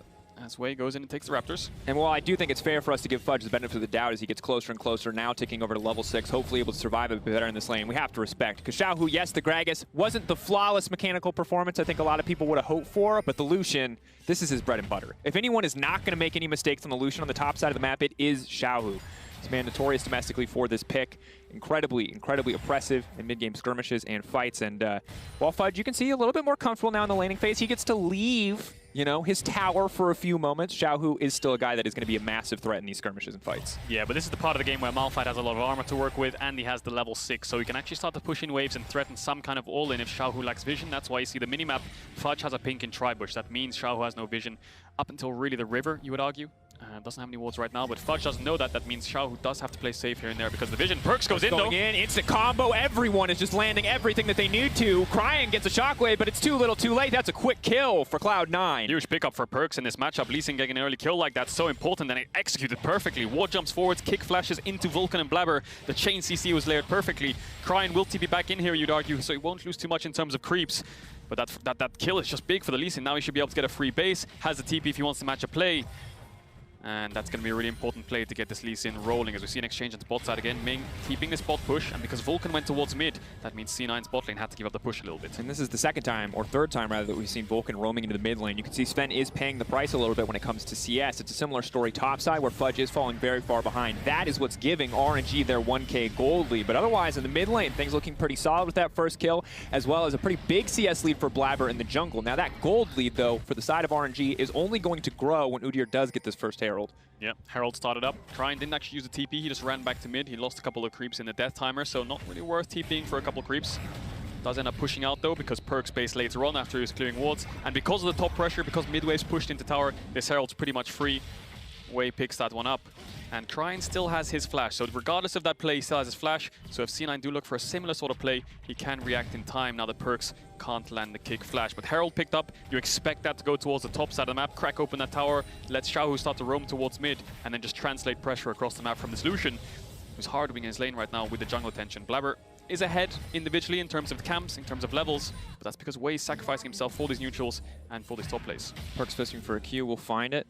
Waiting for the shield to fall away before he reactivates. Opts not to. We'll back away here as Blabber just continues to try to build as big of a lead as he can. It looks like Mountain Drake is not going to be the focus whatsoever. Doesn't have mid priority, is just now getting bot prio, so doesn't want to risk anything. That said, Udyr now moving down to the bottom side. Top lane remaining an island for now, but pings into bottom lane. Level 6s for both the Cloud9 bot lane players, potentially ready to make a play, but Ming will spot out this dragon, gives free reign for Wei to respond however he deems fit. And for now, it is contesting Perks around this vision, as the dragon will offer a nice little taxi out to safety. Yeah, Perks has the mid push, C9 have the bot push, that means it's a free dragon, so good pick up there from Cloud9 to get the Dragon Soul rolling. It's going to be a Cloud Drake next, so a very powerful soul coming in here. Infernal or Ocean, either team picking that up could be huge, but because the Dragon dies, RNG instantly pushing mid-wave. Let's cross-map top quickly because Blabber has to clear out his bot camps, and there's Fudge. Wei's looking for it, he has the Herald too, so if they want to crack this tower open, they will. So much money going to go to the back pocket of Xiaohu very quickly here. They should be able to break this top tower, free him up to start to move across the map. He is very much on his way to his first mythic item. It's going to be good. Udyr backing away. Just make sure all that money going to the back pocket of Xiaohu. Will share it naturally, but still good to have all that extra gold at this point in the game. Fudge going to hold on again as best he can, but Xiaohu now freed up. If he wants to roam, he has the freedom to do so. Yeah, really good reaction on the cross map there. Maybe they can make the Herald crash again and just keep pressuring this top side, and that's what we'll see. We'll see as the culling crumbs across, just pressure, pressure, pressure, 2 levels up. Maybe they can go for 2 towers here. They just spotted Blabber on the bot side of the map with a question mark ping. If RNG's bot lane gets dove here, that could be dangerous though. But C9 have to go. They're just going to give up this tower if they do not commit to this play. They're trying to force the cross map. Now, Perks is on the way down to the bottom side. Looks like he will just take the Scryer's Bloom and back off, but RNG just slowly but surely walking this one in. It does mean sacrificing the Krug camp on the bottom side in favor of Blabber, but very little else. Overall, RNG pulling very far ahead on that one. Yeah, C9, if they want to commit to that dive, they have to double TP in, and then RNG can respond, and it's a 4v5 tower dive at 10 minutes. Really risky to go for, so they opt out of it. RNG's bot lane did clear out the wave beforehand anyway, so there wasn't much of a window to go for it. And you can just see this top lead. Xiaohu 2,000 gold ahead, almost double the CS. And the matchup, I mean, this is not really Fudge's fault. He's playing weak side, and the matchup's very difficult. Blabber's going in the mid, though. Going in. Predator just flashed away from ult's not going to connect. Kick in, follow up, kick for the go through. Black Shield in as well, but Crying's still alive. The pullback will not work because of the Black Shield, but Perks taken very low. Small misplay there from Perks. I think his E didn't connect because he kicked too fast, and the binding also missed. The ult from Blabber was flashed away from. That's just a mechanical misplay from the mid jungle there from C9. I think Crying should have died as Xiaohu has pushed in top and is moved towards mid, and now they're going to pressure this mid tower. Crying TPing back. Perks might have to do the same. Dash, Gale Force, they can start to break down this mid-tier tower. They're trying to get as much out of plate gold as they can from the side of RNG, and while Cloud9 were hoping and fishing for some of these plays, 1-to-1 the kill score, but almost 3k gold in the favor of RNG on the back of a fantastic early game. Yeah, and that early game pressure on the top side translates to mid. That's what we talked about. Once the Lucian is cracked open top tower, even top tier 2, he can push in the lane and then move towards mid. If Fudge wants to respond, he has to TP. Otherwise, he pushes out top, and Xiaohu can just start pressuring mid instead of being top. They pressure mid, they get a plating, they force Perks to back off, and now Xiaohu can run back top, catch this wave for free, and he loses nothing off the end of it. And right now, I mean, RNG is sitting very cozy. Cloud9 need to find an opportunity to use this Malphite. They invested, they sacrificed on the top side, rather, just to get this kind of massive teamfight ultimate, but so far Fudge has had no opportunities whatsoever to use it, and the C9 bottom lane, normally a point that we expect to be very strong in the laning phase, has just been going even, which is not enough for what Cloud9 need to be getting done. Yeah, especially when Blabber's not really found too many plays on the map, barring that mid gank. He's been hovering around the bot side, and he has got a level and a camp lead, but Wei sacrificed that to get Xiaohu ahead. Now, C9 can make a pick on Xiaohu if they layer the CC, but Xiaohu, look how he's playing. He's just doing the crab, he's just playing safe, waiting for the waves to come onto his side of the map, and not stepping too far past the river, and making sure he doesn't get caught out. Again, moving from top to mid, he doesn't have to be on top wave. Right now, he can pressure Perks away, and that means if you go from top to mid and pressure out Perks, now all of a sudden, because you have mid pressure, bot lane can start to get the push, so RNG can control all 3 lanes, with Xiaohu just moving in between top and mid. It's so scary as well, because you can see Perks and C9 wanted to make a lot of plays around mid. That was already difficult to do, but with Blabber so far ahead, with Perks doing well in the individual matchup, he felt comfortable to do so. But now it's never a 2-on-2, it's a 3v2, when Xiaohu always has top pressure, is always able to roam down first and threaten a potential counter on the play.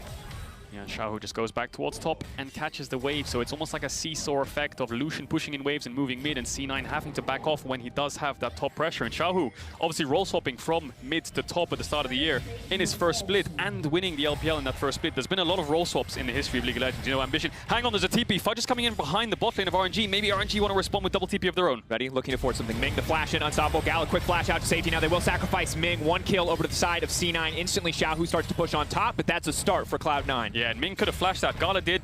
Ming didn't. Maybe he thought he could have lived in that exchange and then flashed away afterwards. But Fudge, TP's in, flash ult. He wants to make something happen, and now he's going to base and catch the top wave. But there's been, like I was saying, a lot of roll swaps in League of Legends history. You think of Ambition, you think of Core JJ. They won Worlds after roll swapping. Perks goes to Worlds Finals after roll swapping, and now Xiaohu does it himself. We'll see how far he can get on the international stage. Yet to drop a game with RNG at this tournament so far. Good play from C9. As Wei finds Perks. I don't think they're going to get much done here. Smite it out, Perks leap out to safety. Good dodge with the ward hop on the shockwave. But it's, I think, an excellent call out, Cadril, because you do have 2 former MSI champions going toe-to-toe in Xiaohu and Perks. And of course, very different lanes, but you can see Perks going even against Cryan. Xiaohu set up to win his lane and is doing so handedly. 50 CS lead is massive. And if there's anyone who's going to respond on the side lane against this Lucian, it's Perks on this Lee Sin. Almost exactly the same in terms of golden XP right now, barring the platings that Xiaohu got for that small lead. And RNG are going to start up this Drake. Fudge did make a great play, but now he has no TP, so if he ever wants to join a play, C9 need to make sure they give him vision to push out to move towards mid. Otherwise, if he's stuck under his tier 3, he's never going to be able to join a play that Xiaohu can force. But C9 being topside, RNG want a cross map, push in bot side, take away the blue, start hitting the bot tower, and C9 need to do something in response, maybe start up the Herald and pressure top tower of their own. They're just taking so many camps. They're taking so many resources away from Cloud9. Right now, Cloud9 fishing, maybe looking for a play that they can get back. But for Perks, it's hard to approach. If he's not committed to the all-in, he can't go for these short trades up against Cryan and Xiaohu. He'll just get one shot. Yeah, it looks like RNG are just going to get a free bot tier 1 here. C9 moving towards the top side to help Fudge push out and contest some vision around the top side of the map. Nets RNG a tower, but C9 are hanging around this mid wave. Xiaohu has flash to work with, and the shockwave's about to come off cooldown. From COJ, finally the Perks vs RNG rematch. Very excited for this one. We are too. Sadly, Vulcan not able to find the play to get things started. Cloud9 cannot find a single opportunity to get these plays kicked off. Meanwhile, on the backside, Sven leaping out to safety. Heal will take him just barely above the death threshold. Has the safeguard as well, but RNG just continue to win out on these small exchanges. It's a 3K gold lead and pressure across the map. They are sacking a top lane wave, but overall, RNG just feel like they're coming out on top each and every time. Yeah, C9 just trying to engage straight up 4v4 in that mid lane there. I think they were just scared of Wei looking for a dive, so they thought they'd pull the trigger first. And you're going to see the cross map difference. Look, Gala gets bot tower because the AD. Hang on, Blabber just dies to Xiaohu. Huge pickup with the Gale Force cooling. The damage from this Lucian is nuts. I was not ready for that, Cadril. Yeah, you might have blinked, you would have missed it. So much damage from this Gale Force Lucian with the E-culling, with the Gale Force follow-up. Blabber wasn't expecting it either. He gets taken down, and top tier 1 still alive for RNG. Fudge was hitting it for about 30 seconds, but because he's Malphite, he can't take it down, whereas Gala took bot tier 1, and now he's on the top side of the map. So 4 towers to 0 for RNG right now. And we talked about in the early game how Wei was sacrificing some of the time that he could have been spending farming camps. He put himself at a deficit to get Xiaohu ahead, and it has absolutely paid off. Yes, it is only 1-0-1 for Xiaohu, but that kill in mid lane, the pressure across the map, Wei sacrificing himself to get the team ahead has worked out super, super well for the side of RNG, whereas Blabber's individual lead has not amounted to a lot. Yeah, it hasn't amounted to a lot, but if he passed towards the weak side of the map, it would have been tricky for him to do anything at all, but Wei Almost found Perks there. Gala's soloing out the Herald while they defend the tier 1 bot tower. So RNG denying the cross map from C9 and making a play of their own. And it's important to remember when we look back, especially in this game where it's a bit slower, but it is certainly RNG dominated, how incredibly dominant RNG have been over the course of this tournament. Now, they were 8-0 in their group stage. They're now 1-0 in the Rumble, looking to make it 2-0, potentially undefeated. And as you look back on plays like this is the kind of individual flexing we saw from them in group stage. I didn't think we were going to see the same amount here in Rumble, but off to a certainly great start against Cloud9. Yeah, fantastic start. Unlocking Xiaohu has been the key here for RNG, moving around the map to secure them all these towers and lane pressure. The Herald used onto the mid-tier 2. C9 don't have the Rel flash to respond, but Perks is behind them. Perks on the backside, but if he burns too many cooldowns on Wei, it's certainly not going to work out for him. Wei just very strong individually as well. Conqueror now finally proc. The kick is there. Is Perks going to go for it? Can hold on to it for now. Binding does connect. Fudge off on the side. And I think their target is just Crying. Crying's the only one without flash. Gala's is coming up really soon, so they had a small window there, but RNG just get the mid-tier 2 and they back off. C9 can't really respond. They're just going to push out the wave and catch side lanes, and RNG get time to reset. Just over a 4,000 gold lead here at 18 minutes in. And I think it's just such a hard game for Cloud9 to play out, Kajal. We look at the wave clear on the side of the RNG. They've got the Lucian calling, they've got the Orianna, the traditional control mage. You've got a Lee Sin, you've got a Malphite on the opposite side. So when RNG get an advantage, when they have a man advantage or a pressure advantage, it's so easy for them to sustain it. I mean, Morgana from Blabber does balance some of that out if you're willing to give her all of that farm, but still very difficult, I think, for Cloud9 to play this game until they get a few more items under their belt and can find a full-on 5v5 against RNG. Yeah, that's the key thing. If Malphite gets a bit tankier and Sven can find some items, then maybe there's a world where they can get a good engage and then just snowball from there onwards in the fight itself. But RNG just need to play well around catching waves. Play through Xiaohu. You can see Ming's moving towards the bot side of the map to give Xiaohu vision, which allows him to push out bot and again move towards mid and help his team. That's how RNG are playing the game. And C9 can't really find a way to crack it. You have two options. You either catch out Xiaohu, which is hard because he has vision. Wait, body slam instantly. It's a clean combo. There's no for Sven to maneuver. That was flawless coming in, but meanwhile on the top side, Fudge now has to ult out to safety, but wait, he's just too fast. Perks in the midst of everything. They've got Vulcan just a little bit behind. Perks, maybe he can get the kick flash back. He gets it, it's flawless, but no, the lockup is there. Cryan is still alive. Going for the kick again, but Wei is there for the body block. Xiaohu on the backside. This is disaster. Cryan is still alive. The mid laner for RNG will finally go down, but at the cost of the entire C9 lineup. 4 for 2 in favor of RNG. C9 tried to find the re-engage with the kick, but there just wasn't enough follow-up. Luckily for C9, the Baron's not up yet, so they won't lose a neutral off of this, but disaster strikes. I can't believe Perk's the only man to survive in that exchange, and that is brutal. That was the desperate attempt from Cloud9 to try to get something back, but a massive gold deficit now, 6K stacked in the favor of RNG. Cloud9 have not gotten a chance to utilize their composition whatsoever. RNG are tearing them apart. Yeah, they made a play mid, Ming flashing onto Sven, catching him out, taking him down, and then they move towards the top side after that play. Let's take a look at this one again, because Sven actually has flash, but I think Ming just catches him off guard in this new Axe effect replay. The E flash into the ult. Gala has ult to follow up from that engage as well, and then from that point onwards, because they're forcing topside, Ming and Gala are sprinting towards the top side of the map, so C9 have a small window to fight it. This kick flash was wonderful, but into who? Fudge is stunned, no ultimate, no Q, and from there everyone's collapsing, and then they start to lose the fight. RNG collapse, C9 have no escape. Luckily for them, Perks makes it out. There's some exchanges that are close, but overall, they're still coming in on top. Perks in no man's land. Absolute desperation. Can try to go Stridebreaker forward, but there's just too much damage here. He doesn't have enough survivability to deal with that. Fudge now going in onto Xiaohu. Rest of the team not there. Looks like Vulcan used the E a little bit early, but Fudge, he might just be unstoppable in this exchange. Is he going to go for the dive here? He's going to tank so much damage. Black Shield as well. Xiaohu can't get to safety. E damage. Shutdown comes in from the pool. That's something back for the side of Cloud9. But look at the other side of the map. RNG are burning down this Baron, and we talked about the 1-4. Yes, they pick off Xiaohu, but at what cost? Perks died, and you lost the Baron. And you can see how the Malphite pick works into Lucian. On side lane, you can ult him. Someone collapses. He's just pretty much dead. There's no escape for him. Xiaohu also losing his flash in that exchange, but RNG on the cross map, that's a Baron pickup. And the only thing C9 get is a kill. They don't even get this bot tier 1. They get some deep vision on the bot side of the map. What if C9 got this game? 5 kills in a tower. RNG have 5 kills, 5 towers, 7 kills, and a Baron. Yeah, Red Bull Baron power play. This is absolutely RNG dominance from start to finish. Cloud9 had the tools in the early game, but could not find the successful plays. RNG setting up on the top side. Those leads have now been snowballed across the entire map. Kai'Sa was sitting pretty, sitting quiet on the bottom side of the map, but again, we have Gala 3-0-1 on this Kai'Sa. This man is unstoppable once he gets ahead. Yeah, and you said it correctly there, Dracos, the snowball effect. Every single kill for RNG is just snowballed into a neutral, into a tower, whereas C9 haven't really found their footing in transferring these kills into anything. But now, RNG with the Baron, walking up to Sven. He has the flash though, has to flash away. And I think if Gala was in range, he could have popped the killer instinct there and maybe finished Sven off, but he wasn't in range. No dragon for 3 minutes. And you can see RNG just setting up on bot wave, Waze pushing that out. They collapse 4-man, and they're going to focus on this bot tier 2. And with a gold deficit like this, you are all in on out-executing RNG in a fight, and that is no easy task. Now, Kadril, will RNG start to push this advantage while they push in and look to grow this gold lead by taking down some of these easy tier 2s? I think it's important to look back, because we were doing some of the research, we were looking into it, of course, all-time head-to-head. Maybe not something that the players on the stage think about, but something that we, as international pundits, do. There's a TP coming in behind, though. Perks is behind them. We'll hold that thought. It's 7-7. Perks looking to make it 8-7.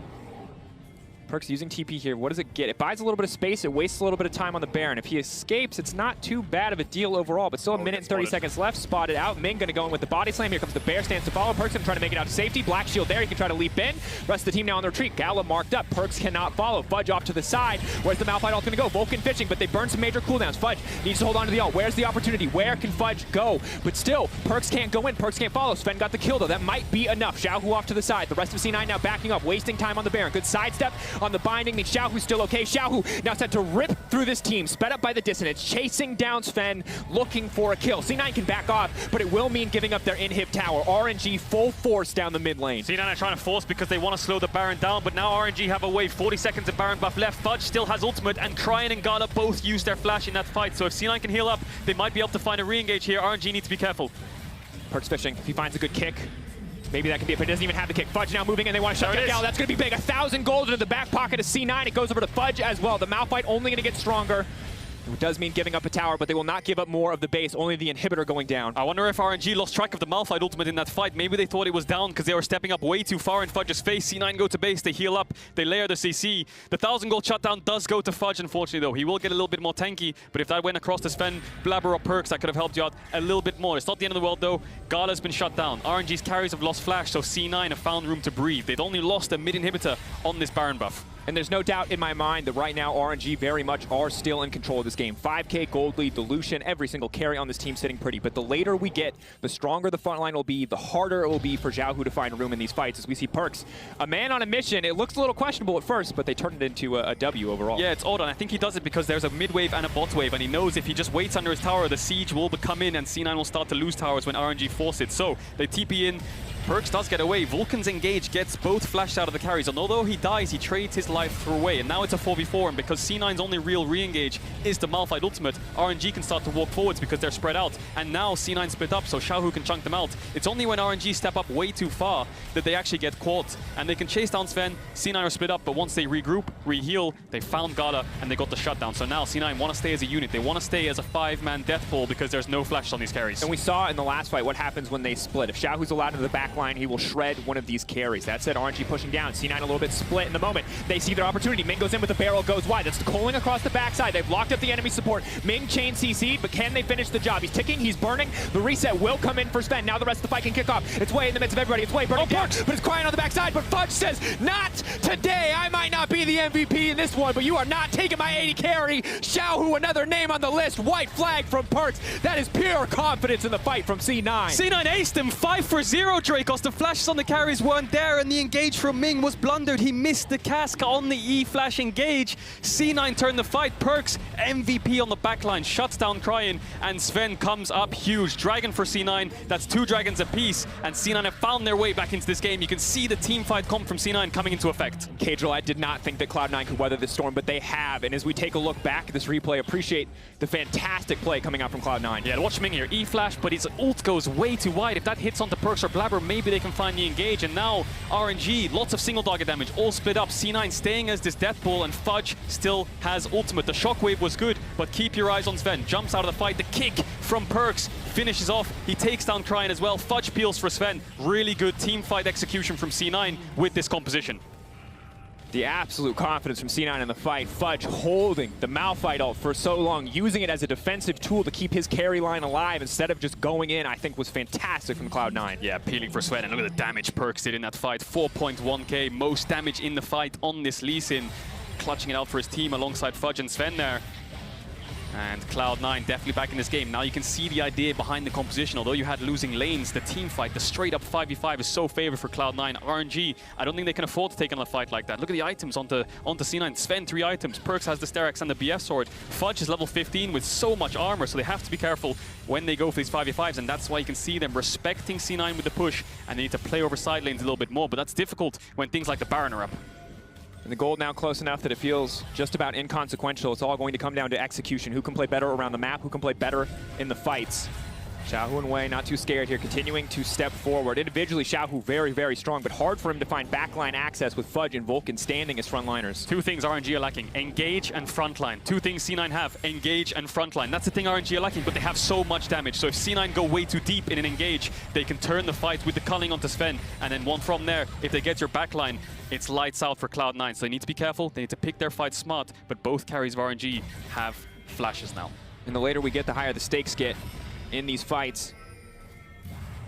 3-1-6 for Perks, 4-1-2 for Sven. The carry duo certainly coming in clutch across these fights. It was a quiet early game. We called it out. We were concerned even for Cloud9 after they really struggled to find any big advantages. After the skirmishes for RNG, after the Baron for RNG, the game felt over. But Cloud9 found a way back in. They found their fight, found a bit of hope here. 2K. Fudge is going to clear out this wave. Eyes on the Baron, though. As Fudge shows here, he's going to have to be ready to commit that TP if RNG want to threaten. Single mistake at this stage of the game could cost you. Yeah, the gold lead at this point is almost irrelevant. Everyone's almost the same level as well. There's no huge discrepancies in the gold, barring this Lucian still, but it doesn't matter because Fudge is a Malphite and he is frontline and he has his tank items ready. C9 can push out these waves, and Xiaohu not having TP over the last couple of minutes has mean that RNG can't really play over sides as much as they'd want to, but they've still got control over the Baron. 28 minutes into the game, Dragon spawning in 2 minutes. All eyes are going to be still on this Baron. C9, Fudge pushed out bot. Let's group up. Maybe we can start to contest some vision. Pressure now. Single pick here from Fudge. If he burns the ult too aggressively, if Gala gets out, it could cost him in a team fight. But Gala looking like a juicy target. 4-2-1 now, 3.5 items. Definitely someone you want to take out of this fight. But look at the adaptation from RNG. We're not going to go head on in mid and try to contest his mid waves. Xiaohu pushing in bot. C9 will have to respond soon. Either base and catch bot wave or force the Baron. They have two options here. Looks like they're going to start up the Baron. Xiaohu's going to have to TP in soon. It is up in the next couple of seconds, but RNG need to stop this. Wei has flash to look for a steal, but they're losing their in-hit bot, so they're on a timer here. Betting it all.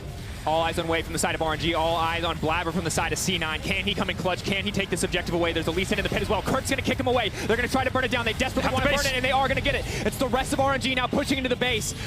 Can they get more? Wei trying to stop the backs. Wei going to try to interrupt, but Wei is going to go down in the meantime. The team now split. TP's now coming in. Wei's trying to cancel. Can RNG just end the game? RNG going in. They don't need to beat you in a 5v5. They'll outthink you. RNG take the game. Phenomenal play from RNG. Even Gala was there for the backdoor, and they stopped the backs. They didn't get the Baron, but they stopped the bases long enough to get that Nexus, and that's all that matters. They were playing over side. They didn't look for the fight. They looked for the end.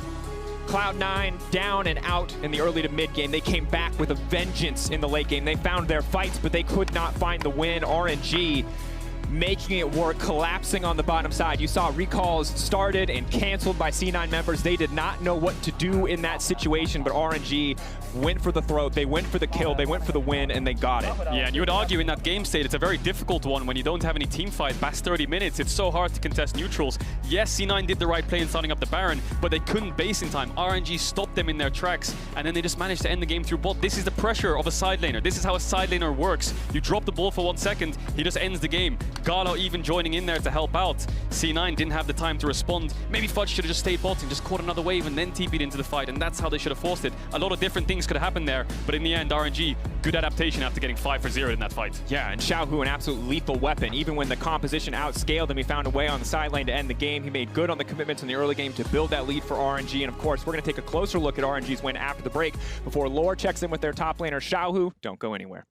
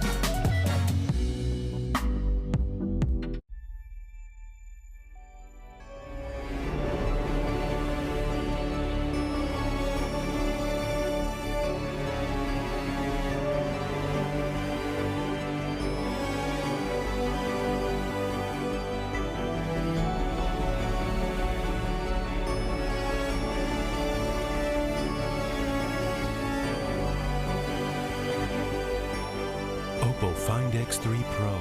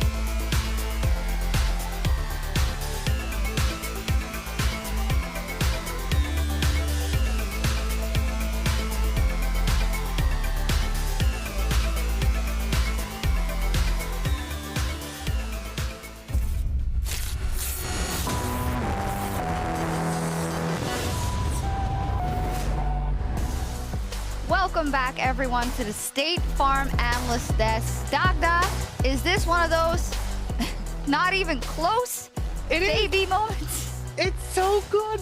It's the exact same thing that happened in our playoffs. Game 5, top esports.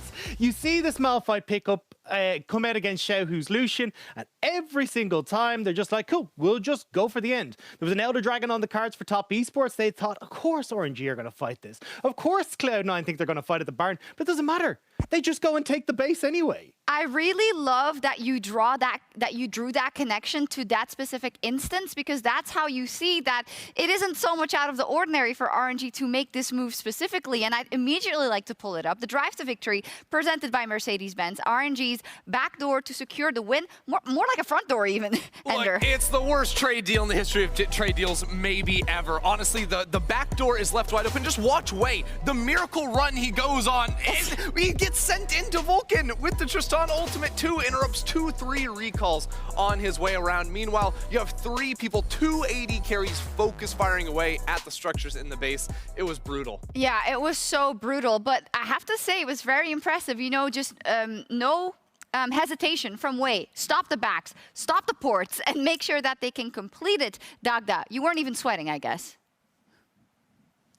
I mean, look, to be honest, we've kind of seen this style coming out from RNG a lot. I mean, this is the 12th victory now in a row for Xiaohu this year. He's completely undefeated on it. And when it comes through their ability to play the side lanes and just avoid what the opponent's team wants to do, RNG are next to none in the LPL. They are so smart at understanding what their compositional strengths are in terms of their opponents. And you can see it in this game. They were just like, right, well, we blundered once taking the fight against Cloud9, and we're like, let's just not do that again. So the second the Baron comes up, they're just like, cool, we're just going to move away from this. And you could see the early game pressure was already there, consistently diving in towards that top side. They knew what they wanted to do from the get-go. They did, but Dagda, I have to play devil's advocate here.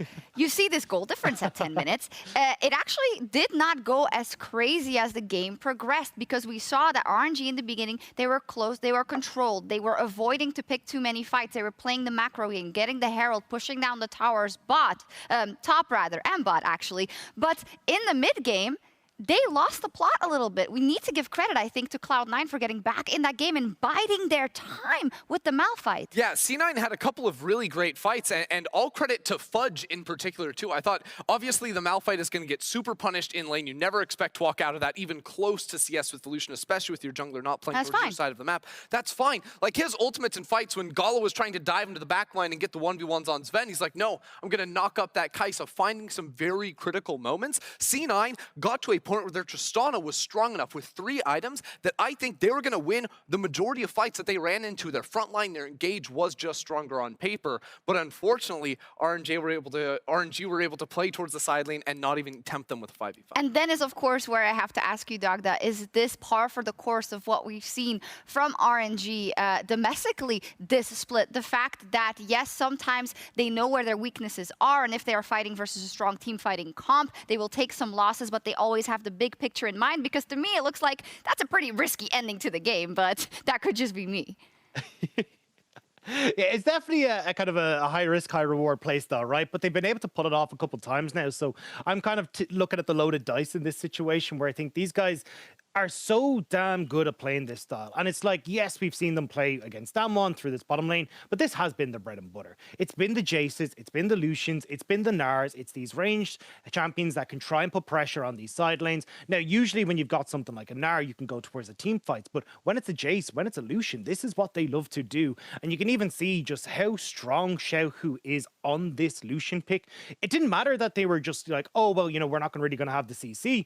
Xiaohu just goes and kills you anyway with the Gale Force. So I think, honestly, coming into this, I wouldn't be surprised to see more of this style from RNG. Very slow, playing through the side lanes, avoiding what their opponents want to do, if you are going to give them these picks like the Lucian.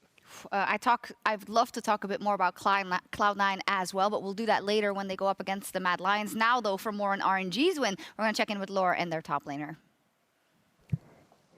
Xiaohu, thank you so much for joining me after this amazing game. Can you tell me about the communication actually in the last moment of the game? Because you tricked Cloud9 into thinking that Baron was a good idea, but you took the base instead.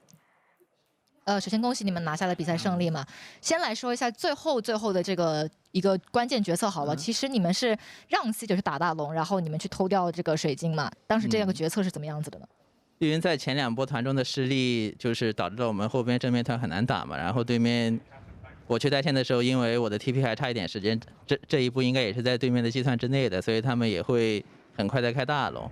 对，然后我们就提前想好了要去偷家。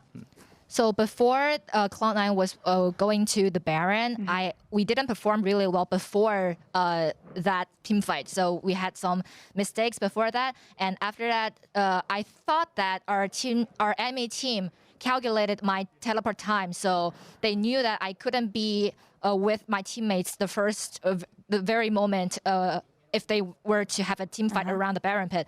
So I was pushing the lanes on the bot lane, and that was kind of calculated, and hopefully I'm very happy that it works. All right, yeah, timing summoner spell, that's something that players should do, obviously. But let's talk about the draft here a bit, because what do you think about Cloud9's decision to leave Lucian open when you've been so successful on that pick? Pick, listen, red side first pick, and then flex the pick to grab Malphite in the end. What do you think about the draft decision? 聊一下关于他们的阵容好了，因为他们是放给了你一个非常非常胜率很高的英雄卢锡安嘛，然后呢是先选了盲僧，然后把他摇到了中路，最后是锁下了石头人。那对于这个阵容的选择，你是怎么样看待的呢？其实他们最后5楼补出的石头人，对他们整体的阵容，说实话提升蛮大的。对他们4、5的 BP 要做的比我们好。I thought that the Mel fight on the last pick for Cloud9 was actually a big buff for their composition. Their 4th and 5th pick in the pick and ban phase was actually better than us. Yeah, they were super clever here, and they had good ideas in the draft. It was not enough, unfortunately. Now, Xiaohu, we had an interview at the beginning of the tournament. You told me that you had a lot of things to improve on. You beat Damwon Kia earlier today, so I'm wondering, how strong do you feel right now for the rest of the tournament? 之前也是跟他有过在 MSI 最初的时候有个采访嘛，然后你说感觉现在的话还有很多可以去提高的部分。那今天你也打败了 DK， 所以你觉得现在的话，整个实力来讲或者状态来讲有多强呢？其实说实话，今天我们第一场打 DK， 我感觉2个队伍实力都没有到特别好的状态吧，对，没了。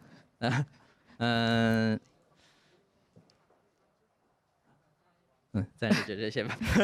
So for the first game, we played against Damwon Kia. Neither of us were on the best form, so that was how it is. All right, well, we'll see about the rematch between these two favorites of the tournament, but for now, Xie for the interview, Xiaohu, and Iris, thank you so much for the translation, as always. And now we're going to take a small break, and we'll be back in a few minutes for PSG Talon versus Pentonet. Stay tuned.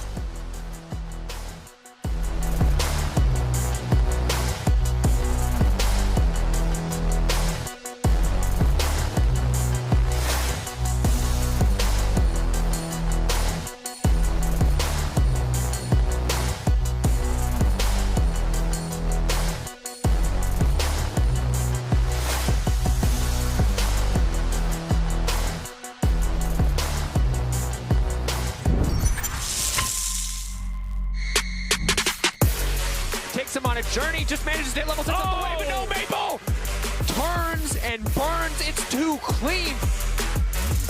Staying alive on an optic, the first one to die. Boss gonna be killed off next. It's Reset City for the first time in international competition. Oceania will make it past the first round.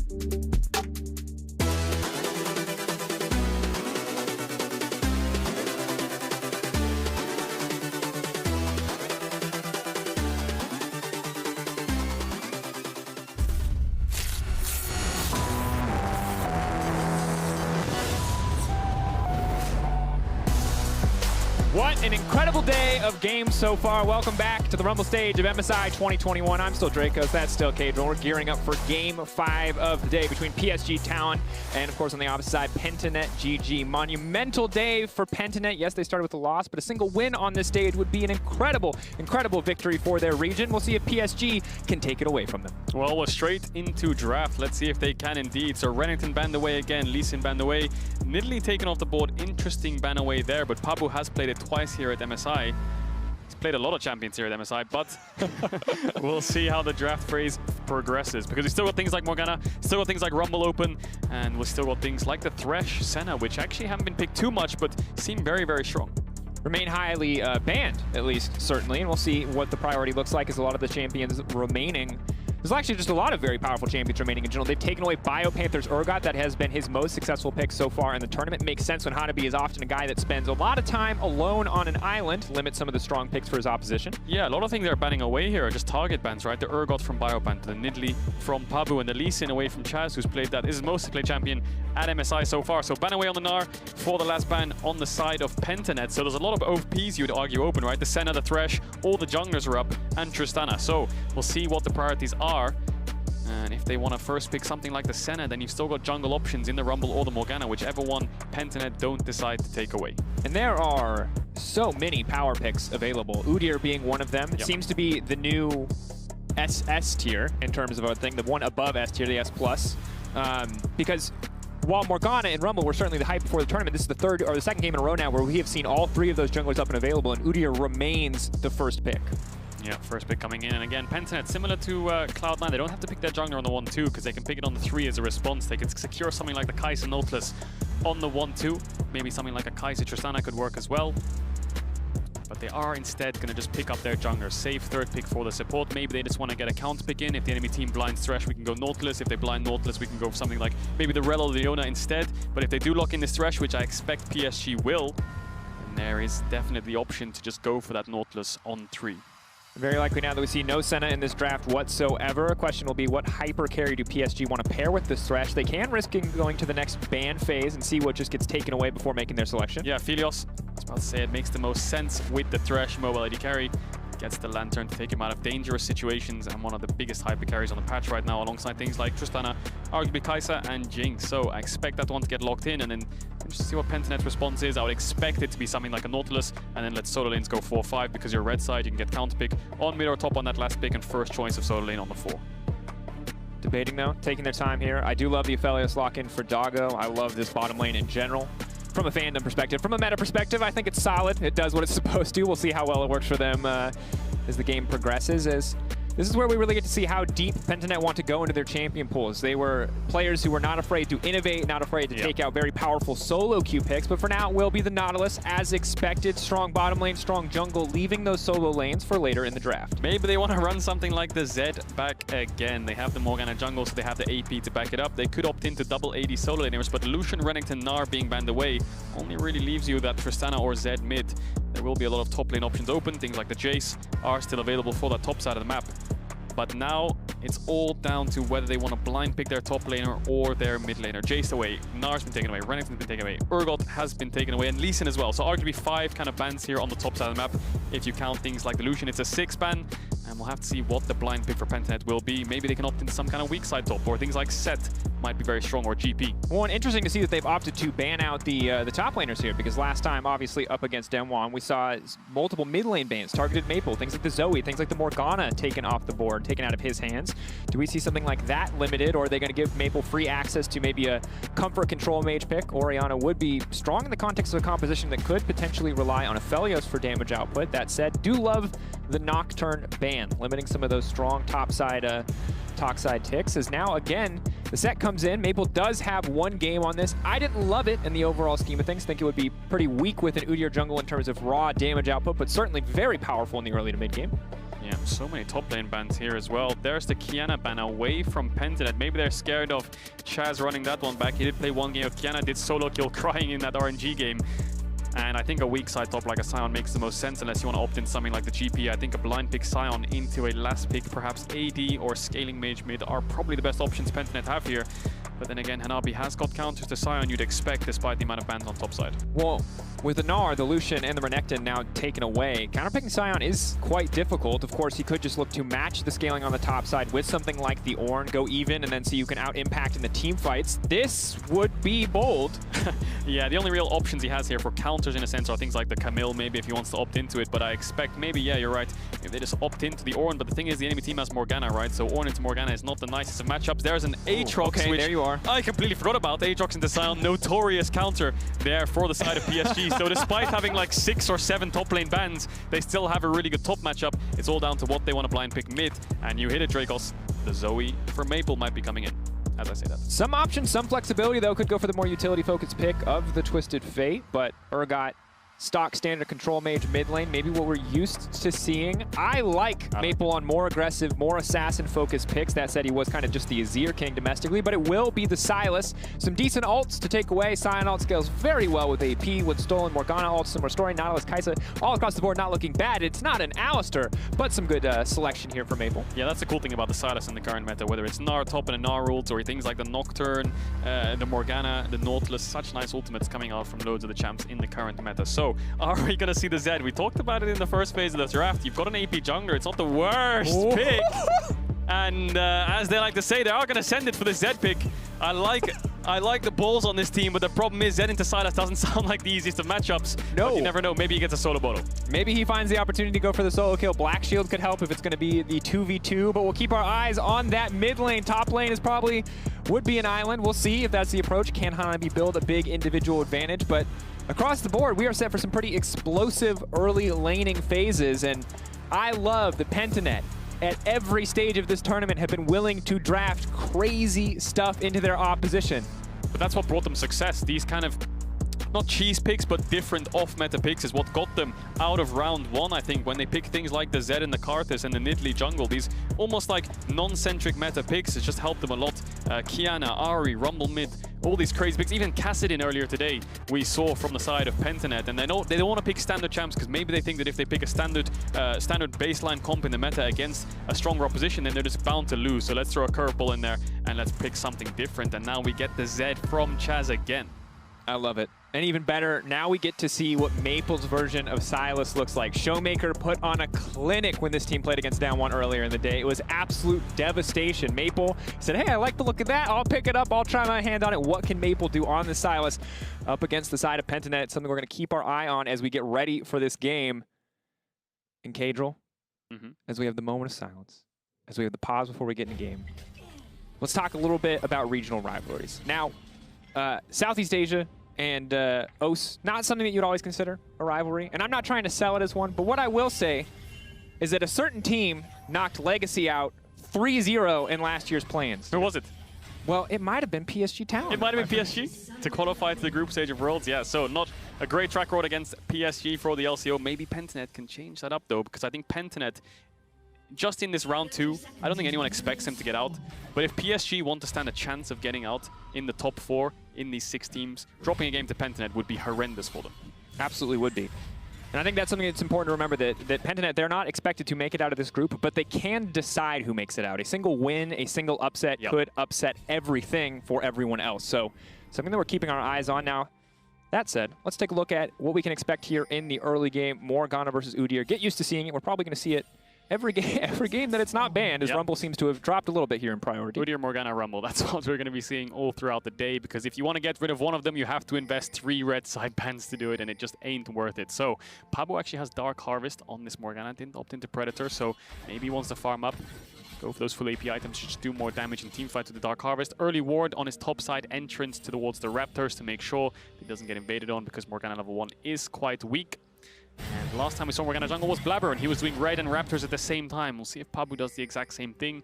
2 camps at the price of 1 while healing up off of both. But mid matchup is going to be explosive, you'd expect, when Chaz hits level 6. Yep, and Hanabi in the meantime has gone for the leash and will head to top side, so they're going to have general information on where River has started. The early leash will help him match the double clamp clear speed that Morgana can bring to the table. But Biopanther doing his best to just tank the wave here, push it in as much as he can. Obviously, this matchup is going to get much harder the later we go. Yeah, definitely. Sion can't really out-damage the Aatrox healing later on into the game. We'll need some jungle assistance, but Pabu did do the Red Raptors together and he's moving towards the Krugs. So he's pathing bot side, and River's pathing bot side too. So it all comes down to bot prio. Can Praedyth and Decoy get the push in to help Pabu get that early Scuttle Crab? And Praedyth is a player who's been such a staple for Pentanet in their wins. He's helped them out so much on things like the Samira pick. You'd remember that he's doing so much damage, almost 30% of his team's damage on these picks. The Xayah also stands out to me as one of those staple carries that he's played throughout the tournament, and he was so crucial in their wins because he was the consistent driving force behind this team in the later stages of the game. And we heard that from the team as well coming into the tournament. That's obviously the player that you need to watch. You need to watch Praedyth. Now, important to note, that is just stats in wins. If Praedyth starts to fall behind here, it is still difficult. Now, but if Pentanet, of course, want to win, usually it's through investing resources in Praedyth. It's getting this man ahead, getting this man on a hyper carry, having a Kaisa with the exhaust already to leap into backlines whenever he wants to. Certainly seems to be a strong start from picks and bans. Yeah, and he has the picks around him to help him. You've got the frontline Sion, you've got the Black Shield, Zeds buying a lot of time in the backline with a Nautilus to help you engage. So eyes on Praedyth as the game progresses. But in this early stages of the bot lane, looks like they're just losing out on the trades. River's here first, so he's cleared faster than Pabu. He should be able to pick up this bot scuttle with Smite as Pabu doesn't have it.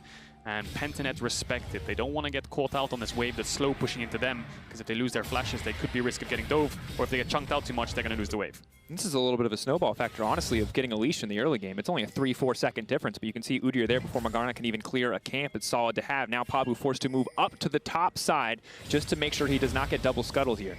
Yeah, and River's looking mid. Chaz just used W to push out the lane. Maple eased the creep, the gap closed, and now Chaz no dash. Again. Pabu's there though. Black Shield there to protect his mid laner, but of course no other cooldowns because he's focused on the crab. It will be a crab for crab trade as both junglers will move up to about 28 CS. Pabu though now just in time to re-catch the Raptors here. Yeah, and important to note, Maple has TP in this lane, so he can afford to trade aggressively and get Chaz's potions and then TP back. But he's hasn't forced any just yet, and his bot lane looks pretty rough for Pentanet as the hook goes wide. Decoy almost cracks the lantern and looks for Doggo there. Close, but ultimately no cigar. Fellas with the small lead here. Of course, he's about to swap guns. Starts with green and red. We'll swap over to purple-blue momentarily. We'll allow for better pressure in the wave with that blue gun. As Chaz not really coming out on top in that trade, but the other thing to note, while TP will certainly allow Maple to take health trades, mana is something that he has to watch out for, Chaz, as an energy champion. It's a simple point, but it is something to consider the longer the lane phase goes. Pabu up towards his top side. He hasn't based yet. He did his 2 top camper respawns. That's why he's on 36 creeps, whereas River actually based and went to the top side. So a little bit slower on these wolves, but when he finishes them, he'll be level 5 as well, you'd expect, and then he can start impacting the map while Pabu has to base. So River, what can he do with this? Can he slow down Chaz's base to help out Maple? That would be a very big factor in terms of helping him in the lane phase. As you can see, Dragon's up as well, so he has a lot of options, but there's no top camps for him to take. And Maple, freeing him up would be a very important thing for the side of PSG here, because he's one of their staple carries, I think.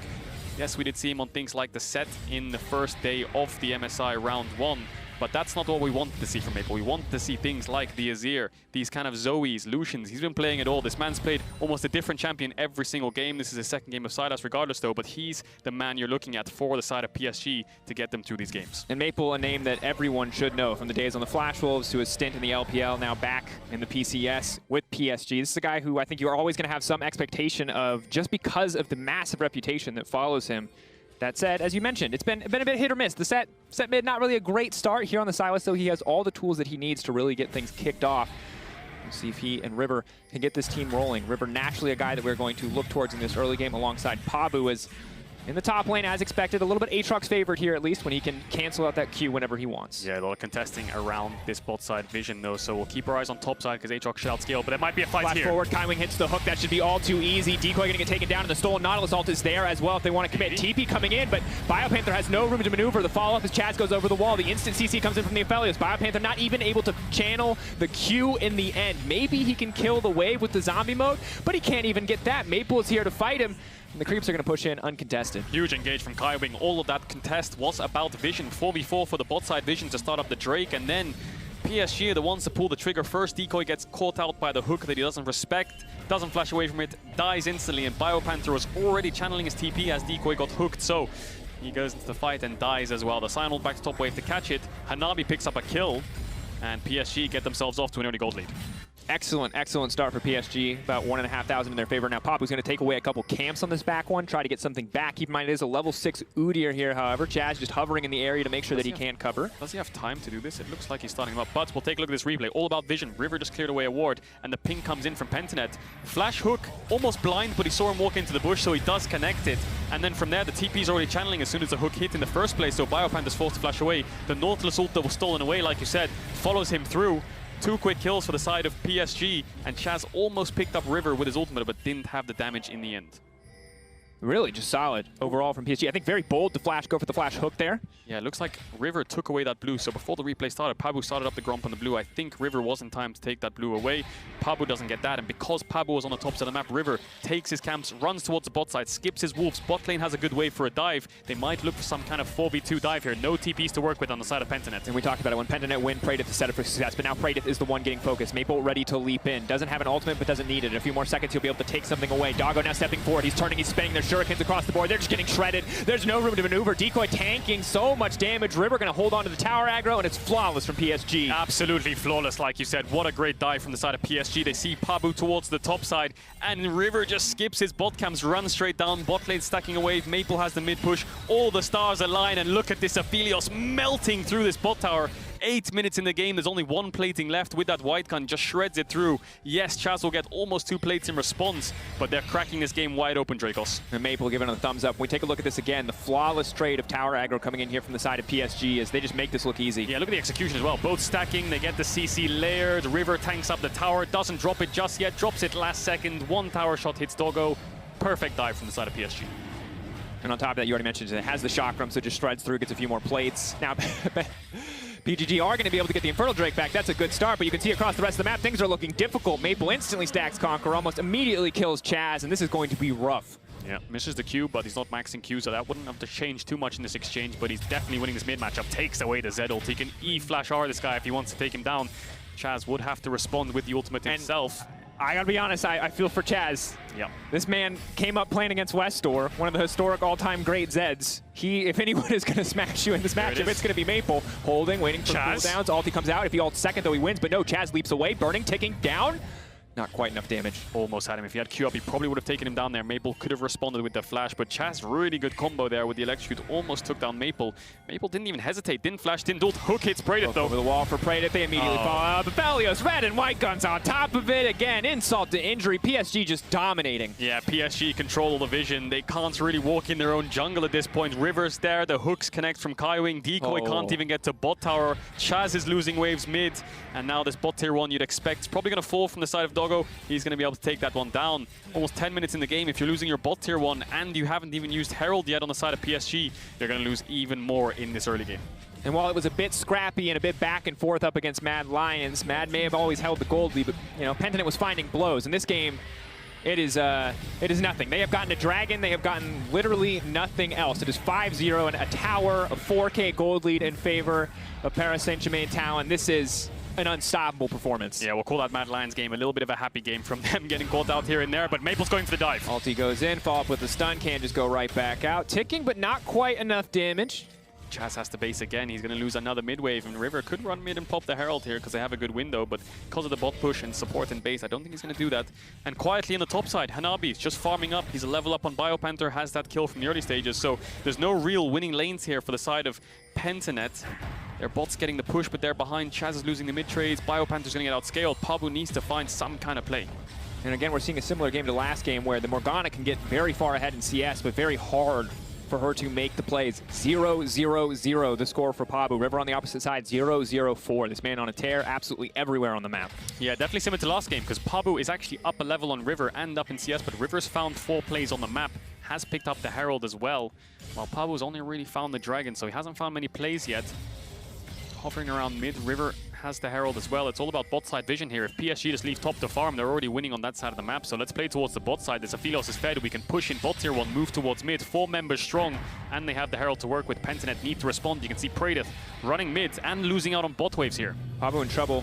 They can break the black shield before the stun comes out. It's not going to matter too much. The ulti going forward. Pabu trying to turn this one back. Good damage now, but Maple healing it all. Pabu just barely able to flash over the wall. Here's Chaz walking away from that one. And Vilios gets the follow-up from downtown with the mark. Prated. Can he turn it back? He doesn't have the damage. Doggo's too strong. He swaps guns at the flawless time, and it's too easy. Spin, spin, spin. Prated is running for his life, but the follow-up is there again. Doggo is unmatched in these team fights. It is a double kill. All of PSG collapsing, and Pentanet cannot get a single kill.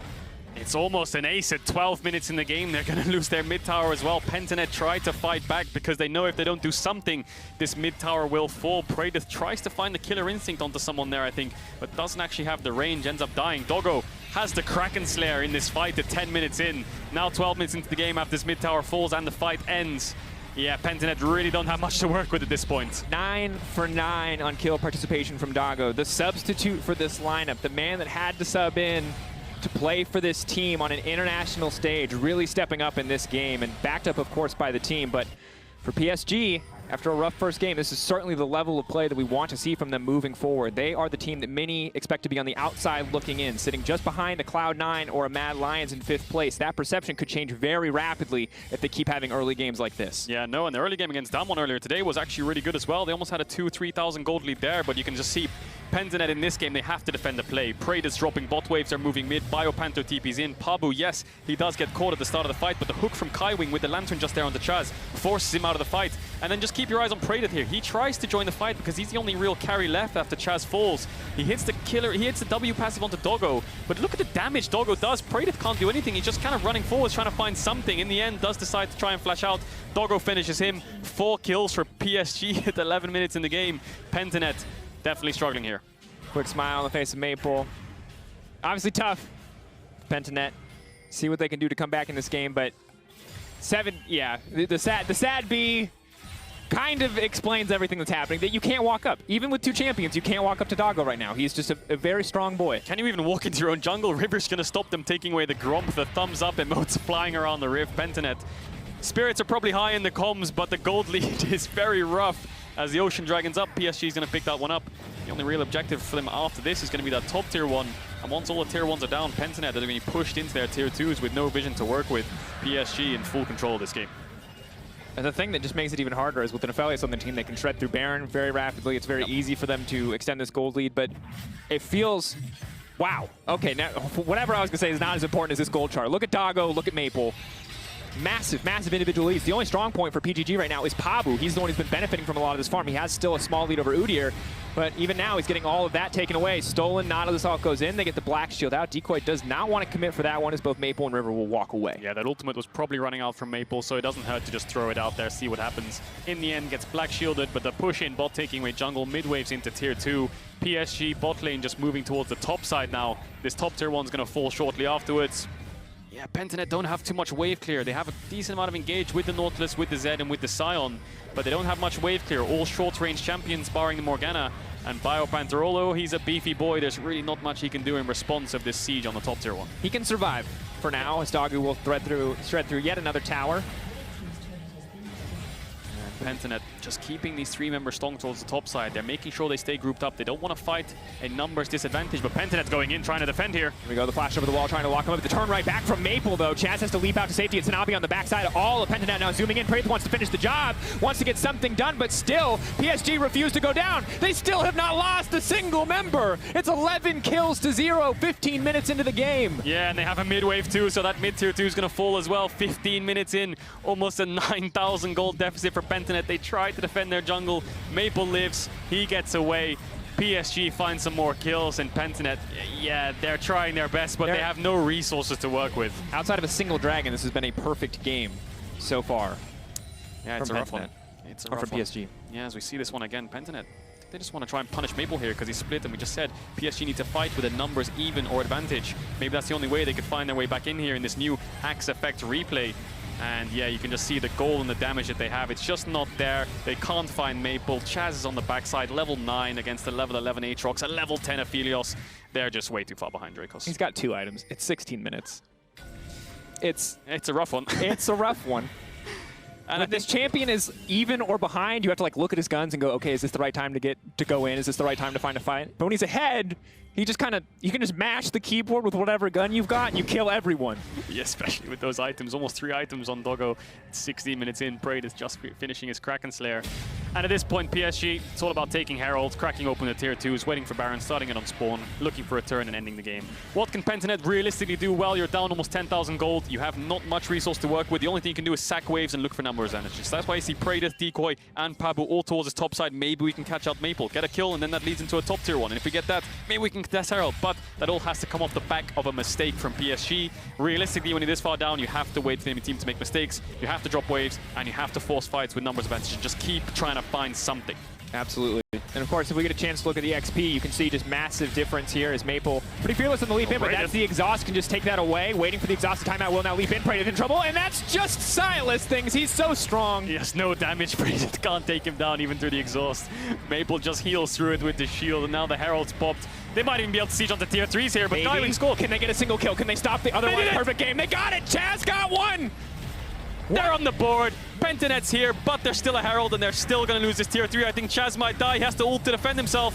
Oh, Chaz is just going to get burned down here. The TP now coming in on the Herald as well. It looks like PSG are ready to make this about the fastest game in the tournament we've seen so far. 17 minutes and counting. Hanabi grabbing another kill. But let that be a lesson to you, PSG. Nobody kills PGG 12 times in a row and gets away with it. Yep, they do end up picking up a kill, but they lost their top in it. But 18 minutes, this is just a slaughter, you have to say. Pentanet, I would, normally in these kind of games, Dracos, I would give you some way back that the losing team can find it. Maybe if you're down 4 or 5k gold, or if you have some kind of Drake win condition, or you have TP advantages, or you have a level up somewhere, or some gold lead on any lane, then there's a world where you can come back. But the problem is Pentanet have nothing. They've got Spirit. They've got all the koalas behind them, but I am inclined to agree with you. I don't think that'll be enough as we check back on Maple's POV. Really love the play here. Just spamming W repeatedly with the shield. With the shield. And he does have the Seekers, so he has a little bit of armor as well. But yeah, Praedyth realistically doesn't have much damage. Just look at the items alone. Chaz is he didn't even have evolved Q at that point, so. Yep. Well, it's just, now it all comes down to forcing fights. Pentanet just have to keep going in. They love to send it, just try again. If it doesn't work, keep trying. And even if you're going to lose these fights, finding something is the only way back. So you can see they're just trying to group and force a fight. River is getting chunked down. River, will he fall? Another kill. Praedyth on the backside. He's got enough damage to kill the Udyr. That's going to be one. Hanabi now trying to finish the job. That Aatrox is very powerful. Maple is there as well. They're bullying Praedyth in the fight. BioPanther, another name on the list. And meanwhile, Doggo's killing everybody else. This continues. Yeah, but 2 kills, couple shutdowns for Pentanet. I don't think they're going to be able to run away here. The Aatrox kind of out heals both these tanks' damage, but BioPanther is going to try and get away. Hook from downtown. Skywing follows him. He has flash if he wants to go for it. There's Maple. Now, trying to wrangle a Scion. They will find him. They will take him down. That is the ace. Flash Wolves. You'll love to see it. Good on you, Hanabi. And Doggo was doing so much damage in the backline with his blue gun alongside Skywing. Chaz ended up killing him. Got a lot of gold on the shutdown, but look at your base. 20 minutes in, your Nexus towers are falling. And PSG are going to get a bot tier 2 after this play. Dragon is still up. They're probably going to pick that one up as well. And yeah, they're just so far ahead. Yeah, they're very far ahead. Yep. And as we look at this replay, you can see Pentanet, they have to force. If you're in a losing game state like this, where it's beyond doomed, just try to force something and maybe catch them off guard. And they do kind of catch them off guard in a sense. River falls, Praedyth trades his life 1 for 1, but watch Doggo and Skywing. Chaz and Pabu versus the bot lane of PSG. Look at the damage, just melts through them, but they do have the damage to pick him up. Wow. With the deathmark. And he survives. No, he doesn't. Up until he dies. Up until he dies. And then Hanabi's just way too much life steal. Thank you. Picks him up the kills. Rough. I got your back, dude. Don't There you go. Speaking of rough, Doggo, very good boy this game. 9-1-8, about to take this Baron. Probably just about uncontested. Maybe Pabu can take the Miracle Steal. He has no flash though, and he needs a blast cone. Hanabi scouting out. Yeah, this Aphelios is going to melt through this Baron. And maybe Pentanet can look for a fight onto Hanabi, but then again, he has the flash, the ultimate, can probably life-steal through it all. But Pentanet know that the second this Baron falls, their base is shortly going to fall after. Wow.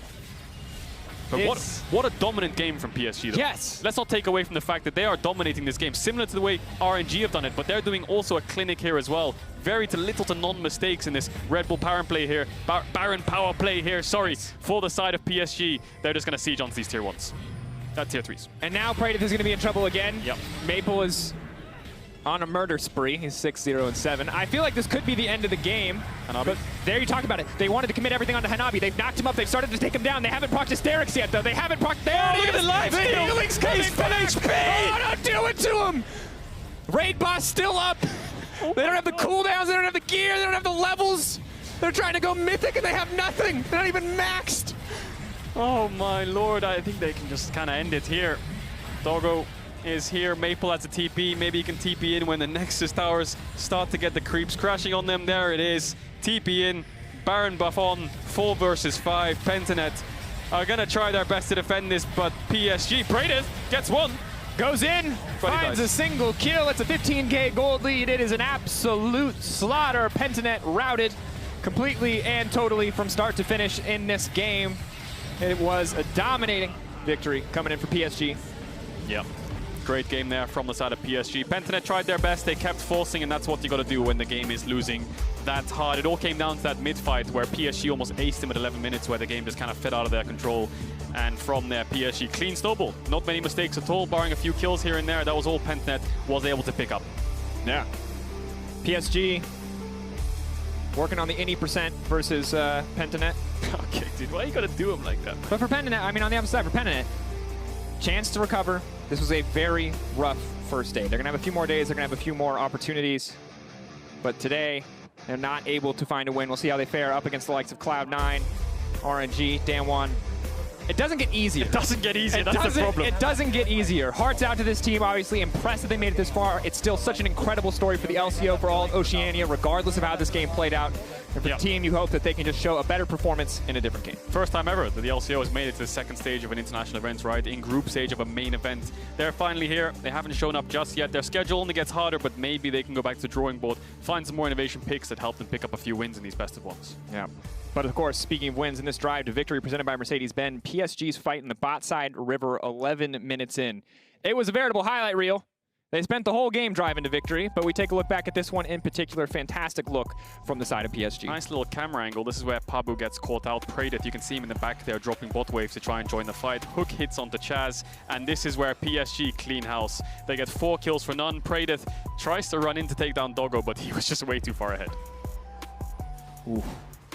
And I do love me some Aphelios highlights. Obviously, incredible finish here for him. Praedyth, you can see that desperation just continues to come through, and Doggo gets to play cleanup while Maple and the rest of the team are just landing skill shot after skill shot. BioPanther. Yeah. I think the game kind of fell out of PSG's control after that bot dive, right? Where they four-man dive with bot, they got a double kill. Aphelios got 4 plates based, and he almost had a Kraken Slayer at 10 minutes. So yeah. It was rough. Yeah, it was no doubt. It was rough for Pentanet. We'll see how they can recover as we get further in the tournament. But after the break, we're going to hear from Maple before it's time for the NA versus EU clash. Vote of 4 as Mad Lions and Cloud9 take to the stage. Woo.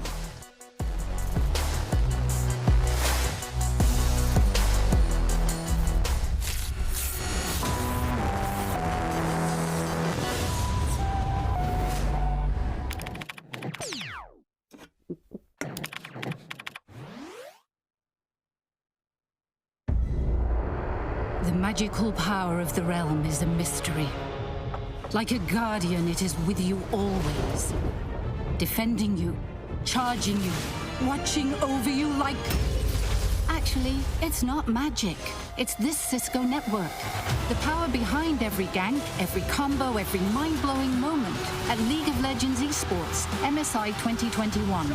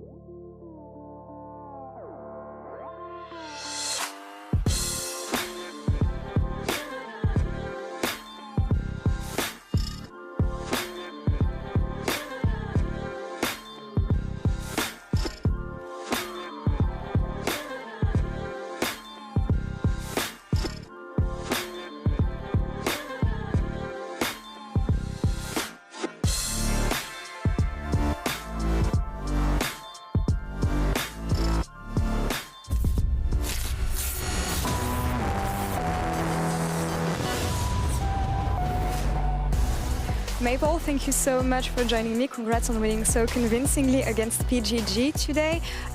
Could you give me your take on why the game was so fast-paced and why you've been able to snowball so hard against them? 首先恭喜你们拿下了对阵 PGG 的比赛这场胜利嘛，可以跟我们说一下今天为什么节奏起得这么快，以及说雪球滚得这么顺利吗？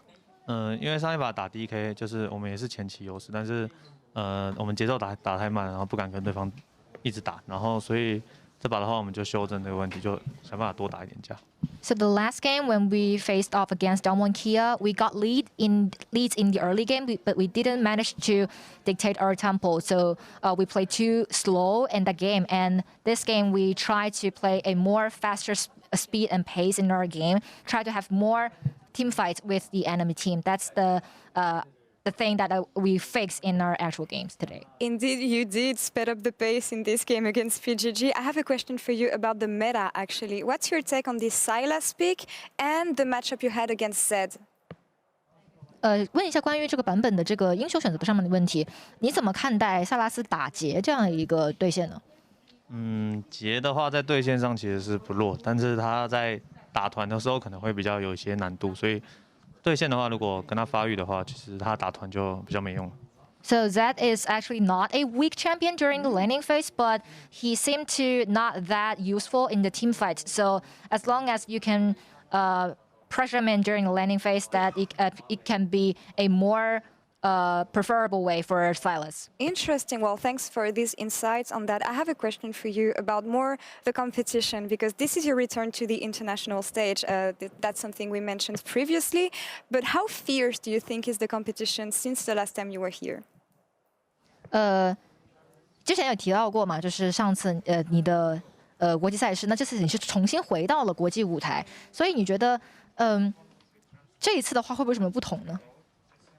这次的话，我觉得我们等一下，excuse me, it's about a difference?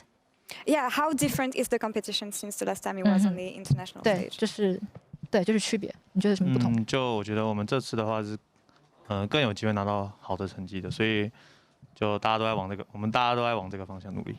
I think for this time at international tournament, we have a higher possibility to get better results than before. We're all fighting towards the same goal. Yeah, and you had an amazing showing on your first day in the Rumble stage. Last question for you. We're about to go to the last game of the day. It's going to be Cloud9 versus Mad Lions. Any predictions on this matchup? Who do you think is going to win and why? 关于今天最后一场比赛的这样的一个预测，我们稍微聊一下，就是你觉得 C9 对阵到 Mad Lions 谁会赢呢？我觉得应该是 Mad Lions 会赢，因为他们打赢了我们2次。I think Mad Lions because they beat us for twice, right? All right, well, we'll see about that in a few minutes. But Maple, thank you so much for the interview. Iris, thanks again for the translation, as always. And we're going to take a break now, and we'll be back for NA versus EU Clash, Cloud9 versus Mad Lions in a couple minutes. Stay tuned.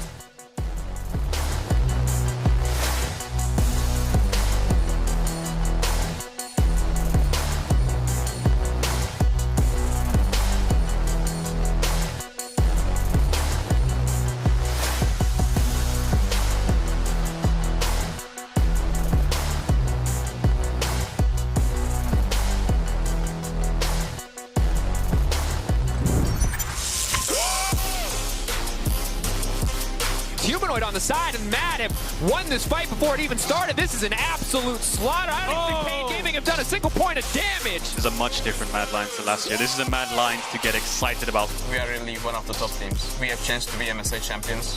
Here we go, this is it. In goes Vulcan, here comes Blabber. Fudge dives on, they got it line! They shut down Ghost and they're looking for more. Blabber's gone down as well, but Showmaker is now dead, and Sven has free reign to open up. From villains to victors, C9 take down Dam1. We're going to come in with the same fire, and we're going to fight, and we're going to try to win every game versus everyone.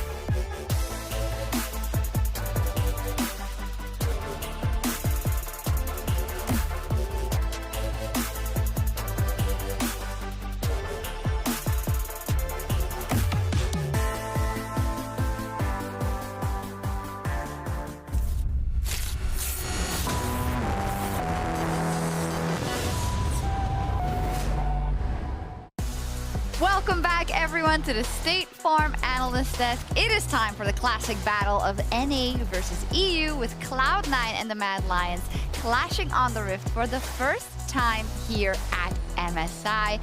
So exciting, always. Yes, the glasses have to be clear, Elioya, if you want to smurf it on the Rift. And there is Perkz, a focal point, I think, in this matchup. Dagda, Perkz and G2 formerly have a long tradition, as we get the stare, of stopping NA in their tracks at international tournaments. And now he finds himself on the other side. Yeah, I'm very excited for this. I mean, if you look at like MSI 2017, TSM gets stopped by G2 from going into the tie, or forcing the tiebreaker against Flash Wolves. You look at MSI 2019, G2 beat Team Liquid in the final, denying NA the trophy. Then we get to Worlds 2019 and G2 beat C9 twice in groups, stopping NA again. And then in Worlds 2020, on the last day of groups, they beat Team Liquid again, denying their tiebreaker opportunity. It has been Perkz denying NA over and over and over. But now he's the turncoat. Yeah. Now he's on the opposite side, and it could be Perkz denying EU those opportunities now. Oh, I love that. Usually if they say, if you can't beat him, join him, it's the other way around. I'll join him and I'll beat you as well. Perkz versus Humanoid is also a great matchup here, because I think Perkz, you know, is one of the Western GOATs, and he has done a lot in his career. And Humanoid has been someone who has fought for that recognition for years, and I feel like he's finally getting it. He absolutely is, and it's also for Humanoid, he's a player that sort of joined the league at the same time that Perkz left the mid lane. And he got like one good split last year in spring where he actually got to battle against Perkz. So this is one, even though Humanoid's played in the league for a couple of years now, we do not have a lot of tape between these two players. These are two players with a big ego and a lot to prove today, because Humanoid especially, for him it's about becoming way more lane dominant recently and also becoming more reliable for the team. But Perkz, that is Mr. Reliable for C9. That he is. Let's pull up a bit of the banter that we saw. I think it was especially between Perkz and Carzzy. They both like to banter back and forth before they get into it, and it was definitely heated. And I like it, Doc, that they're playing into the fact that the fan base is obviously all riled up. It's all part of the game. Exactly. And I mean, look, you got to enjoy the rivalry, right? It's all good when it's like East versus West, but when you get to EU versus NA, it is all about trying to show you are the dominant region in the West. And so far, you got to say it's been EU, but the tables, as we said, have now turned with Perkz coming in. And certainly when we look at this mid lane matchup as well, Perkz has been showing up massively for Cloud9. You can see the stats that were on your screen just a moment ago. And now we got to see if he actually can beat Carzzy, who's the main damage dealer for Mad Lions. It really does feel like it's Perkz versus Carzzy in this matchup. Yes, and I know we talk a lot about Perkz because I think it's important in the context of this matchup of EU versus NA, but I do want to kind of put the focus also on C9 as a whole, because even though they ended up losing that game versus RNG, I love the way they approached that game as a team. They crafted a specific composition against what they thought the enemy team would field, and they actually played it well up until that dramatic moment. And this is now becoming a consistent thing for C9 when they have like their key matchups that they have to win. So in this game versus RNG, it was okay, mid lane, we know Perkz can pop off, let's put him on the Lee Sin. That's a bit of a surprise and play towards his lane. That was a really big deal for them. At the same time, Fudge was on tank duty, playing isolated in the top lane and then transitioning into team fights where his patience was incredible, holding on to that ultimate for really key moments. And you rewind the tape further back to the group stage, well, it was a completely different story. Against Dom1, they saw the weak link as Khan in the top lane. So now it's Fudge with the Lee Sin. Now we're forgetting about the Rumble. Now we're attacking the top lane and absolutely going hard. So when I come into this matchup, I think something similar has to happen for C9, and it could go one of two ways. One way is top lane super volatile, hit it. Two, it's an ego matchup in the mid lane. Oh, we'll see what happens. We'll see who comes out on top in our first NA versus EU clash at MSI 2021. Go ahead, Dracos and K-Draw. Oh man, what a pleasure. It's been a long time since we've had an EU versus NA battle.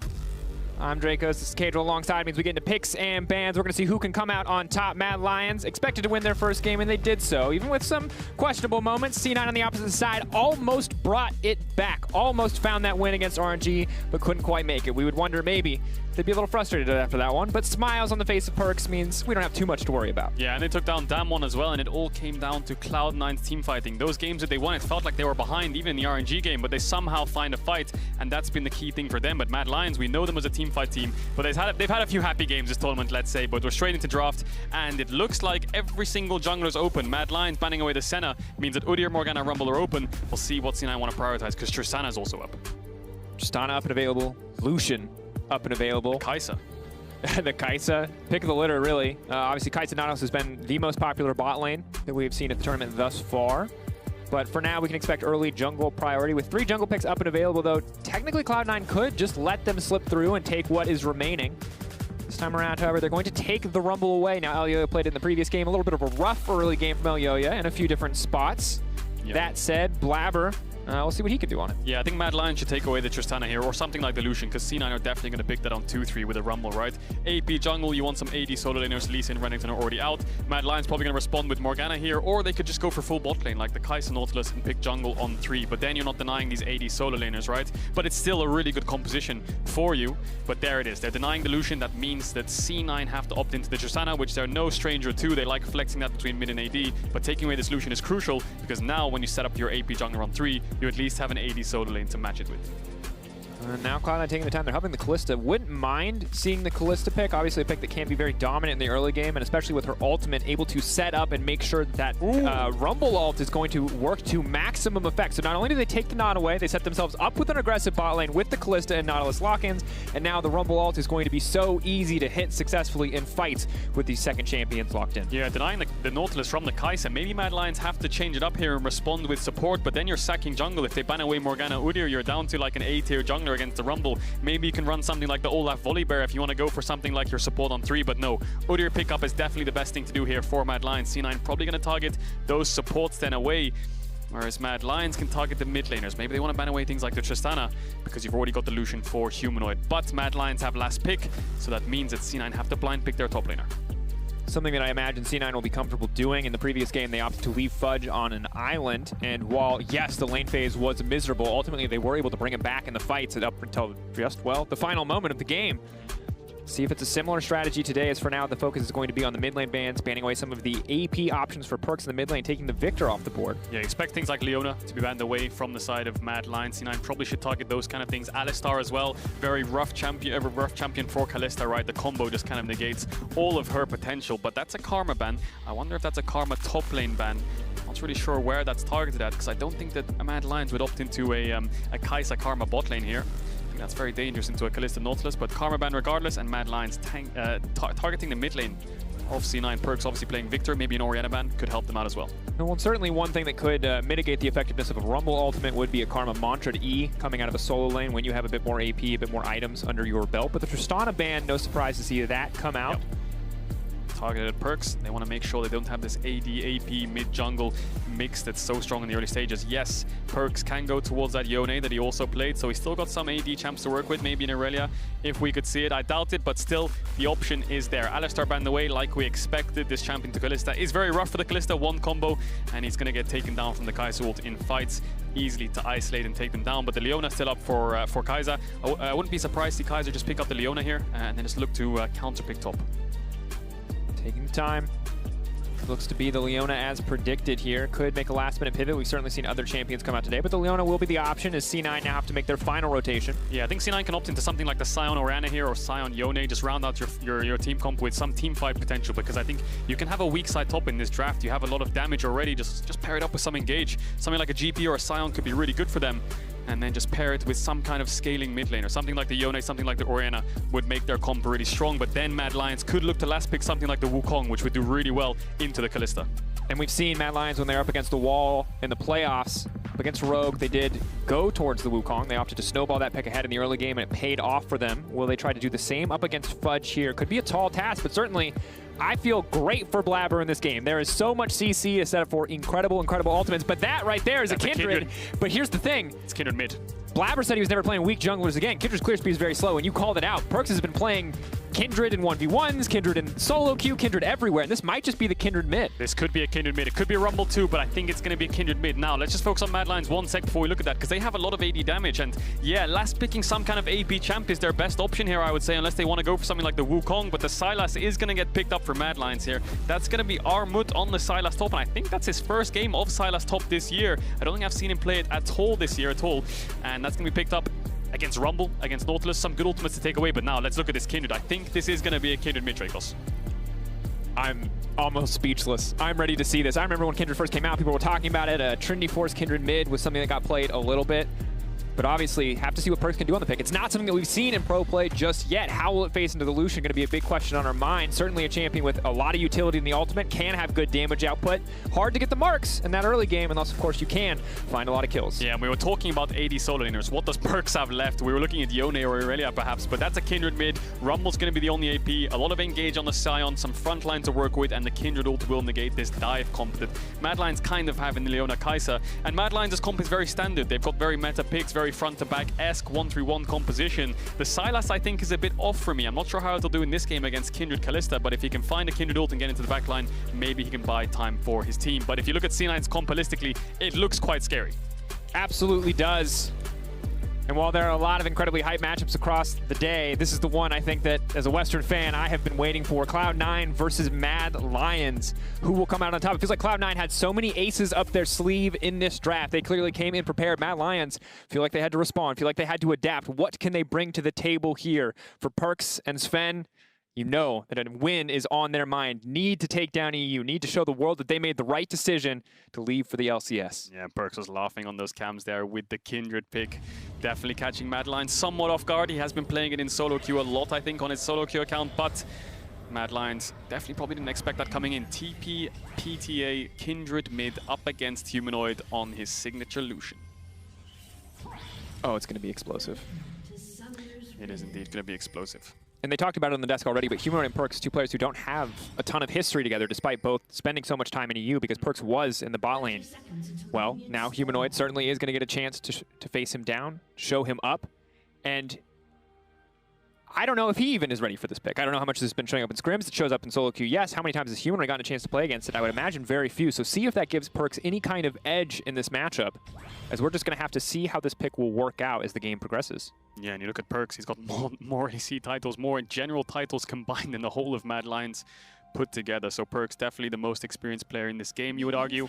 One of the, if not the best player in the West's history with the achievements that Perkz has. And somewhat a lot of pressure here with this Kindred pick mid. And certainly it feels like the most successful. Best obviously going to be a little bit more subjective. People would argue Caps, but obviously this is the chance for you to join in on the action as we may see something level 1 here. Send us your tweets using Verizon 5G All Chat for the chance to be featured on the broadcast. I imagine that Twitter will have a lot to say for this game. But for now, kind of waiting a little bit with bated breath just to see what is going to happen in this early game. Top lane we expect to be relatively quiet, but the rest of the map could be explosive at any moment. Yeah, you're definitely right. I think top lane will be quite quiet in the early stages of the game, especially with Kalista Nautilus versus Kai'Sa Leona in the bot side of the map. Both junglers starting on the top side, pathing down. Both going to try to contest this scuttle, so eyes on mid. Bot lane will be contested. We'll see who gets the mid push in this lane. I expect Lucian to push in early because Kindred needs her level 3. She needs points in QWE to actually contest the push and win out on this 1v1. Absolutely does. Of course, the second she gets a point in the W, she'll start to get the essentially fleet footwork-esque passive that'll allow her to sustain a little bit better in this lane.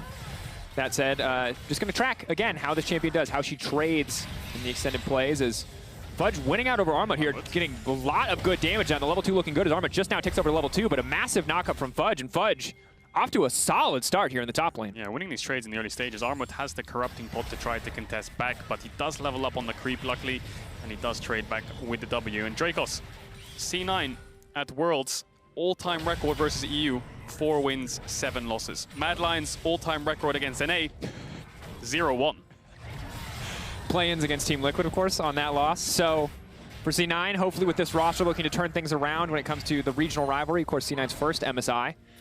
A lot of chances at Worlds, but be interesting to see if Perkz is the one to start to build that record back in the C9 favor. As Mad, again, their story, while they certainly had a strong first stage here, making out of that first stage, a first time for this team and organization, they are looking to do more here in MSI. Really need to come out swinging here in the Rumble stages they already have with a single win. Blabber skipped Krugs here to get to the crab early, but Elyoya didn't skip anything. So he's level 4, and he spots out Blabber. Humanoid has the mid push. He's chunking out Perkz, and he can collapse towards this river, but Vulcan's looking for an engage in bot. Carzzy locked up, but they really have no follow-up damage. It's just going to be a total proc on the Plasma here, as Vulcan's now going to be in trouble. The cleanse coming out from Sven. Sven can maybe turn it back onto Kai'Sa. The flash away, the flash, the auto, the heals coming in. Sven can't finish the job. It's good damage back. Carzzy doesn't have it quite enough to finish it. It's an absolute bloodbath here. TP down to the bottom lane. Humanoid and Elyoya need to get out. They need to give up this crab. C9 have burned so many resources just to make sure Blabber can get ahead. Yeah, C9's bot lane went all in there to try and contest the prio to be able to get towards the river first, but Mad Lions fight back. All summoners blown on the bot side for C9. Same thing for Mad Lions, but Carzzy still has flash, but crucially Fudge TP down,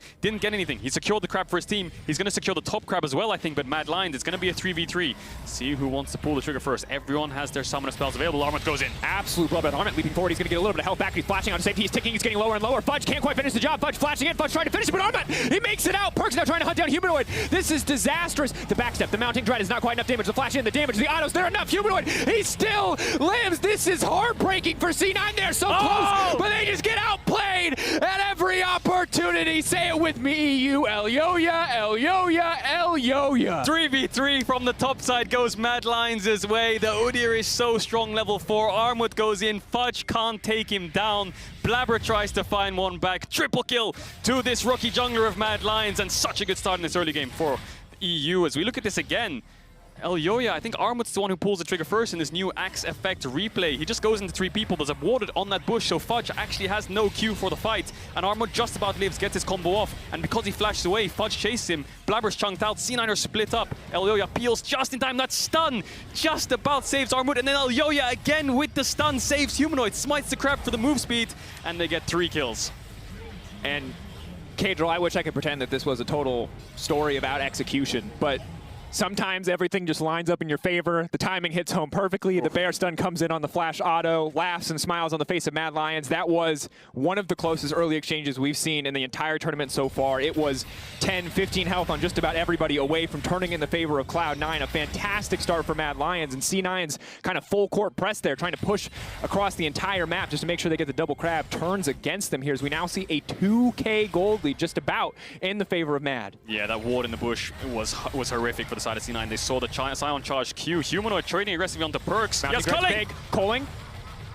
He's just going to back up. Perk's now holding on for now, but that's the immediate hook on the bottom side. Blabber's here in the midst of everybody. Elyoya trying to get damage down, but it's Carzzy flashing off into vision. Elyoya now on a rampage. Blabber going to be in trouble. Everything is falling apart for Cloud9. That's a double for Elyoya. The rookie jungler, his first split he makes to MSI. His first game against NA. He's killing everybody. Humanoid gets taken down. I think he was trying to dive Perks. Perks didn't actually use the Lamb's respite, so he must have killed him and leveled up after the fight. But Elyoya, the 3v3 in bot side, 5 kills in 6 minutes for him. Humanoid, I would like to see the replay on that mid 1v1 again. Maybe he misplayed it, but he tried to dive Perks. Perks fights back, and C9 finds something. And Perks is not a player you get cocky against. You cannot afford to get too confident. Level 6 timing clutch from Perks. When we see that back, we'll have to see how it worked out, because that right now is the silver lining on a very dark cloud of an early game for Cloud9. Their second play again turns against them here.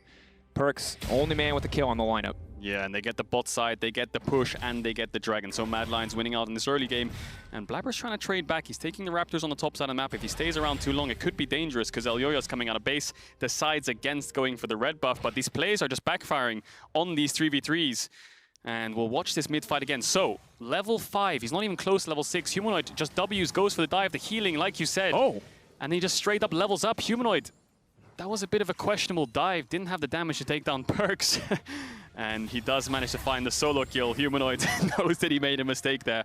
Still winning the lane, still 20 CS up, but that kill will make it a lot more even here. No, hang on a second. He's still 500 gold up from the assist as well, but still, Perks definitely helped out by that kill. And this is something that's important to note, is that Cloud9 were here earlier in the game versus RNG, falling behind the early game. Yes, the circumstances were different, but they have fallen behind before already this tournament and come back and made it look competitive. And similarly, Cloud9 said in all their interviews after the finals, look, we're not a team who tilts super easily. We're not a team who falls apart super easily. You can see Perks, despite a rough early game, laughing in that last play. May look to laugh again as he leaps forward, throws down the Lamb's respite. Now has to back away on this one, but trading ults with Humanoid. Yeah, ult trade there, and Mad Lions jungler was around, Vulcan was around, everyone was around for that fight, even Sven was there. Now they're losing out on these bot waves, so C9 need to get the bot as fast as they can, but Mad Lions will stop them. It's going to be a red buff contest, it will be a 3v3. Carzzy's not level 6 to join with Killer Instinct yet, 5 for Sven. Big ulti though coming in from Rumble. Kaiser could be the one to break it burn down, but Elyoya is just tearing through the entire team. They managed to find 2, they get nothing back. Madder's simply too far ahead. Yeah, just way too far ahead. Carzzy didn't even have the level 6, he just gets it off the back of that play, but the Rumble didn't do anything. Kaiser went in and just tanked it all.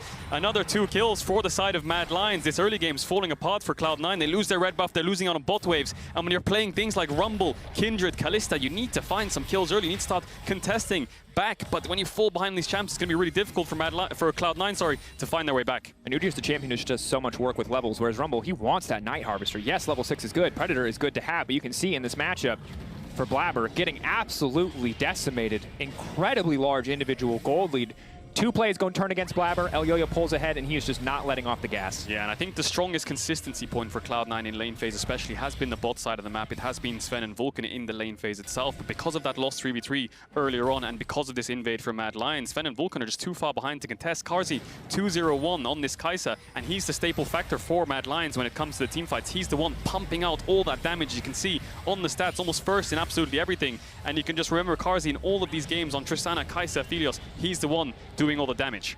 And he's absolutely set up for success in this game too, because he has the Kai'Sa, the freedom to leap into the backline at a moment's notice, where Perkz and Sven maybe don't have enough items, don't have enough gold to contest with the Kai'Sa. Now they do have the luxury of the Lamb's Respite. We're going to have to see how these team fights will play out with a Kindred in the mid lane. A Kindred in the mid lane indeed, but he's getting pushed in, still 30 CS down, and Mad Lions, you can see Kai'Sa went towards the top side because Carzzy can catch bot waves for free, and it looks like they wanted to start up the Herald, but look at C9 responding really well. They're just going for a full swap, so while Carzzy's not on this bot side of the map, he's not showing. Importantly, Carzzy's not showing on the bot side, and it means C9 have to be scared that he could be towards the top side. I think pushing out and moving towards mid would be the best thing here, because C9 looks like they want to commit to a swap. It looks like they're unsure what they want to do here, but now they are running towards the Herald, and it looks like they're going to start it up. They get spotted out, and Mad Lions have all the information they need to look for a cross-map play. Will Mad Lions just go for the bot tier 1, or will they look to fight? Looks like they're just going to trade.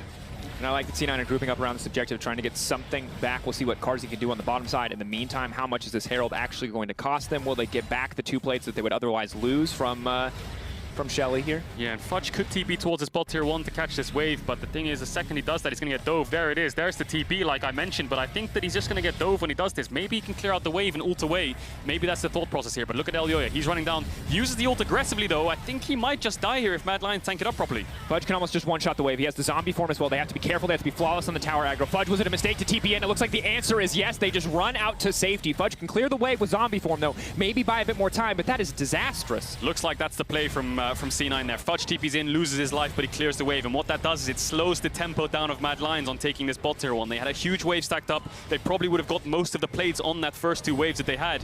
And now that the wave's dead, it means that the bot push is slower. Carzzy's only on 3 plates on his bot tower, pushing out the next wave, while C9 can herald this top tier 1. So they're slightly ahead on the push, but Fudge does end up losing his life. Another kill over to Carzzy. And this bot tower will get chunked out. It won't die quite yet. You can see Carzzy basing. So good macro play from Cloud9 to defend the waves. Arma, though, just barely able to hold on to the tower for now as the Capture Creeps try to finish the job. Tower's alive still. I wonder why C9 didn't just commit to it. That's the first tower of the game, local gold. I think they're going to have to stay around here. Maybe just walk up and take it on this next wave. Maybe they're hoping that Arma will approach the wave. Arma, no shutdown. Really, the person that they want to target is either Carzzy or Yoya to get more gold back into their pockets, but they'll take what they can, and it looks like they've just made sure that Sven is alone and isolated on the top side. Arma going to appear there, and we'll see if the Kalista wants to walk forward for a single auto, if Arma's just going to hold the wave outside of tower range. They lost their window, I think, to get this top tier 1, because now Carzzy's going to swap towards the top side. 4 members strong. I think Armut might have to TP bot. There it is. TP's towards the bot side. Top is okay. Shout out to Brian Kibler, incredible MTG player, the king of dragons, and maybe sad to see everything focused on the Herald side of the map, but as he said, Top River is basically Cloud9's Bermuda Triangle this tournament. Don't go there, or you'll just disappear. And again, don't go there now either, because Mad Lions have full control, deep vision on the blue buff area of Cloud9. Carzzy pushing in, and C9 missed their window of opportunity to get this tier 1 top. It's going to live on 1 HP, and they're not going to be able to get it. They can't even trade on the bot side either. Look at bot wave. Armut TP'd in and pushed it in. Humanoid TPing back mid. 3 pushing lanes for Mad Lions. Cloud9 have no cross-map response. Fudge is going to do what he can to take the Gromp, but Perkz is now in trouble. Humanoid goes in, just finishes him off with the Gale Force. A little solo bolo in the mid lane. Yeah, Perkz doesn't react in time with the Lamb's Respite. The Gale Force takes him down. We saw the exact same thing with Xiaohu onto Blabber. C9 dying to these Gale Forces. Humanoid picks up a solo kill. Not only is he 30 CS up and 2 plates up, he's also got a solo kill now. So this Kindred pick is not working out as well as Perkz perhaps would have wanted it. But here's the cross map from Cloud9. Can they dive Armut? He should know something's up here. Quick word in the rider. Just going to leap away. Takes the Rumble. Ultimate can throw down on the Equalizer if they commit too hard in the play. Kaiser in the area. Arma now going to throw down his own Equalizer. They are going to be able to get down Kaiser. A good stun comes down onto Blabber, but C9, are they going to have this one turned on them as Oyoyo now comes down to the bottom lane. The tower is very much still alive. Oyoyo ready to come over the wall. Looks like they might want to defend the wave. Armut goes forwards, but he doesn't collect the chains. MVP Kaiser. Good guy Kaiser tanks the hook for Armut and saves his life instead of letting his top laner die. They do end up clearing the wave in the end, and C9 don't really get many plates on this bot side of the map. They end up getting a kill, but let's look at this 1v1 again, because Perkz has the ultimate. Humanoid's TP back with his mythic item. Just dashes in, gets the auto Q into Gale Force, and from there, Perkz just didn't expect that damage, the execute coming out from that item. Another Drake now going into the favor of Mad. And this is grim. If you are a C9 fan, a 7K gold deficit at 13 minutes of the game feels just about insurmountable. All it was 1 or 2 early skirmishes, very aggressive early skirmishes that Cloud9 initiated that Mad ultimately won out on. Thinking back to the Elyoya triple kill, the bot lane gank, but with the deficits they've now built up, with the composition that they put together, it feels very difficult to play this one out. The damage from Humanoid in these short trades is just outstanding. Yeah, Mad Lions, 7,000 gold lead at 14 minutes. They have all the pushing lanes they need. Elyoya so far ahead, and so they're so tanky. Mad Lions can pick and choose wherever they want to go on the map, and Cloud9 are the ones who have to respond with cross maps. You can see Mad Lions moving into the bot side jungle, and Sven just pushing in top, trying to get that top tier 1 as a response. Carzzy will get the bot tier 1, but because they have numbers mid, they can look for mid tower. Perkz now in trouble. Big fight going out. Elyoya just running into Perkz. That's going to be the Lamb's Respite. They can just wait. They can just walk this one out. Sion ulti is going to get used immediately. Fudge locked up and taken out. Culling coming down on the backside. Rumble has to ult just to clear the wave. And Mad Lions will grab yet another kill. Yeah, Mad Lions commit numbers mid, and they have the tier 1 bot taken down from Carzzy. So playing on 2 lanes. Oh, Carzzy's going in! Feeling it. The flash away. He takes down Perkz. Elyoya's here for the follow-up. Vulcan needs to hook a wall and get out to safety. Waiting, holding on, backing off. Elyoya body blocking as Blabber gets lower and lower. Humanoid off to the side. Does have the Gale Force and the flash. There it is. He's going in. Vulcan feeling himself, but he is going to get locked up and taken out. A little bit too much confidence there from the Mad Lions as the shutdown goes to Blabber. Classic Humanoid diving between towers, going way too deep. Does get shut down in the end. Doesn't find a kill. Bit of a mistake there. Blabber does pick it up. TP behind now. Maybe C9 can find something. Here comes Fudge. Carzzy spotted. Elyoya in the area. Kaiser in the area. Fudge, I don't think he's going to be able to get anything back. Roar the Slayer slows just a little bit, but he doesn't even have time to channel the knock-up. Sven in the area as well, but they're just cutting through the front line of Fudge. They don't have enough tanky stats. Maybe they can kill Elyoya. Maybe they can get another shutdown. They're running away as the zombie passive comes out. If they finish Elyoya, it's big for Cloud9. It's more money back, but again, the CC on Fudge, he just cannot auto-attack this game. Everything C9's doing just keeps backfiring. They're losing out on every play. Yes, the mistake from Humanoid netted them a kill, but Mad Lions have 3 towers to 1. They're winning out on the cross maps because they're playing on 2 lanes every single time. And as soon as they pull the trigger to engage, Kindred has to use her ultimate almost instantly, and Armut's re-engage was clean. Good use of the ultimate, waiting. And this is the luxury that you have. Maybe in a closer game, the Kindred ult buys time and makes sure that you cannot win out in these trades. It turns them against you, but we can see that as Cloud9 fall further and further behind, everything they use just kind of turns against them. Yeah, Carzzy sniping out Perkz there. He was recalling on a ward, so he does manage to connect, and Humanoid, being Humanoid, does the classic, does look for the dive here. Hook into ult, into tower, he just dies. Yeah, dying is a classic, but him diving between towers to try to one-shot someone isn't really a classic. Him getting caught on a side lane is a classic. Yeah, this is just full confidence. When you're 2-2-4, maybe you think, oh, I shouldn't be that confident. But when you're, 8K gold ahead. Blabber's on a ward, though, clearing the Crocs, gets stunned up. Goes over the wall, he's isolated. Carzzy has the empowered Q. Easy pickup collector as well, just for a little bit of extra gold. Yeah, now Mad Lions have a bot wave to play on when Humanoid pushes out, and a mid wave to play on, so they might have to be looking, they might look for some more towers here. And again, Cloud9 only playing on 1 lane. Cloud9 looking for Kaiser here, but they have no damage. This Kaiser's way too far ahead. 2 items at 16 minutes. Kajal, and I love the EUNA rivalry. I want games where it's neck and neck till the final moment, but this is not one of those games. This is an absolute slaughter. Mad Lions are demolishing Cloud9, and for Cloud9, you are grasping at straws if you are hoping for a comeback at this point. Oh yeah, definitely. They need to wait for mistakes to be made, but you can see the confidence in Mad Lions. Look at Elyoya's items. Has the Magi's stacked up on Udyr. 10 stacks already. Pushing in every lane, looking for tier 2s at 17 minutes. Cloud9 need to wait for Mad Lions to make a mistake. Maybe they can capitalize on numbers advantages, and that's why they're committing 4 people towards this bot side of the map. Fudge is behind them with the ultimate up soon, so if Armut shows on this top wave, maybe they have a 5 to 10 second window where they can find a 5v4 or a 5v3. It's even shorter than that because they have to wait for the TP channel. That's about the only window that they're going to get. Is Humanoid again stepping forward. Level 10 for Sven, 1 item under his belt, can start to poke down, knowing that he has his allies behind him. Fudge, level 11, almost has the Sion ultimate up and available.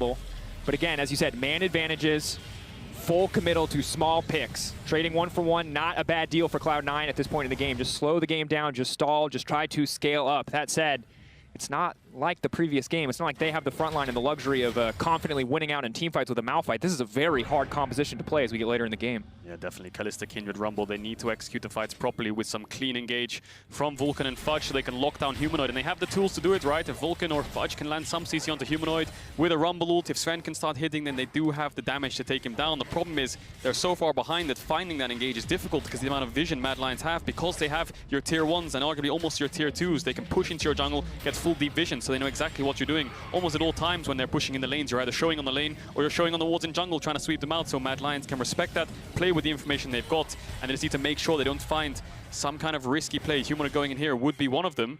As Vulcan and Perks are setting it up, he doesn't have too much vision to work with. Blabber's around, he does get spotted out. So Mad Lions fishing for vision here. That's what the key of this game here is, along with the Drake. More vision, more control, more pressure, grabbing the Drake.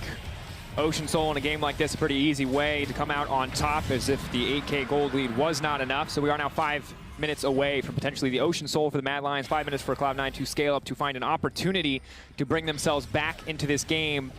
But we're at Soul Point only 19 minutes into the game. Again, similar to last game, so fast, so one-sided. See what C9 can do to bring themselves back. Yeah, and Mad Lions might even just push in this mid wave and set up for the Herald respawn as well. They have so much resources to work with in vision. Humanoid needs to be careful though. C9, once they see Mad Lions going for this Herald, he is definitely a risk factor for Mad Lions. If he gets caught out, C9 commit numbers and maybe they can find the pick. But that's the only thing Mad Lions can do at this stage of the game. They can only really look for picks, so Mad Lions have to be careful to make sure they don't get caught out. So Humanoid pushes in a bot wave, moves towards mid, make sure he's safe. He's going to push in mid now, and C9 might be a bit too deep here. Ulti coming down, Carzzy going across the entire team, buying a bit more time with the Kindred ult. Elio waiting now to go in. He could try to come over the wall and go into Perks. They're going to back away though. Kaiser incredibly low. C9, a favorable trade as Carzzy playing potentially a bit too cocky as the culling now comes out. That's going to be the Herald used in the mid lane. All of C9 now forced away. Keep in mind, without a Rumble ult, without a control mage, they don't really have a way to slow this game down. And they have a wave top to move into as well. Take the whole top side jungle, push in top. Maybe they can start hitting on that top tier 1, but they have to be careful because Kaiser's low and Fudge is going to push out bot with that TP available. So it looks like they're not going to use the top wave. They're moving towards the Baron here. Mad Lions just going to start it up. Armwood has the Rumble ult to work with. C9 have no vision. The Blue Orb's going to spot it out. And Mad Lions have a lot of damage to take this down. C9 on the move. But he's coming in. Mad Lions, you got a lead, but are you confident enough to flip it here? Kaiser stepping forward. Elioya coming over the wall, coming over the pit. That's going to be the stolen Rumble all in the midst of everybody. That's one shot. Carzzy now dominating. Elioya zooming forward. Perks with no ulti. He sees his opportunity, but Fudge left alone as the rest of Cloud9 runs for the hill. The flash in place from Humanoid as Mad Lions just continue to push their lead forward. Fudge goes down, and you have to think that that will be the Baron for Mad. Yeah, they're going to start it up again here. And Kaiser did lose his life, but really good setup for Mad Lions. They knew that Cloud9 had no vision. Cloud9 thought that they would base because they're so far behind in tempo and they're quite low because Kaiser got chunked out. But no, they baited him into a fight. Rumble's going to buy some time, but they're going to spread out. Armwood looks for the turn. Arma now going. Humanoid now stepping forward. The objective's getting lower and lower. Can they turn this back? Arma goes down. Perks leaps into the pit. Can they steal it away? Can they get it? But they cannot. The Baron has been taken. Carzzy 1v1 was fed off to the side, but he shuts him down. Max plasma stacks achieved. And now Yoya is on the hunt. No follow-up here, though. Cloud9 will walk away Baronless, almost empty-handed. Yeah, Carzzy didn't have the ult just up in time to look for the re-engage onto Perks and Blabber, but they tried to contest it. They try to find a way to stop the Baron, but in the end, the Baron falls 21 minutes into the game. As you get a replay of the initial Baron start, Mad Lions just trying to force a fight here. Kaiser gets taken down, but the Rumble ult from Armwood zones away Perks. That means he has to split away from his team. Elioya chases him down with Humanoid on the backside, and Mad Lions just have way too much golden items for C9 to be able to turn any kind of engage. Yes, they got down Kaiser, but from that point onwards, you just have to run away from this double AD carry composition with an Udyr next to it. Full confidence and smiles from the face of Mad Lions. Not sure what they were expecting in this one, but absolute dominance has been the name of the game. You can see that red line just steadily growing and growing in the favor of Mad. And in this Red Bull Baron power play, their gold lead's only going to continue to grow. 10K in their favor, 3 Drakes. We are 2 minutes away from an Ocean Soul for Mad, and it feels like Cloud9 are out of this one. Yeah, Mad Lions, full topside vision, Humanoid pushing in bot. The 1-3-1 is activated for Mad Lions. They have double TP as well in case a mid-fight breaks out. So C9, you can see what they're doing. Move towards the bot side, try to catch out one of these side laners, but Mad Lions, they read the play. The W from Carzzy is going to spot them out. Humanoid's not even pushing bot anymore because he knows he could get caught, so he's going to group up. And Mad Lions will siege on this top tier too. Oh, and Elioya is just so tanky as well with double AD threats and a Rumble Easy pickup on the Randuins on top of the Chem Tank. It is going to be nigh impossible for Sven and Perks to get away from Elyoya. 6-0-6 rookie split. Keep that in mind. Fudge now locked up, set to fall here. They are not concerned about the Sion. The immediate ult now comes out. Equalizer down on the backside. Elyoya trying to walk out of this one, but all the follow-up CC is there. They can get the shutdown. They can shut down Elyoya. Elyoya running for the hills. Big. That is going to be the shutdown over to Perks. A ton of money, but Mad, they are still in control of this game. They will break the tier 2. Yeah, massive shutdown for Perks. Elyoya and Kaiser going way too deep on that dive. Going for a full tank Sion in a Kindred ult. They're just getting a bit too cocky on that dive. I think they do end up getting the tier 2, which was the initial objective. Small blunder there. Elyoya loses his life, loses the Magi stacks as well, which is also a small, nice kind of positive there for Cloud9. Perks picking up his second item of the game. They're holding on here, but Mad Lions almost 11,000 gold ahead. Dragon in 30 seconds. Elyoya should be up in time. If C9 can establish some kind of vision control, then maybe if Mad Lions face check, they can find the fight. And it's one step at a time right now for Cloud9. They don't get to look too far ahead in the game. It's one objective, it's one fight, it's about survival. They don't get the luxury of planning super far ahead, so for now it is Ocean Soul in their sights. 19 seconds on this Drake, there is no control, there is no setup from the side of Mad. If Mad might be strong enough to just walk in here, but it'll be Cloud9 who controls the territory, Cloud9 who controls the pit. If there was a time for them to turn, it is now. Yeah, Cloud9 waiting for Mad Lions to walk up. Mad Lions aren't scared of anything. Kaiser can be their frontliner, Elyoya's here. C9 forced backwards means this has to be a steal, but Blabber has no flash if Mad Lions just forced to play. Looks like they're just going to pick up the Ocean Soul. Cloud9 opting out of that fight. They know if they lose that fight, the game is over. But then again, the enemy team having Ocean Soul, it's going to be even harder to fight next time. Last minute equalizer. Timing was close.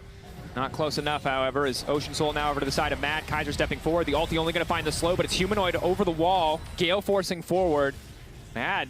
Very bloodthirsty this game, almost too much so, but they've built themselves a big enough lead that it doesn't matter. They can afford to make small mistakes or get over-aggressive with cooldowns and not have it cost them anything. Karzi on this Kaiser, almost 3 items, almost picking up the Infinity Edge to make it 4 items at 24 minutes into the game. We talked about it. He is the main damage dealer for the side of Mad Lions, and he has all the tools he needs to look for it. And it looks like they're going for a 5-man bot here. They're not using the mid-wave that is actually pushed in. They're going to siege onto bot tower. C9 have the engage if they want to stop it. But Armwood has taken away the Nautilus ult, so that means C9 can push in mid. I think Mad Lions might have to give up on the siege, but no, they're staying. I think Kaiser has to look for some kind of dive here. They're determined. Are they far enough ahead to fight against the turret as well? Equalizer goes down, they leap out, but that's Kaiser now locked up. He flashes out to safety. Fudge with a good engage on the backside. Sven and Perks for now are untouched, but Fudge is not strong enough as a front line to weather the storm. Mad backing away, knowing that they cannot fight into the zombie passive. Isolating Fudge and taking him out before they push for any more, but Mad Lions, it doesn't look like they're done yet. Carries of Mad Lions doing so much damage that full tank Sion gets melted. He doesn't have the items yet. He only has 2. He has the Frostfire Gauntlet and the Knight's Vow. These aren't the best items. You need things like the Randuins to deal with this double AD carry composition. And Mad Lions, after getting the pick, they're still going to siege. No Baron buff, but they are going to be able to take down this tier 3 tower and the bot inhibitor. C9, can they respond with some kind of engage? Fudge is up in 10 seconds with TP. Perks in trouble. Big damage now coming in. The flash from Elyoya. No chance to push the ult, and that might just be it. Mad Lions moving in. Mad Lions looking for the kill. Rumble Equalizer across the entire back line. Sven safe for now, but the turn back, it's not enough. Vulcan puts himself in harm's way and gets dropped. Mad Lions from start to finish. One bad skirmish from the side of Cloud9, and Mad Lions turn it into a massive, massive win. They're taking their time on this one because, you know, in NA versus EU, it's always a little personal. Perks and Sven will walk away empty-handed as Mad Lions take the win over Cloud9. Diving into the Nexus as well. The Ocean Soul's keeping them full HP. Are they going to go for a 5v1 dive here? It would be too risky. I think they're just going to close this one out. What a dominant showing from the side of Mad Lions. As I say that, they're going to go in for it. 5v1 dive, one more. Little stat padding for Fudge, a little salt in the wound for North America. Mad Lions, absolute dominance, 2-0 in the Rumble stage. They were expected to win their first game. This game was supposed to be close, but an early game performance from Mad Lions and from Elyoya that will not be quickly forgotten. A masterclass on Udyr if I've ever seen one. What a dominant early game from Mad Lions. And those 3v3s could have gone any way. You know, one small different play, one small mechanical change or a click. Maybe they could have got an extra kill, but Elyoya on the Udyr on the top side fight, just stunning everyone, saving his whole team, and then the bot lane fight going in their favor as well. Udyr's all of a sudden 5-0, and the game just snowballs out of control from that point. And in draft phase, it felt like Cloud9 had something special up their sleeve, had something creative, and it looked like moving and fighting for every single crab. But when that second fight turned against them, the game felt like it ended before it really even got a chance to get started. Yeah, and from that point, when the jungler's so far ahead, you can affect the lanes. The lanes were ahead. Humanoid obviously pushing in mid really hard, gets the solo kill, despite getting solo killed earlier on, and then they get the Drakes, they get the Heralds. The game just snowballs way too quickly for C9 to be able to deal with it. It's honestly, what a weird game. I was ready for the craziest, hypest back and forth of all time, and it was just, they got started. A few minutes into the game, instantly Super Mad Lions favored. We'll see what it looks like the next time around when they face each other, but today is certainly Mad Lions' day. 2-0 on the day for Cloud9 is rough. That game, you didn't even really get started. The RNG game feels like it was just stolen away from you when you were finally able to fight. For Mad, they have to be feeling good. Elyoyo a little shaky in that game 1.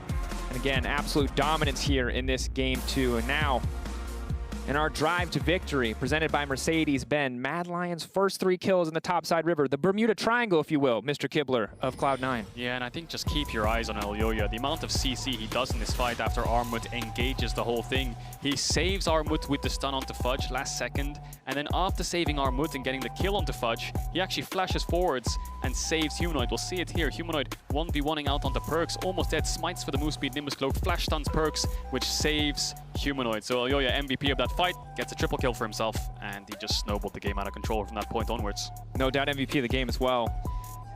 And Elyoyo just continues to impress. Remember, this guy's a rookie. This guy has played in our league, the LEC, for 3 months. Won his first final. He's now winning out against NA in the group stage. It's an incredible story to watch. He was in EU Masters group stage last year. He got knocked out. He got knocked out in the EU Masters group stage, and now he's on the world stage, in the international stage, sorry. And he's already 2-0 up in the second round of the Rumble. Yeah, tough day for Cloud9 and a happy day for Mad Lions. We'll tell you all about their matchup, and MSI cooldown, and Lore is going to check in with Armut, so don't go anywhere.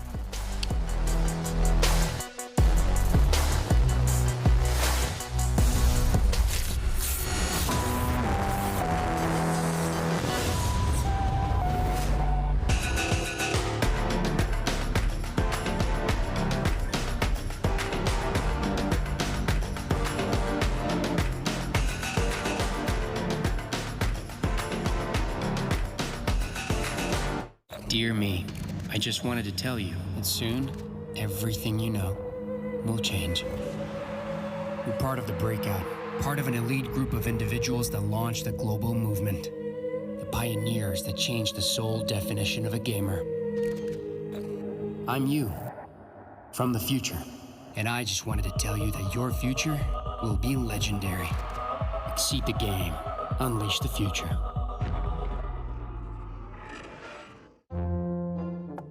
You don't have a chance against me. I can calculate 90 trillion moves in advance. Not fair. Not fair. Red Bull gives you wings.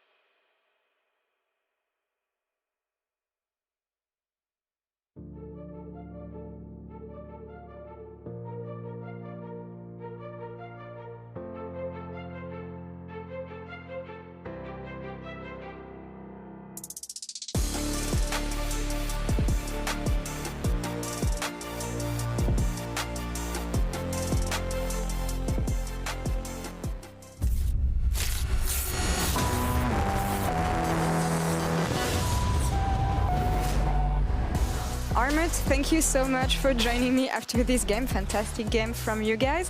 How was it from your side in Iceland? Because we saw a build-up on social media, Perks throwing some banter over here, you also responding, but how was it? Were you hyped about the matchup against C9? Yeah, I mean, it was E versus NA, so we were all hyped about it because, I mean, fans, because of the fans, the players are also hyped to win and to represent our, like, to represent the EU. It was really, it was not that fun, to be honest, the game, because it was one-sided. I couldn't even do anything. I felt sad. It was boring game for me. Boring game? Well, not a boring game to watch, at least. But why did it seem so simple? I saw some shenanigans happening around the Scuttle Crab, bots, and topside. Did you think that the game was just done after this and that you couldn't drop the lead you had?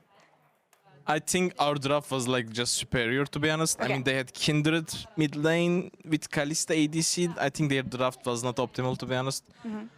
And after Udyr gets 3 versus 3, like triple kill topside, and then he went to bottom and he just spamming kills. Like, yeah, Udyr just snowballed so hard this game, so it was kind of game over for them. All right. Well, before the game, why did you identify as Cloud9's weaknesses that you could maybe trigger to just get the advantage?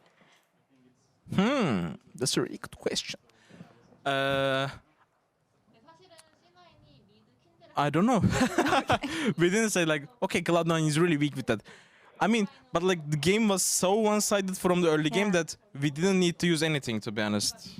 All right, well, focusing on your performance now. 2-0 after the first day of the Rumble stage. I know you had some issues after the group stage. Do you think everything is in motion now for Mad Lions?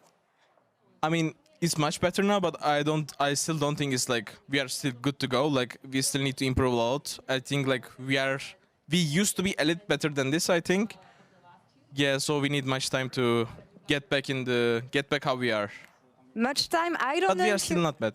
Okay, I don't know if you have much time though, Armut, because you're going to face off against RNG tomorrow, and they're still undefeated at MSI. Any first words about this matchup and how you can take them down, maybe? I mean, I think their group was like not so hard. I'm not saying our group was giga, that's why we lost, but like I think their group stage part was like not that hard. They just played with these two same teams, and they were 8-0 against them. I think they're a really good team, but I think we can win. You think you can win? Wow, strong words again from the team. Well, thank you for the interview, Armut. Congrats on winning against C9 today, and good luck tomorrow against RNG. Thank you so much. And Shox, back to you in cooldown. Yay, thank you. Thank you.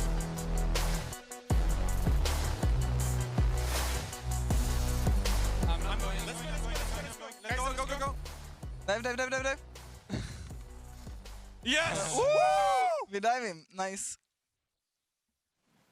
Thank you very much, Laura. Nice to hear a check in there with the team comms for that last dive. And welcome everyone to Cooldown. I'm Shox, joined by Ender and by Dagda. And a very fun interview with Armut. And I hope that a lot of people are getting to know kind of why we fell in love with the Mad Lions over here in Europe. But when we get to the game, it sucks. I never know how to talk about these games that go so haywire in the beginning, because you feel like it's over before it really begins. Honestly, C9 have to be so unhappy with the way this one went, because the game really was over from this Scuttle Crab into the bot lane play, like Armut was saying. And honestly, like as an analyst trying to break down this game, I think C9 took a very poor decision to try an all-in fight in the river. Blabber even spent like 20 seconds sitting inside of a brush to try and come away with it and find some sort of pick attempt. But nothing after that point really felt like it mattered. And I think that, you can like sort of think like, okay, well, C9 can maybe wash this off and obviously come back tomorrow, because it was just one or two bad decisions. But this is something that we saw from them in the group stage as well that cannot continue to rear its head, or C9, it's looking rough. Yeah, I do want to talk a little bit more about, where C9 goes from here in a second. Dagda, I'd also like to jump on what Armut said in the interview. He said that he thought that the draft from C9 was suboptimal. Do you think with a different draft, they would have been able to maybe hold the fort down a bit longer and maybe try and do something, or? Yeah, I definitely don't think the 3v3 was strong enough there for them to try and force that fight in River. And maybe if they had a stronger kind of mid-top jungle, they could have tried to make a better play towards that. But I think when you look towards the Kindred and the Kalista, that short-range composition against the amount of dive that was on the side of Mad Lions. Plus, you've also got so many tools for Armut to steal when you look across the opposite side. So I think overall, you just gave so much into the hands of Mad Lions that even if it hadn't gone that way in the early stages, it felt like still you got so many tools and so many ways and strategies that you can win this game as Mad Lions. It's always interesting with teams that like to flex a lot because it comes to a level when you're like, okay, but was the flex worth it? And I think we will never know because of the way that early game went, right? Because we could never really see the team plan that was meant to be fielded on the Rift. Honestly, like, I'm not gonna like harp on Perks for like this Kindred mid lane pick. Ultimately, like, he sees some value in it. I don't personally see that value. Like, I don't see like, is Blabber supposed to like leash him the early Scuttle Crab so he can get the mark? Are they supposed to like duo invade these sorts of things? And, like, in the Lucian matchup, even though technically he got a solo kill, he missed like 30 CS underneath tower. Lucian, the only time he did kill him, it was diving there too. So I'm not a believer in the Kindred, but I'd love to hear what Perks thinks it's good. Yeah, me too. I mean, and again, that's what we were talking about before the game. They do dare to craft a composition and go for it for where C9 goes from here. I think after what we saw in the group stage and how they started there and how they were able to turn it around, I think this is an even more clear-cut case of, well, in that RNG game, if we do that differently, and in this game, if that doesn't happen in the early game, you're talking about different games. So it's a bad start, but they can definitely come back from this. Ultimately, the RNG game was so close, and I believe that C9 were on pace to win that. I think they were going to take every team fight from that point onward. So today, it is a 0-2 start for C9, but this game against Mad, wipe it off, and the game against RNG, you can take that home and say, look, there was a point where we could have legitimately won this game, and I don't think C9 are a 0-win team. No. Dagda, what do you think about kind of the unlucky events, I would say, for C9 today? Yeah, I agree with Ender. I think that we'll see C9 improve as they go throughout. I just wish they try and take the early game a little bit slower. It feels like there's been a couple of times now we've seen them kind of go for these coin flip plays in the early stages, and certainly kind of playing around Blabber. And there's no reason to. We've seen them being able to take team fights in the late game against teams like Damwon, and I just wish I could see them go towards that point where they're actually like, cool, let's come into this mid game, we're able to play our style, work off the tempo advantages that Blabber can try and get, and then play through our strong team fights instead. Okay, we'll see how that evolves as we pull up the standings here. We see that RNG and the Mad Lions are 2-0 so far. Yeah, for the Mad Lions, it's really weird because I have the feeling that we still haven't seen like everything we need to see from them. Again, because it goes both ways, right? In a game where you get such a big advantage in the early game, it's almost unthrowable. What do you really take from that game? Nothing. Yeah. I legitimately, it's kind of how I felt like Mad Lions for a while now, is it is very hard to get a discernible read on the team because one day they're the best team on the planet, the next team they're the worst team on the planet. Like, and individual players can also have like very high highs, very low lows. Like Humanoid, yeah, he solo kill Perks. He was also just sprinting it down, completely limit testing, having a good time in that last game too. So ultimately for me, I think the Mad Lions are a strong team here. I think they are top 3 currently, but they could very easily show up on the day and be the best team or the worst team. Yeah, Dagda, what do you think about RNG's showing so far? Obviously the win versus Damwon, and then later also the backdoor win versus Cloud9. You're probably happy, man. Yeah, definitely the Damwon victory very much feels nice, and I know a lot of the guys here, at least on the production staff, are cheering hard for that win, so it's always good to pick up the victory there against the LCK. And I mean, yeah, Cloud9, they had some really strong team fights, and I do hope they bounce back, but it really does feel like now I think people are starting to realize just how strong RNG is, and they should be considered an S-tier pick in this tournament alongside the likes of Damwon. And speaking about Damwon, earlier today, Lore checked in with Khan to talk about Damwon's day one. Let's take a look. Khan, thank you so much for joining me. 1-1 for Damwon Kia so far in the Rumble stage. And some people have been saying that you haven't performed to the expectations maybe, but the other people who are used to seeing you in the LCK tend to say that you often need this one team fight after the early game to just get back on tracks. What is your take on that when you compare it to the performance you had at MSI so far? 네, 우선은 인터뷰 정말 감사드리고요. 1승 1패를 달성하셨는데 사실은 이번 MSI를 통해서만 담원을 보아오신 분들은 조금 담원이 약간 조금 불안한 조금 기대에 못 미치는 경기력을 보여주는 것 같다라는 말씀을 하시는데 또 LCK부터 챙겨보신 분들은 담원이 원래 초반에는 그렇게 강하게 앞서 나가지 않더라도 이제 한타 한 번으로 좀 기세를 강하게 잡아가면서 경기를 이기는 팀이다라고 말하는 분들도 있습니다. 이런 점에 대해서 어떻게 생각하시는지 특히나 이제 이 MSI에서 보여준 그 활약에 조금 연관지어서 좀 어떻게 생각하시나요? 일단 아무래도 이제 패치 내용이 이전과는 많이 바뀌었기 때문에 이제 그에 관해서 일단 해석에 관해서도 되게 차이점이 있었어요. 그래서 일단 그런 쪽에서도 맞추고 일단 저희 컨디션이 다 그러니까 이제 몸 컨디션 말고 게임 컨디션이 아직 완전히 다 좋은 게 아니다 보니까 이제 또 그쪽에 있어서도 애로사항이 생겼던 것 같고 그래서 좀 원래 저희가 추구하던 게임과는 살짝 방향이 다르게 흘러가고 있지만은 뭐 결과적으로 일단 이길 수 있는 팀이 되기 위해서 일단 계속 많이 연구하고 더 열심히 해야 될 것 같아요. So first off, I think we have gone through a lot of different changes after this new patch, and also we were having a bit of a different point of views for how we playing this game. So we needed some time to find one answer. And in addition to that, I think our form was not at the best level. So I think we did have some hard time. But in order to become a winning team, I think we have to go through a lot more experiments and try harder. Interesting. So yeah, there's some learnings that can be taken maybe from the RNG game this morning. What is your take on this game and what went wrong for you?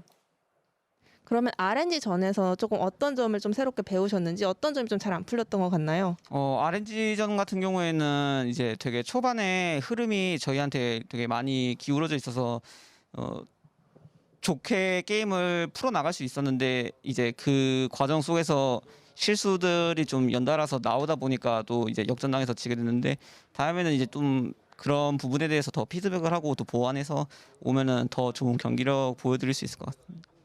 So in that RNG game, I think we had a solid lead and control of that game, but I think we were able to, snowball really well and close out the game. But in that process, I think we made mistakes and allowed the opponents to turn the game around. So I think we have to work on those issues, and yeah, we have to come back stronger. Yeah, and you still have a lot of games to do so. But thinking about these next games, how strong do you think you can become before the knockout stage and the last stages of the tournament? 그러면 이제 다음 스테이지라든지 진출하기 전까지 얼마나 조금 개선되고 좀 강해진 모습을 보여줄 수 있으실 것 같나요? 일단 저희가 다음에 이제 RNG하고도 어쨌든 한 번 더 경기가 남아 있잖아요. 그 경기에서 좀 이길 수 있을 때까지 많이 올려야 되는 게 일단 목표라고 생각하고 그 목표를 이룰 수 있도록 많이 노력해야 될 것 같아요. I think first of all, I think we have to step up to the level that we can take down RNG in the next round. So I think that will be our first goal from now on. Yeah, taking down the favorites maybe now. We'll see about that. But Khan, thank you so much for the interview. And Jisan, thank you also so much for the translation. Thank you.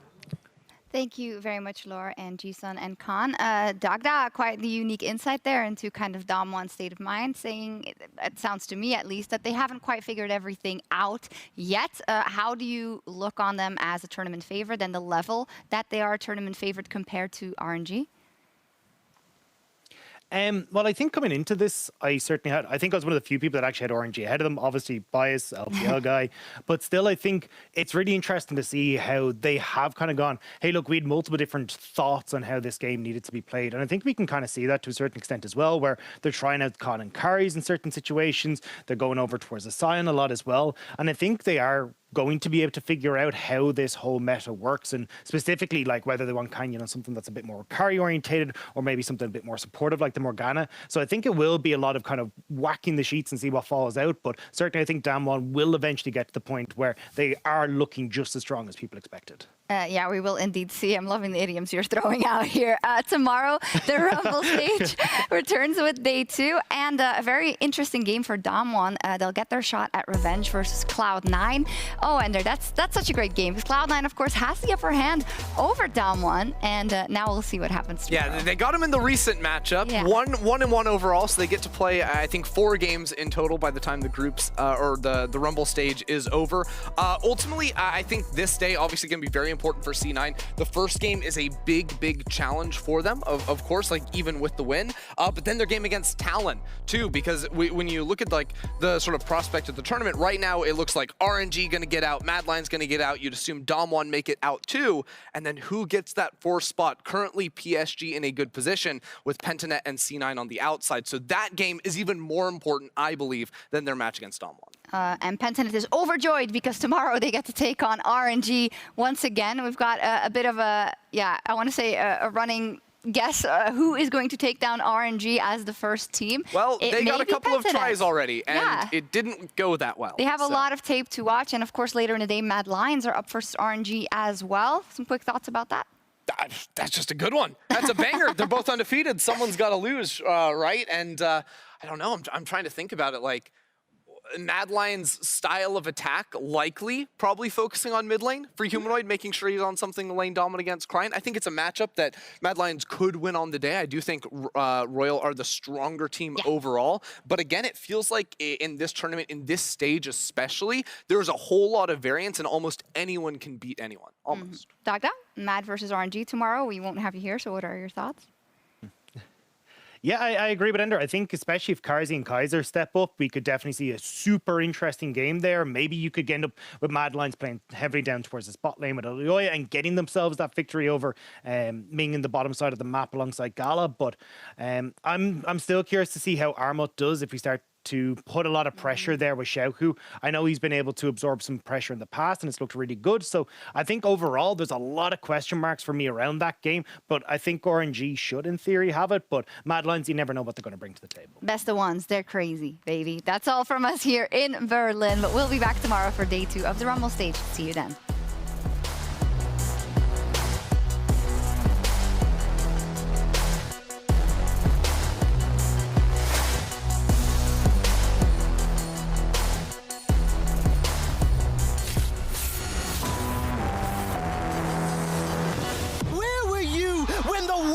Rose up! SK Telecom continue